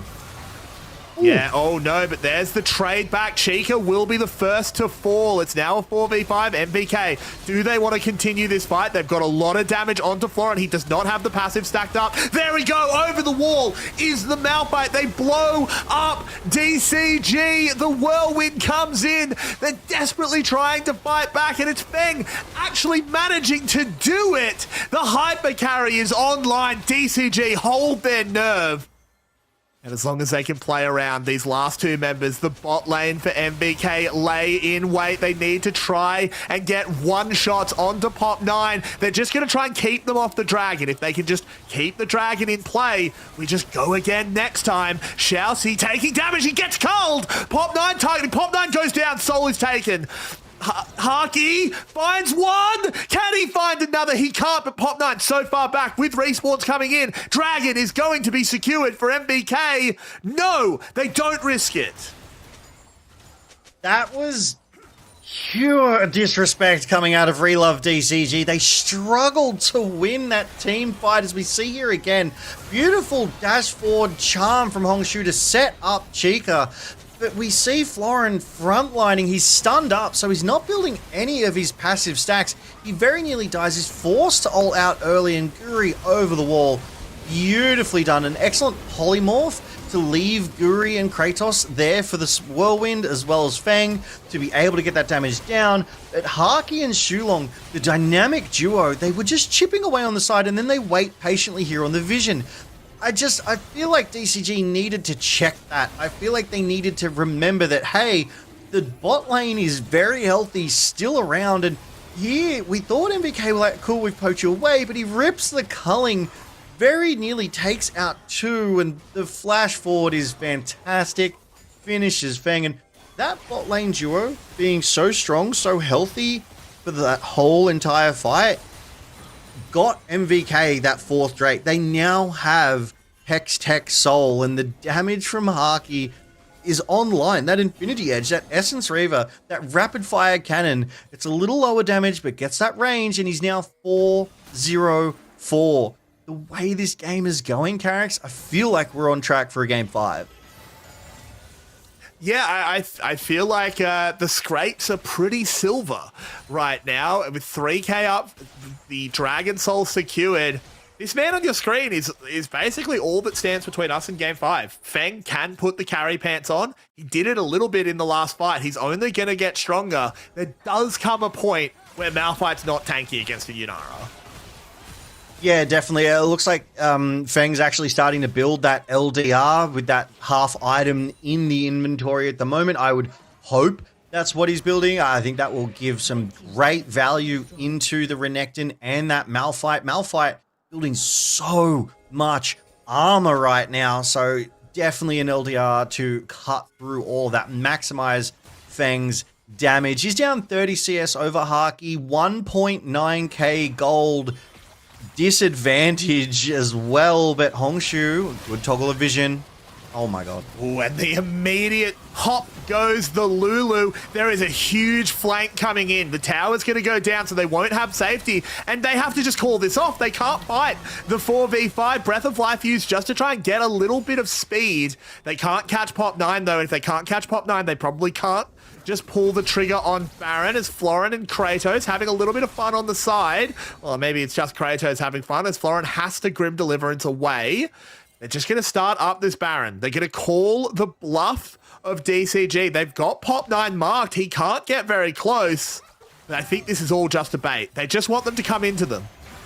In goes Kratos looking for it. Bubble doesn't quite land. They're still on Baron. It's just going to get taken. Yeah, that wasn't even a bait. That was just a straight Baron play with no jungler able to access and contest. I mean, beautifully done. MVK basically two-manned that whole Baron because the damage Harky is doing right now was more than enough. They just sent the other members to Shepherd to herd Relove DCG because they got Florin low. They got his ultimate too, as they just used this Baron advantage to their benefit. 5k up, they get that top lane tier 2, and they will recall and reset onto the Rift with their new items. Harky, another half item completed. Chica almost completing their third item here, and more armor built for Guri. I really like that fourth item he's picked up with that AoE of attack speed reduction there, so that will actually inhibit Feng. Feng didn't go for the LDR, actually went for that heal cut. So that's, I feel like that's an interesting choice. It's going to get some value on Renekton and Milio. I really would have thought you wanted to get through the front line of Malphite, but I guess if it's so bursty, you don't get the chance? Yeah, it can be pretty tricky as it's the base under attack. Don't know. DCG, it doesn't really feel like they have a button here. They don't have a real way to engage. They just sent Hongshu up to get the top lane outer in trade for an inhib turret. Maybe it's the best they could possibly hope for, but now all 5 are here. But look at Florin. He's already been poked out. The tower is already going down, and they can't fight without that locus of safety of the tower. They just have to back off. MVK are walking this one in. Yeah, I mean, Haki's poke is actually doing work on Florin. That Hextech Soul getting so much value, but MVK not overplaying their hand. 1 minute left on that Baron power play. 3.5k gold. They're now 6.5k up, and they know the Elder is the next objective to get. The total gold in favor of Haki and Guri. The right people on the side of DCG are getting the most gold for their teams, but they're still being eclipsed by MVK at every turn. Kratos 022 is getting involved as frontlining, but generally not having overly much impact. He's just keeping Florin down because he's 60 CS up and over. Guri involved in 8 out of the 12. This is a team that is fighting together. Shulong 11 out of 12 here. The pressure is mounting against DCG. They're on match point. If they win this, they go to playoffs. Kratos dives in. Guri comes in to help. This could be a turn for DCG, but look at that culling cutting through Florin. He desperately needs to stack it up. There's a big ult from the Wukong, but it's just not enough. Florin needs to find the backline. He can't do it. Haki is too strong. Feng goes down, and the consolation kill on the Malphite is just simply not enough. Florin has to just watch as the base rots away. They will bring him over. His execution approaches, or no, they will simply make him watch in horror as the structures are destroyed. He arrives, he goes to sleep, and this time it's permanent. MVK fight back. They take us to game 5. Silver scrapes are unlocked here in the LCP. That's it. I mean, they fought back. MVK now find themselves drawn equal with Relove DCG. It is 2-2. We are going to Silver Scrapes here. It's going to be a 5-game banger tonight to find out who goes to playoffs. And at the rate MVK is going, they're definitely putting their best foot forward. They're definitely forcing Relove DCG to consider all of their options and to respect this young gun team. But they've got to remember that they've got some mature, veteran, older heads in their coaching staff. They've got extra strategies. They're a bit more unlocked than most of these young teams would be. But MVK, they had the lead early and they never let it go. Look at Haki just topping those damage meters. Even Kratos on the Renekton out-damaged absolutely everybody from DCG, even Feng.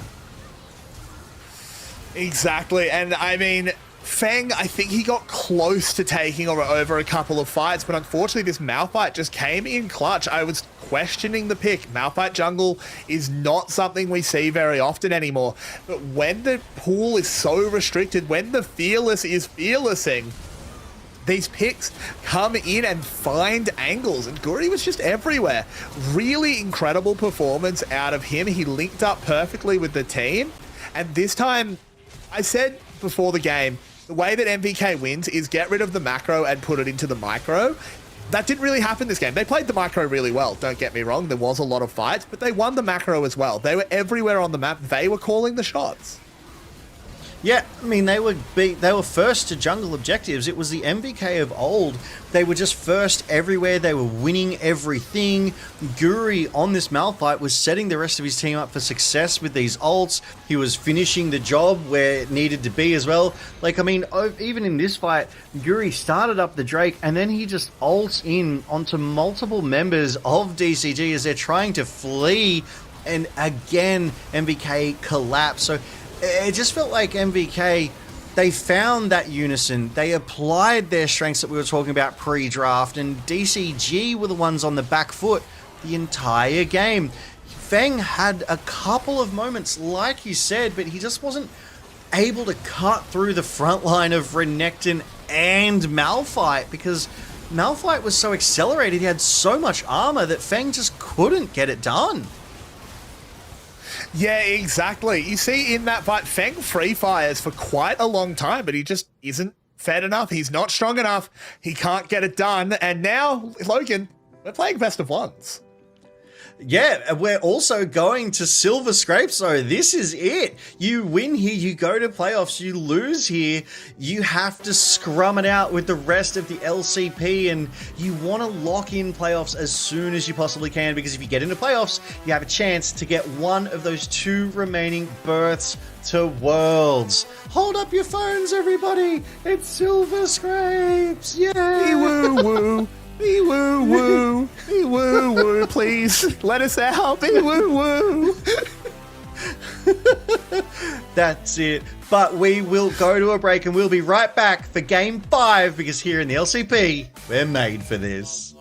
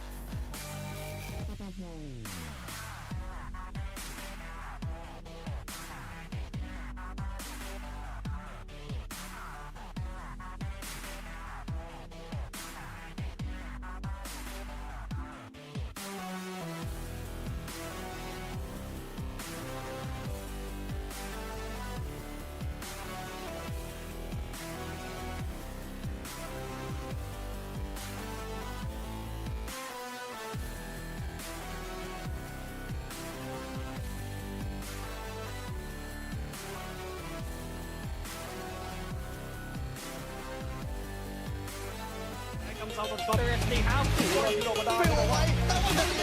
Here comes the hero's entrance. They have the...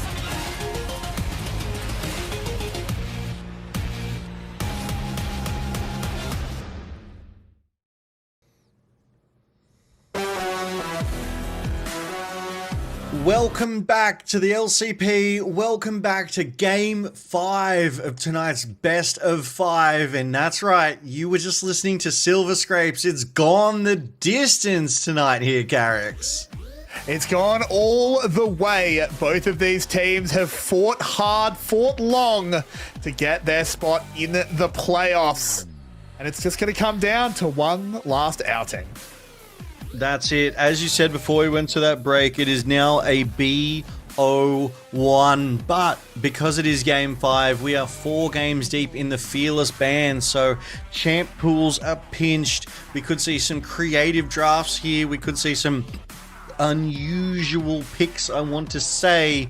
So it will be very, very interesting which direction we end up going. But either way, in about 40 minutes time, we will know the second team going to playoffs. We will know the second team after Team Secret Wales that wants to compete for the last 2 slots for Worlds 2026, Garrix. Exactly. I mean, this is such a crazy situation to have going this distance. Both of these teams do have another life. They will still fight on no matter who wins this game. They will go to that 2-2 bracket, but getting up into playoffs early, joining Team Secret with plenty of time to practice, plenty of time to prepare. Because as you said, the LCP has 3 slots for Worlds and they are highly, highly coveted. Oh, absolutely. Every single team has international aspirations. I mean, TK of GARM has made it absolutely no secret that that is what they are aiming for. They managed to stay in contention last night by winning their BO5, and now that is exactly what DCG and MVK are fighting for here tonight. Yes, like you said, they have more chances. They still have lives ready to go, but honestly, you don't want to have to do it when you're on the precipice of securing your spot. You want to win this one, and they've been here. The BO5s, these are marathons, right? BO3s, okay, it's an hour and a half, maybe 2 hours, but BO5s, they go for like 4 hours. The mental exhaustion could be setting in. Hands could be cramping, which is why we see, you know, they're meditating between games. They have their little heat bags out so that they can keep their hands warmed up and ready to go, because these are athletes. They've got reflexes that matter in these games. But before any of that, we need to get to the draft. We need to see what either of these teams are going to put together, and the bans so far, Carrix, they're pretty normal. Yeah, I don't think the bans are going to change, and this is the one thing about Fearless that I know there's been a lot of discussion about, is Game 5s, the drafts can get really sloppy. There's so much removed that prep often doesn't go quite deep enough, and sometimes you see blowouts in draft. I'm hoping that doesn't happen here. I know these teams still have picks. I mean, Xin Zhao still being available, I feel like that just has to be the jungle pick that's left. It feels like he's the premier jungle pick, because Nocturne and Vi have not been let through all series long. Yorick banned away again. And yeah, that Orianna, that Camille never let through either. So clearly these players think that these are the absolute strongest champs in each of those roles. And we've seen it time and time again. When you let certain champs through, that players, when they get their hands on them, they're able to use them meticulously. I saw an interesting statistic, even coming out of the LCK, that Carrier had gone undefeated on Bard in nearly a year. It was like late August 25 to early August 26, and he finally got beaten on it. And that's one of those champs that you just have to ban away. And that's what's happening here again. Nocturne has nearly a 100% ban rate. It's rare to ever see him be played. Yeah, he just doesn't get through. Nocturne is such a tempo warping champion. You just can't really play side lanes when Nocturne is on the other team, because you will just constantly get paranoid on. Annie first pick, it makes sense. It's a high CC, high engage mid laner, but just answered with the Ashe Seraphine, a really strong combo to get this deep in the series. Yeah, not a duo that we've seen in a long time, because it's been a while since we've had a BO5 go so deep, but that classic has been picked up.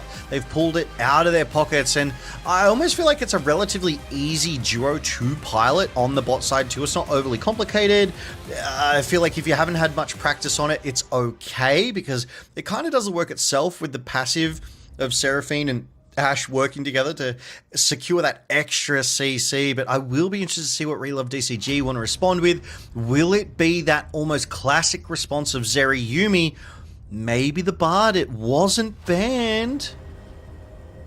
Yeah, I mean, Bard makes sense. It's just a high tier support. It's comp agnostic, as I always say. I mean, I like it. I mean, Relove DCG, they're not really showing anything that can be countered yet. Annie is sort of always going to do anything. She's always going to get flash tibbers. Xin Zhao, he just does stuff. Bard just does stuff. They haven't shown anything that MVK can seize on. Yeah, but I do like this Trundle pick. Trundle is able to strip resources and stats away from enemy champions. Is definitely a skirmisher that is happy to, dare I say, fight into that Xin Zhao. Obviously, the Crescent Guard will buy some space, buy some time, but the pillar coming out of Trundle could be used effectively to shut down magical journeys for Bard. So I kind of like that pick. I just think it's a very niche pick. It's going to have to be used. I think it's got much tighter conditions for use than Xin Zhao does. It does, but where it matches up really well is in the 1v1 matchup. Trundle can just beat Xin Zhao to death. Yeah, exactly. That's what you want. The 1v1s, if you go into the jungle and you see him, you go, hello, pillar, now you can't escape.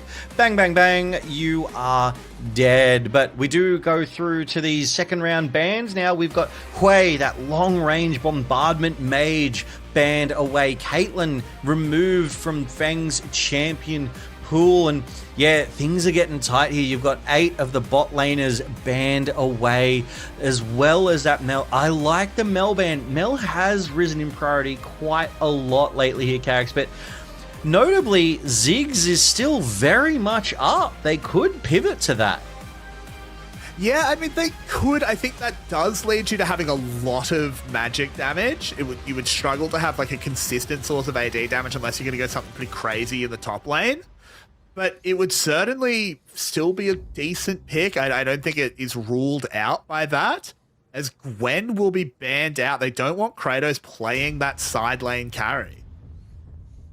Yeah, interestingly, Cassante. The fact that Cassante actually made it to Game 5 without being picked, I think is just a testament to how kind of like wild this game has been, because we've seen Varus, we've seen Vayne, we've seen Olaf in the top lane before Cassante. As DCG, they're going for old reliable Misfortune here, potentially. I don't know if I like that. She's not the most mobile AD carry. I mean, even with not the a lot Bard, of mobility left. Yeah, but I still think I would have preferred Zeri just to be able to escape the kind of slows and roots that Ashe and Seraphine do bring, and MF locked in, so the team's going to need to set her up for fantastic bullet times. Yeah, they're going to try. They have tools for it. They have Bard. They have Annie. You can layer a lot of CC. If they pick the Anivia as well, go Anivia top. I mean, it's good into Cassante. It adds AoE damage, but your front line is very, very scary. I think Mundo makes a lot more sense. Yeah, Mundo much, much better here. The survivability, the tank ability is just needed, because otherwise it was just going to be Xin Zhao, who's not the worst frontliner, but it's on that Crescent Guard cooldown here. So I really like what we've seen here in this last... Oh, Mordekaiser maybe in this Fearless draft here? Mordekaiser's really good into Mundo.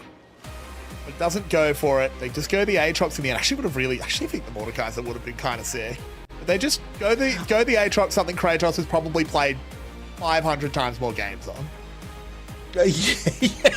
Hasn't played it here in LCP Split 3 yet, but yes, has definitely played Aatrox a lot more in the LCP and throughout his career. So, you know, sometimes comfort just matters so much more than meta. And when the playoffs is on the line here in literally this BO1, because we've already played 4 games, sometimes it is all the difference that they need. So it will be Mondo into Cassante, Xin Zhao into Trundle. Wait, Cassante's mid. That's right, because it's such a mid lane Cassante. Yeah, because Annie just can't kill Cassante. Yeah, but the crazy thing is, I actually think they should have put Aatrox mid. I think Aatrox mid would have been better. You play Cassante into Mundo. Mundo hates that matchup. Just gets really bullied. I don't know. I think it's a smart... I like the Cassante mid regardless, because it does just stop Annie from really doing anything. He can just immune through all the stuns. Annie's stuns are really telegraphed. It's very easy to pathmaker. But this is going to be an interesting draft nonetheless. And this is a classic LCP draft too, right? Like unusual picks in unusual positions, but we are on Summoner's Rift for the last game. Game 5 of tonight's best of 5 series between the PCS's Relove DCG and the VCS's MVK Esports. And I tell you what, they better have good skins here tonight. We'll have to see, because Game 5 is an exciting one. We don't see them a lot. In fact, I think this is the first Game 5 we've seen, at least that I've seen so far. The one thing about this Cassante is level 1's not fun. Yeah, we've got 3 T1 skins on the Rift here tonight. We've got the Bard, the Seraphine, and the Misfortune, so you'll love to see that as MVK gets some early poke down onto DCG. Both of the junglers have started in their respective top sides here as well, and it looks like Kratos and Florin are just getting some early trading in here. And yeah, like you said, Hongshu with that range advantage is going to be able to poke Chica out a little bit, but Chica's going to be able to weather the storm. With that Doran shield, has a little bit of defensive stats there, a little bit of regen, so we'll just be happy to play that one out. He knows he's not going to kind of win that lane hard and aggressively. Yeah, exactly. And it's not his job to. He just needs to survive the early game. Come like level 6-ish, he actually does start just trading into the Annie fairly easily. At this point, it's mostly just auto attacks being really annoying. You can see Hongshu just constantly clicking on him, you know. Another little League classic tip, play Annie support and start Doran's Blade. She has really long auto attack range. She has like longer than some ADCs. You can just click on guys. It's pretty funny. Wait, what? AD build on Annie? That's wild. But no, you don't build AD. You don't build AD. You just start Doran's Blade, and then you go a normal build. You just, because there's no support items in League Classics. So you start Doran's Blade, you just right-click people. You have Prio forever.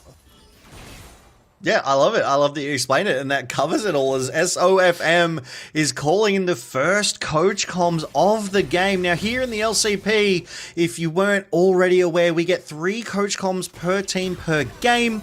Each coach comm can last up to 45 seconds, but once that third one is called in, you are done. You do not get any more. The coach has to step out of the booth. So just a little LCP classic, a little knowledge for all y'all there is Chelsea and Shulong, I think they're kind of gonna be stuck in lane here. I really don't think Ash and MF want to be left alone characters. There's a lot of pings from MVK coming through the bot side jungle there.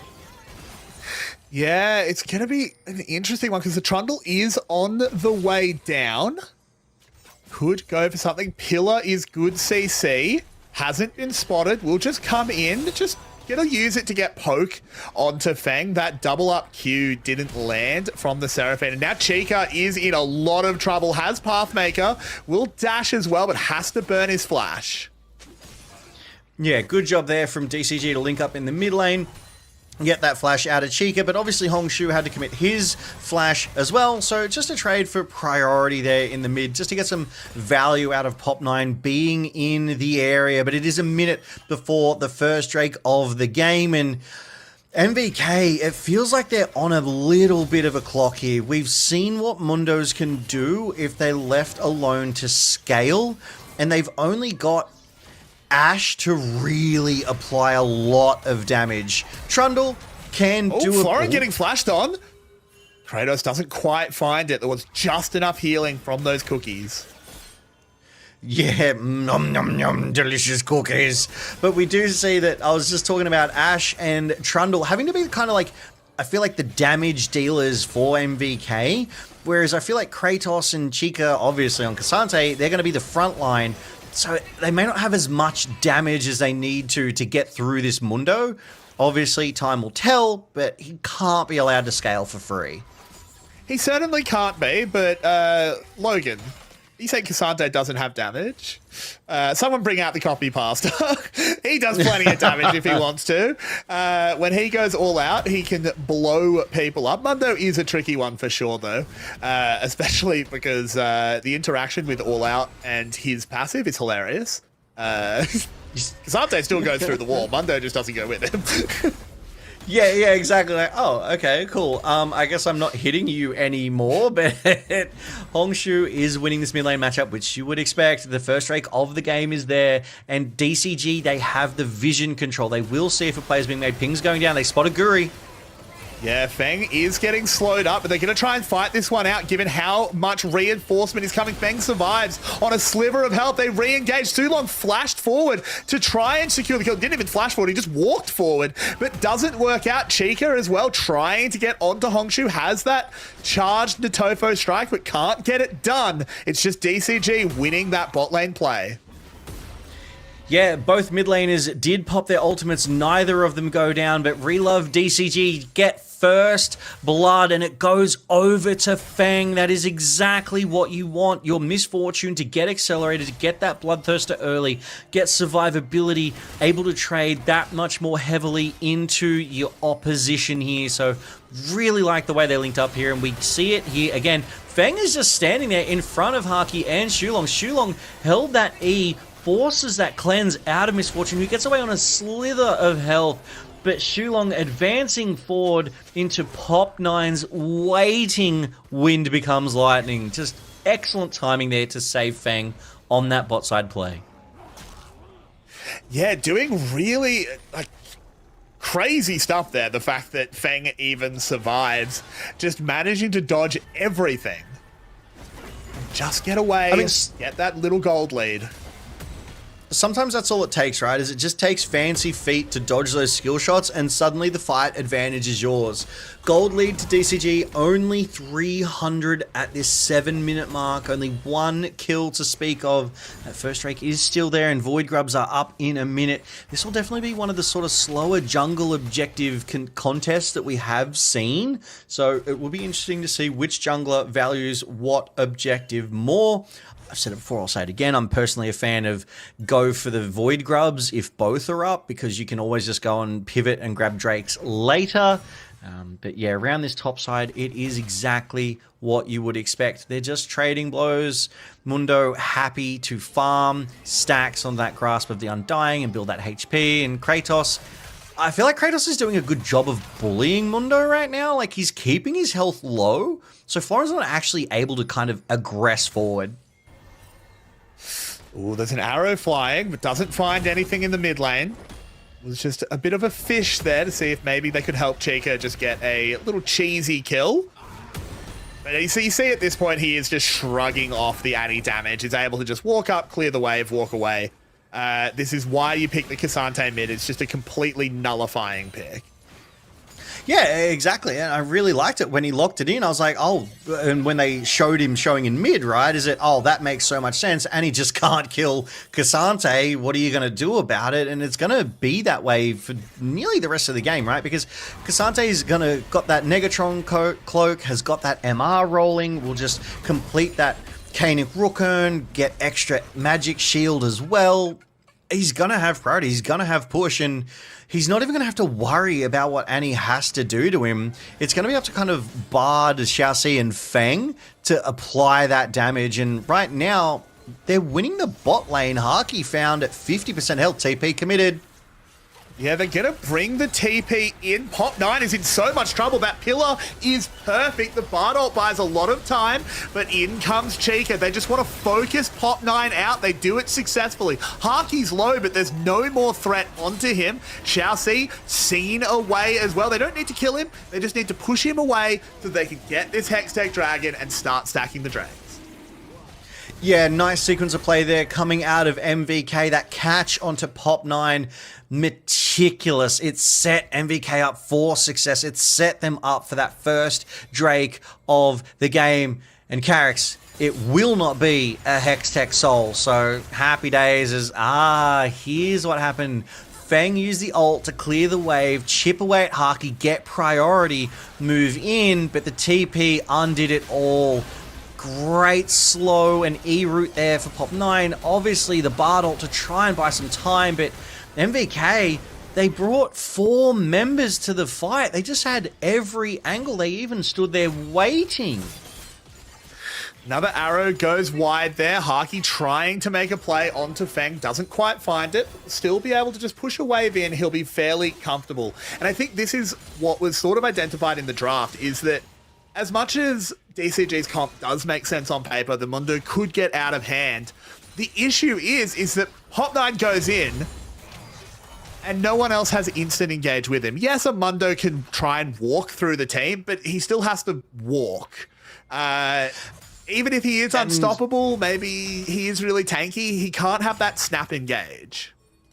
Yeah, and the problem is, yeah, he walks through the team, but what's he walking through? 3 massive health bars before he even gets to the Ash. Like, I just don't think that Mundo is going to be able to go, 1 tank versus 3 tanks, because that's kind of literally what we're looking at here. Is Guri has completed the first item of the game. He wants those faster ultimates to be able to strip the stats off of this Mundo, make him a squishy, easy target. And I mean, right now, all the gold advantage over to MVK. Yeah, Mundo can scale, but can he scale over the top of a Cassante, a Trundle, an Aatrox? And if Harky is given the space, which with those 3 frontliners he absolutely will be, he could take a Mundo down. I have to believe it.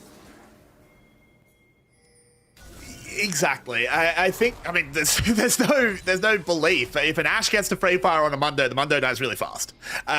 All of the talk of Mundo sort of getting out of hand, it's still true. Mundo, if he scales, he is a threat as the game goes on. But it's not like he was, 6 months ago or so ago, where he truly just turned into this unkillable, just health monster. He has been reined in. If Harky has time, he will just kill the Mundo.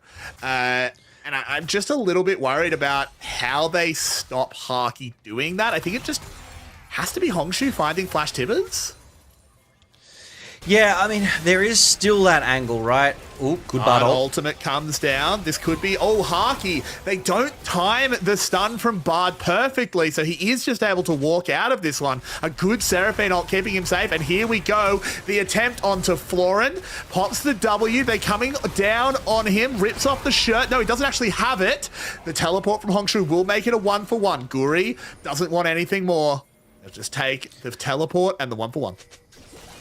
Yeah, like that play there from Hongshu, responding to the top side, so it's not a complete disaster. Did see that Subjugate come through from that Trundle onto Florin on that Mundo as well, so getting some value out of that one there. But MVK, they were at around a 1.2k gold lead here, so just chipping away as we go back to this play. Spotted on the ward, Florin knows he has to try and clear this minion wave. Doesn't have enough time as the World Ender is popped. The Subjugate right there. Florin caught between 2 and Hongshu, valiantly getting the 1 back. So I like that play. Didn't leave the mid lane too exposed, and now we come back to live, and the bot lane has rotated to that mid lane Carix. It is 1 minute before the second Drake of the game, and all 5 role quests have been completed for MVK, only 4 for DCG. But I'm sure Xiaoxi, my goodness, is moments away from completing that one. Yeah, exactly. Been a long night. It's all right. He is super close. You can see he's only got 3 stacks left on that support item. Just 1 or 2 more executes and he'll be totally fine. We'll need to get a reset in to actually pick up his wards, so it could potentially be a little bit slower on the map, but with how the timing's working out, I don't know if it's going to matter very much. The question really is, where did MVK put their pressure? Because they got the first Drake. Their Herald, I think they do want a Herald. I think they would love to crack open a tower. Yeah, they want to open up this map. They want to be able to roam more freely. They want to be able to apply this pressure that they are building. Florin's still not at that heart steal just yet, but Kratos has completed his first item. Ooh. Hang on a second. There's the engage. Chica finds a good angle for the all-out. Does find his way out as the Ash Arrow just comes through, gives a thumbs up as it flies past, but well played there by Kratos. Sorry, not by Kratos. I just assumed it was Kratos because it was a Cassante, but no, of course it's Chica. Does manage to get out. And also, I want to shout out Chica, component maxing. This is how we build Cassante. Megatron Cloak is a really good item. Yeah, exactly. So much MR. It's really shutting down the ability of Hongshu to be able to do any damage. As we do see Guri start up this Drake, it is spotted on a ward, but MVK look to turn back onto DCG when they drag them in. Feng in the area, Pop 9 and Chassis here too. It's 3v3 right now, Carrix. Yeah, they're just, jostling. They're just jostling. Ooh, Bard ultimate does come in, lands onto Feng, but the peel onto Haki. God, it's been a long night. Onto Haki. They managed to peel away though. He will be all right, and I think with the Bard ult down, we have a pretty good opportunity just to take a dragon. Will be traded for DCG. I think DCG are okay with this. They'll get some early gold. They should be able to use that to. I mean, there's no tower ready to crack. Maybe top. But they'll certainly be able to get some priority back. Yeah, but while it's a 1-for-1 jungle objective trade, Chico has been chipping away at this bot side tier 1. He got some extra gold in his pocket, and Relove DCG just aren't doing the same thing across the other side of the map. So the macro play goes over to MVK here for sure. They're 1.5k up. It's 4 minutes until the Baron, but I'm looking for DCG to drop this Rift Herald as, yeah, Feng, you don't want to step up to those three. A pillar and you would die. But we do take a look at that CS, right? Haki has that Kraken Slayer into the Bloodthirster of Feng, but 20 CS up and over. Guri, 20 CS up over Pop 9 right now, and Kratos also 20 CS up. The only single gold lead for DCG is on Hongshu, but the efficiency, the usability of that gold lead, it feels mitigated heavily by this Cassante. Yeah, I mean, it's a little gold lead. It's not going to manifest as an actual gap in any items or any completion timings.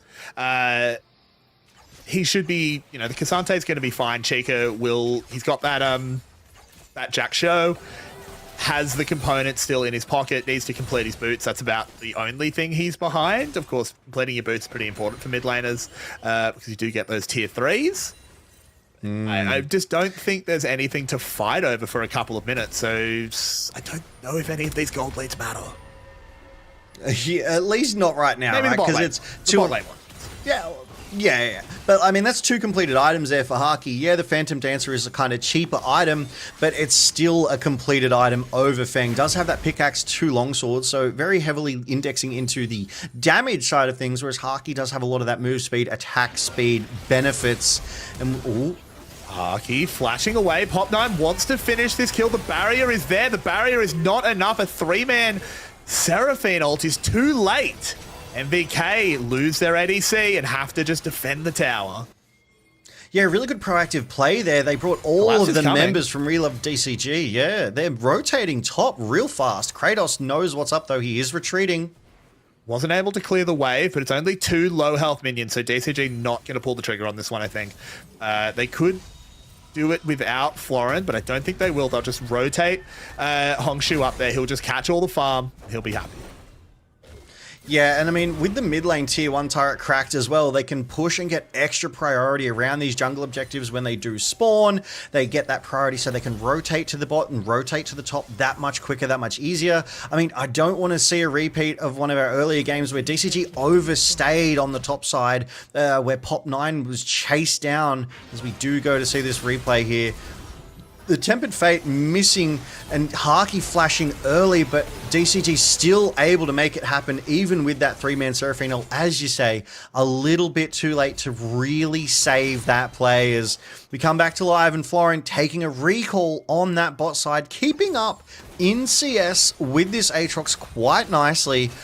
Does pick up the Warmogs first, so a lot of health, a lot of HP regen, but I'm looking forward to when these two top laners finally join the fight, Carrix. It's another minute till the Baron. Well, the thing is, unfortunately, the Warmogs first. I mean, it's not unusual to see Mundo building that. Of course, he is a health stacker. But it means he doesn't really want to join fights. The great thing about Warmogs is you kind of just walk up, clear a wave. Whoever's opposing you, chunks half your health off. They're never going to kill you. And then you just walk back, and then while you're waiting for the next wave, your health bar just goes... And you just do that again and again and again, and there's not a lot of counterplay. So Florin, I think he might be in a holding pattern, just farming for now. Yeah, but I mean, we're 20 minutes into the game. How much longer do you need to keep farming before you're online as Chica? I love that. He TP'd in like top laners, they farm for 60 minutes. Yeah, if they could, but this is a team game. Just missing that Tempered Fate. They were looking for another pick on Sahaki, but MVK, they're here. They want to fight. Yeah, they're going to have a go, see if they can find an angle. Pop9 thinks he's found one, but it's a good Natofo strike there for Chica. The Ash Arrow goes wide. The Seraphine ult lands onto one. All out goes Chica. Guri doing a lot of zoning on the other side of the fight. Pop9 extremely low. It's a good bullet time to split the fight open, but MVK come out on top. They're running through. Xin already goes down. Xiaoxi targeted for a second, but they don't quite have the catch. We're 10 seconds away from Dragon and the jungler's dead. I think you know what that means, and it's soul points.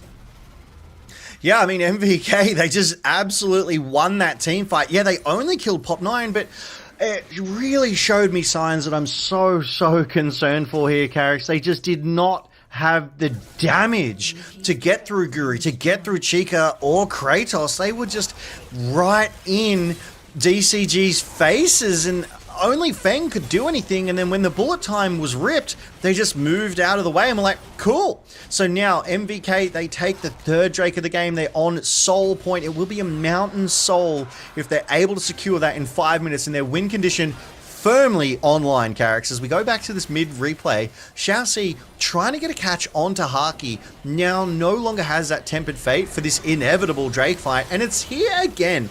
Guri pillars Pop9, catches him one more time, and then it's 4v4. DCG decide to go in. TP committed on the backside. Shulong with a great encore over the top, but it only gets one.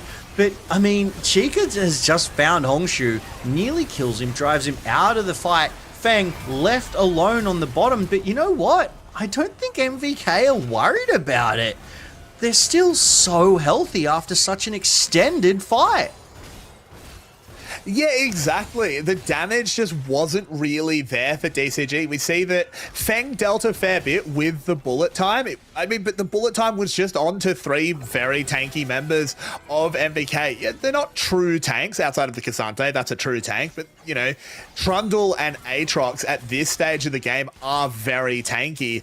Their items early, the pseudo tankiness that Aatrox gets from just healing so much means that as good as the bullet time was, it wasn't effective damage. Yeah, exactly. It was a little bit. It was more about the zoning, but that's not what you want. You want to be getting the kills. Arrow goes wide.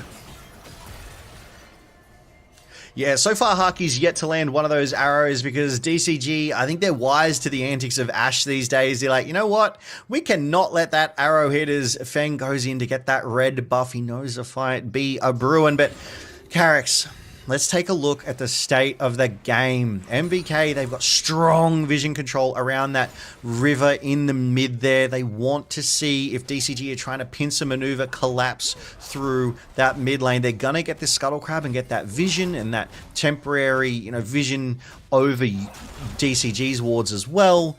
The gold lead, 2.2k in favor of MVK. Xiaoxi, you need to be so careful. That is a 2.5 item trundle, my guy. Then items, Hongshu has picked up that Leandries, does have that Malevolence, can do AP damage, but has to find Haki because right now Guri with that Spirit Visage and the Merc Treads can take all of what Annie has to offer and more. So can Cassante with that Jaxos, with that Negatron Cloak. The best target for Hongshu to get on is Haki, but good luck getting through their front line. Yeah, exactly. He has to find a really solid flank, and that's really hard when MVK are controlling Vision quite well. They've been able to clear out most of the wards for DCG. They can constantly threaten where they are, and of course they just use the Hawkshot. Hawkshot is OP. Able to spot DCG out. Hongshu just hasn't found the effective angle. They will open up this bot lane. Event just cashing in previously assigned tempo. Another arrow. Oh, come on. I do love that Hongshu like just dance back and forth every time. Yeah, but whether you miss by an inch or a mile, missing's missing, Carrix. But one day Haki will land one of those cross-map arrows and it will set up a play, and it will happen sooner rather than later. But earlier I called out the CS advantages, and Guri has extended his CS advantage. Chica has extended theirs as well, whereas Feng has caught up, picking up that Serpent's Fang as well. Gonna get a lot of value out of the sort of shield shred there too, so really like to see this optimized itemization. But counter to that, we see Haki pick up the LDR. Mundo is going to melt because Ash is just left in the back lines, able to free fire on your front line. Yeah, exactly. I think at this point it's really swinging towards MVK. The next Dragon fight will decide a lot of things. DCG could get back into the game there as Chica is flashing away. Tibbers dropped on him as well. They could try and blow this Cassante up. It's a two-man Bard ult. Not bad at all, but the follow-up not quite there. Seraphine ult goes wide. A lot of ults burn. 30 seconds before this Drake. It will get the mid lane tower for DCG. Here they are. They're listening. And they understand that they have to get priority back now. Yeah, they take advantage in that team fight. They call in the TP, so now they've got the numbers. Arrow hit! Ooh. It hit! It got cleansed immediately and didn't do anything, but it did hit! Teleport now, coming in. They want to try and find a fight here. They move forward. Florin is targeted. The Chica in the backside. They're just having to flash away from him. They can't deal with this Cassante. Into the backside, Pop 9. He's all out and into the team. He is down. The jungler has died right before Dragon. The bullet time is not bad at all, but it's not good enough, Logan. Kratos will take that kill. They will beat DCG down. They'll claim a mountain soul, and MVK are licking their lips and saying it's two Vietnamese teams first to playoffs. Yeah, you are so right. They traded their health bars so effectively as well. DCG, they got a great play in the mid. They were able to get Chica really low, force the 4v5. Chica recalled, healed up, TP'd back into the fight, and suddenly you're trying to get through Cassante, through Trundle, through Aatrox, and they just couldn't do it. Feng landed a beautiful bullet time, was able to cast the whole thing, and didn't kill anyone because the health bar diff is too big. But here is that mid lane play that we were talking about, right? They chip Chica down and out. He runs away to recall. They get the mid tier 1 turret, and then they kind of toy around with MVK. They get chipped, they get poked, they're losing health bar slowly, gradually, before this inevitable Drake fight, and you see MVK, they keep targeting Feng. Everything they're doing is to try and get to Feng. Florin has to stand in front of them, and Feng runs for the back lines, but the all-out removing Pop 9 means DCG is exposed, and Feng, bullet time. It was almost a full bullet time. That pillar doing so much work to prevent a lot of that damage, and MVK, every member survives there, Carrix. It's just, how do you get through these health bars? It's beginning to look like the answer is you don't. It was a really nice stun from Xiaoxi that set up that bullet time, but when a bullet time is channeled that much and it doesn't even look like it's going to swing the fight, Chica gets it. A massive, massive play. Once again, finds Pop 9, will be able to get away to the Raptors, but he's pulled away from the team. Look at that bullet time. Again, it's a lot channeled, it's a lot of damage, but it's not enough to stop Kratos, who barges his way into the backside. Xiaoxi down to Haki, and MVK are not taking their foot off the pedal. It's Baron time. Yeah, look, I mean, MVK have Mountain Soul as well. They are so tanky already. Then they get the Soul. They're nearly impossible to kill at this stage of the game. They take the team fight. They're going to take the Baron here as well at the 29th minute. Every win condition online for them. Haki, 3.5 items. Cassante, nearly ready to complete his third full item here as well. It's just item advantage, gold advantage. Only Hongshu still up over Chica, but you need to be so much farther ahead than a Cassante in this situation. As we take a look at this replay, Chica against the world. He was 1v5, didn't even drop below 50%, and he set the rest of his team up for success. Yes, Feng does get a beautiful bullet time, but it didn't even get 3-4 members below 50%, and Kratos was herding DCG around in the back line, allowing MVK to keep on pushing. 29 minutes, 6.5k gold advantage, 8 kills to 3, but 3 turrets apiece. I mean, there's still some hope for DCG here, Carrix.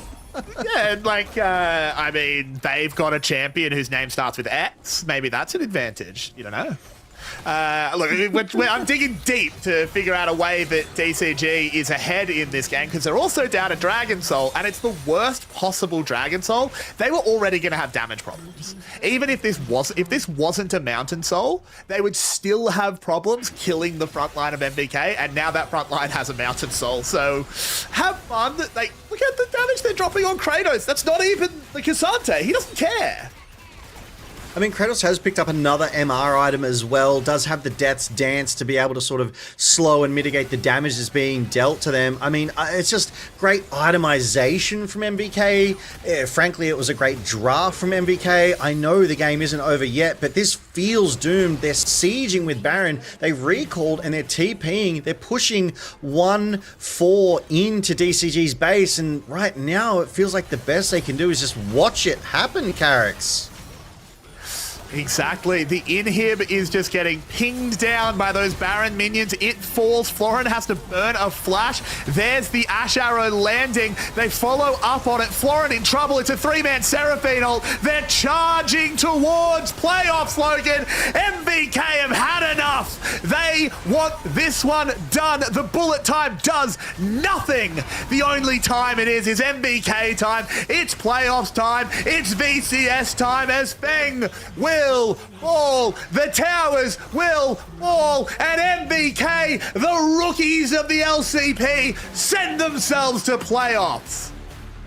MVK beat our perennial second place team, Relove DCG. MVK have locked themselves into the LCP Split 3 playoffs, and they keep their hopes and dreams alive for one of those 2 remaining berths to Worlds 2026. Take a bow, MVK. You made Relove DCG work for it every step of the way and overcame them, despite DCG being the favorites coming in to this best of 5 here tonight, Carrix. Well done, MVK. And look, we both kind of got a prediction right. You said 3-2, I said MVK wins. Together, we're the ultimate analyst. They do say 2 heads are better than 1, so we'll take it as Chica just doing a little celebration there. That game was absolutely phenomenally draft diffed. They just had so much tankiness that Relove DCG could not find a way through. Even Feng getting some beautiful setups on a couple of those bullet times, it just didn't feel like he was accelerated enough. He didn't have the right gear to get through it all. And look at that, only 17 kills. It's one of the least bloody games we've had in tonight's BO5 series, Carrix. And I think that's because this was probably the most one-sided game. MVK never really looked like they were in trouble. There was maybe a pick or two here or there where it's like, you shouldn't really let that happen. But the result was never really in doubt. I think all 4 other games had swings and roundabouts. Look at the gold graph. It was all even, and then all MVK.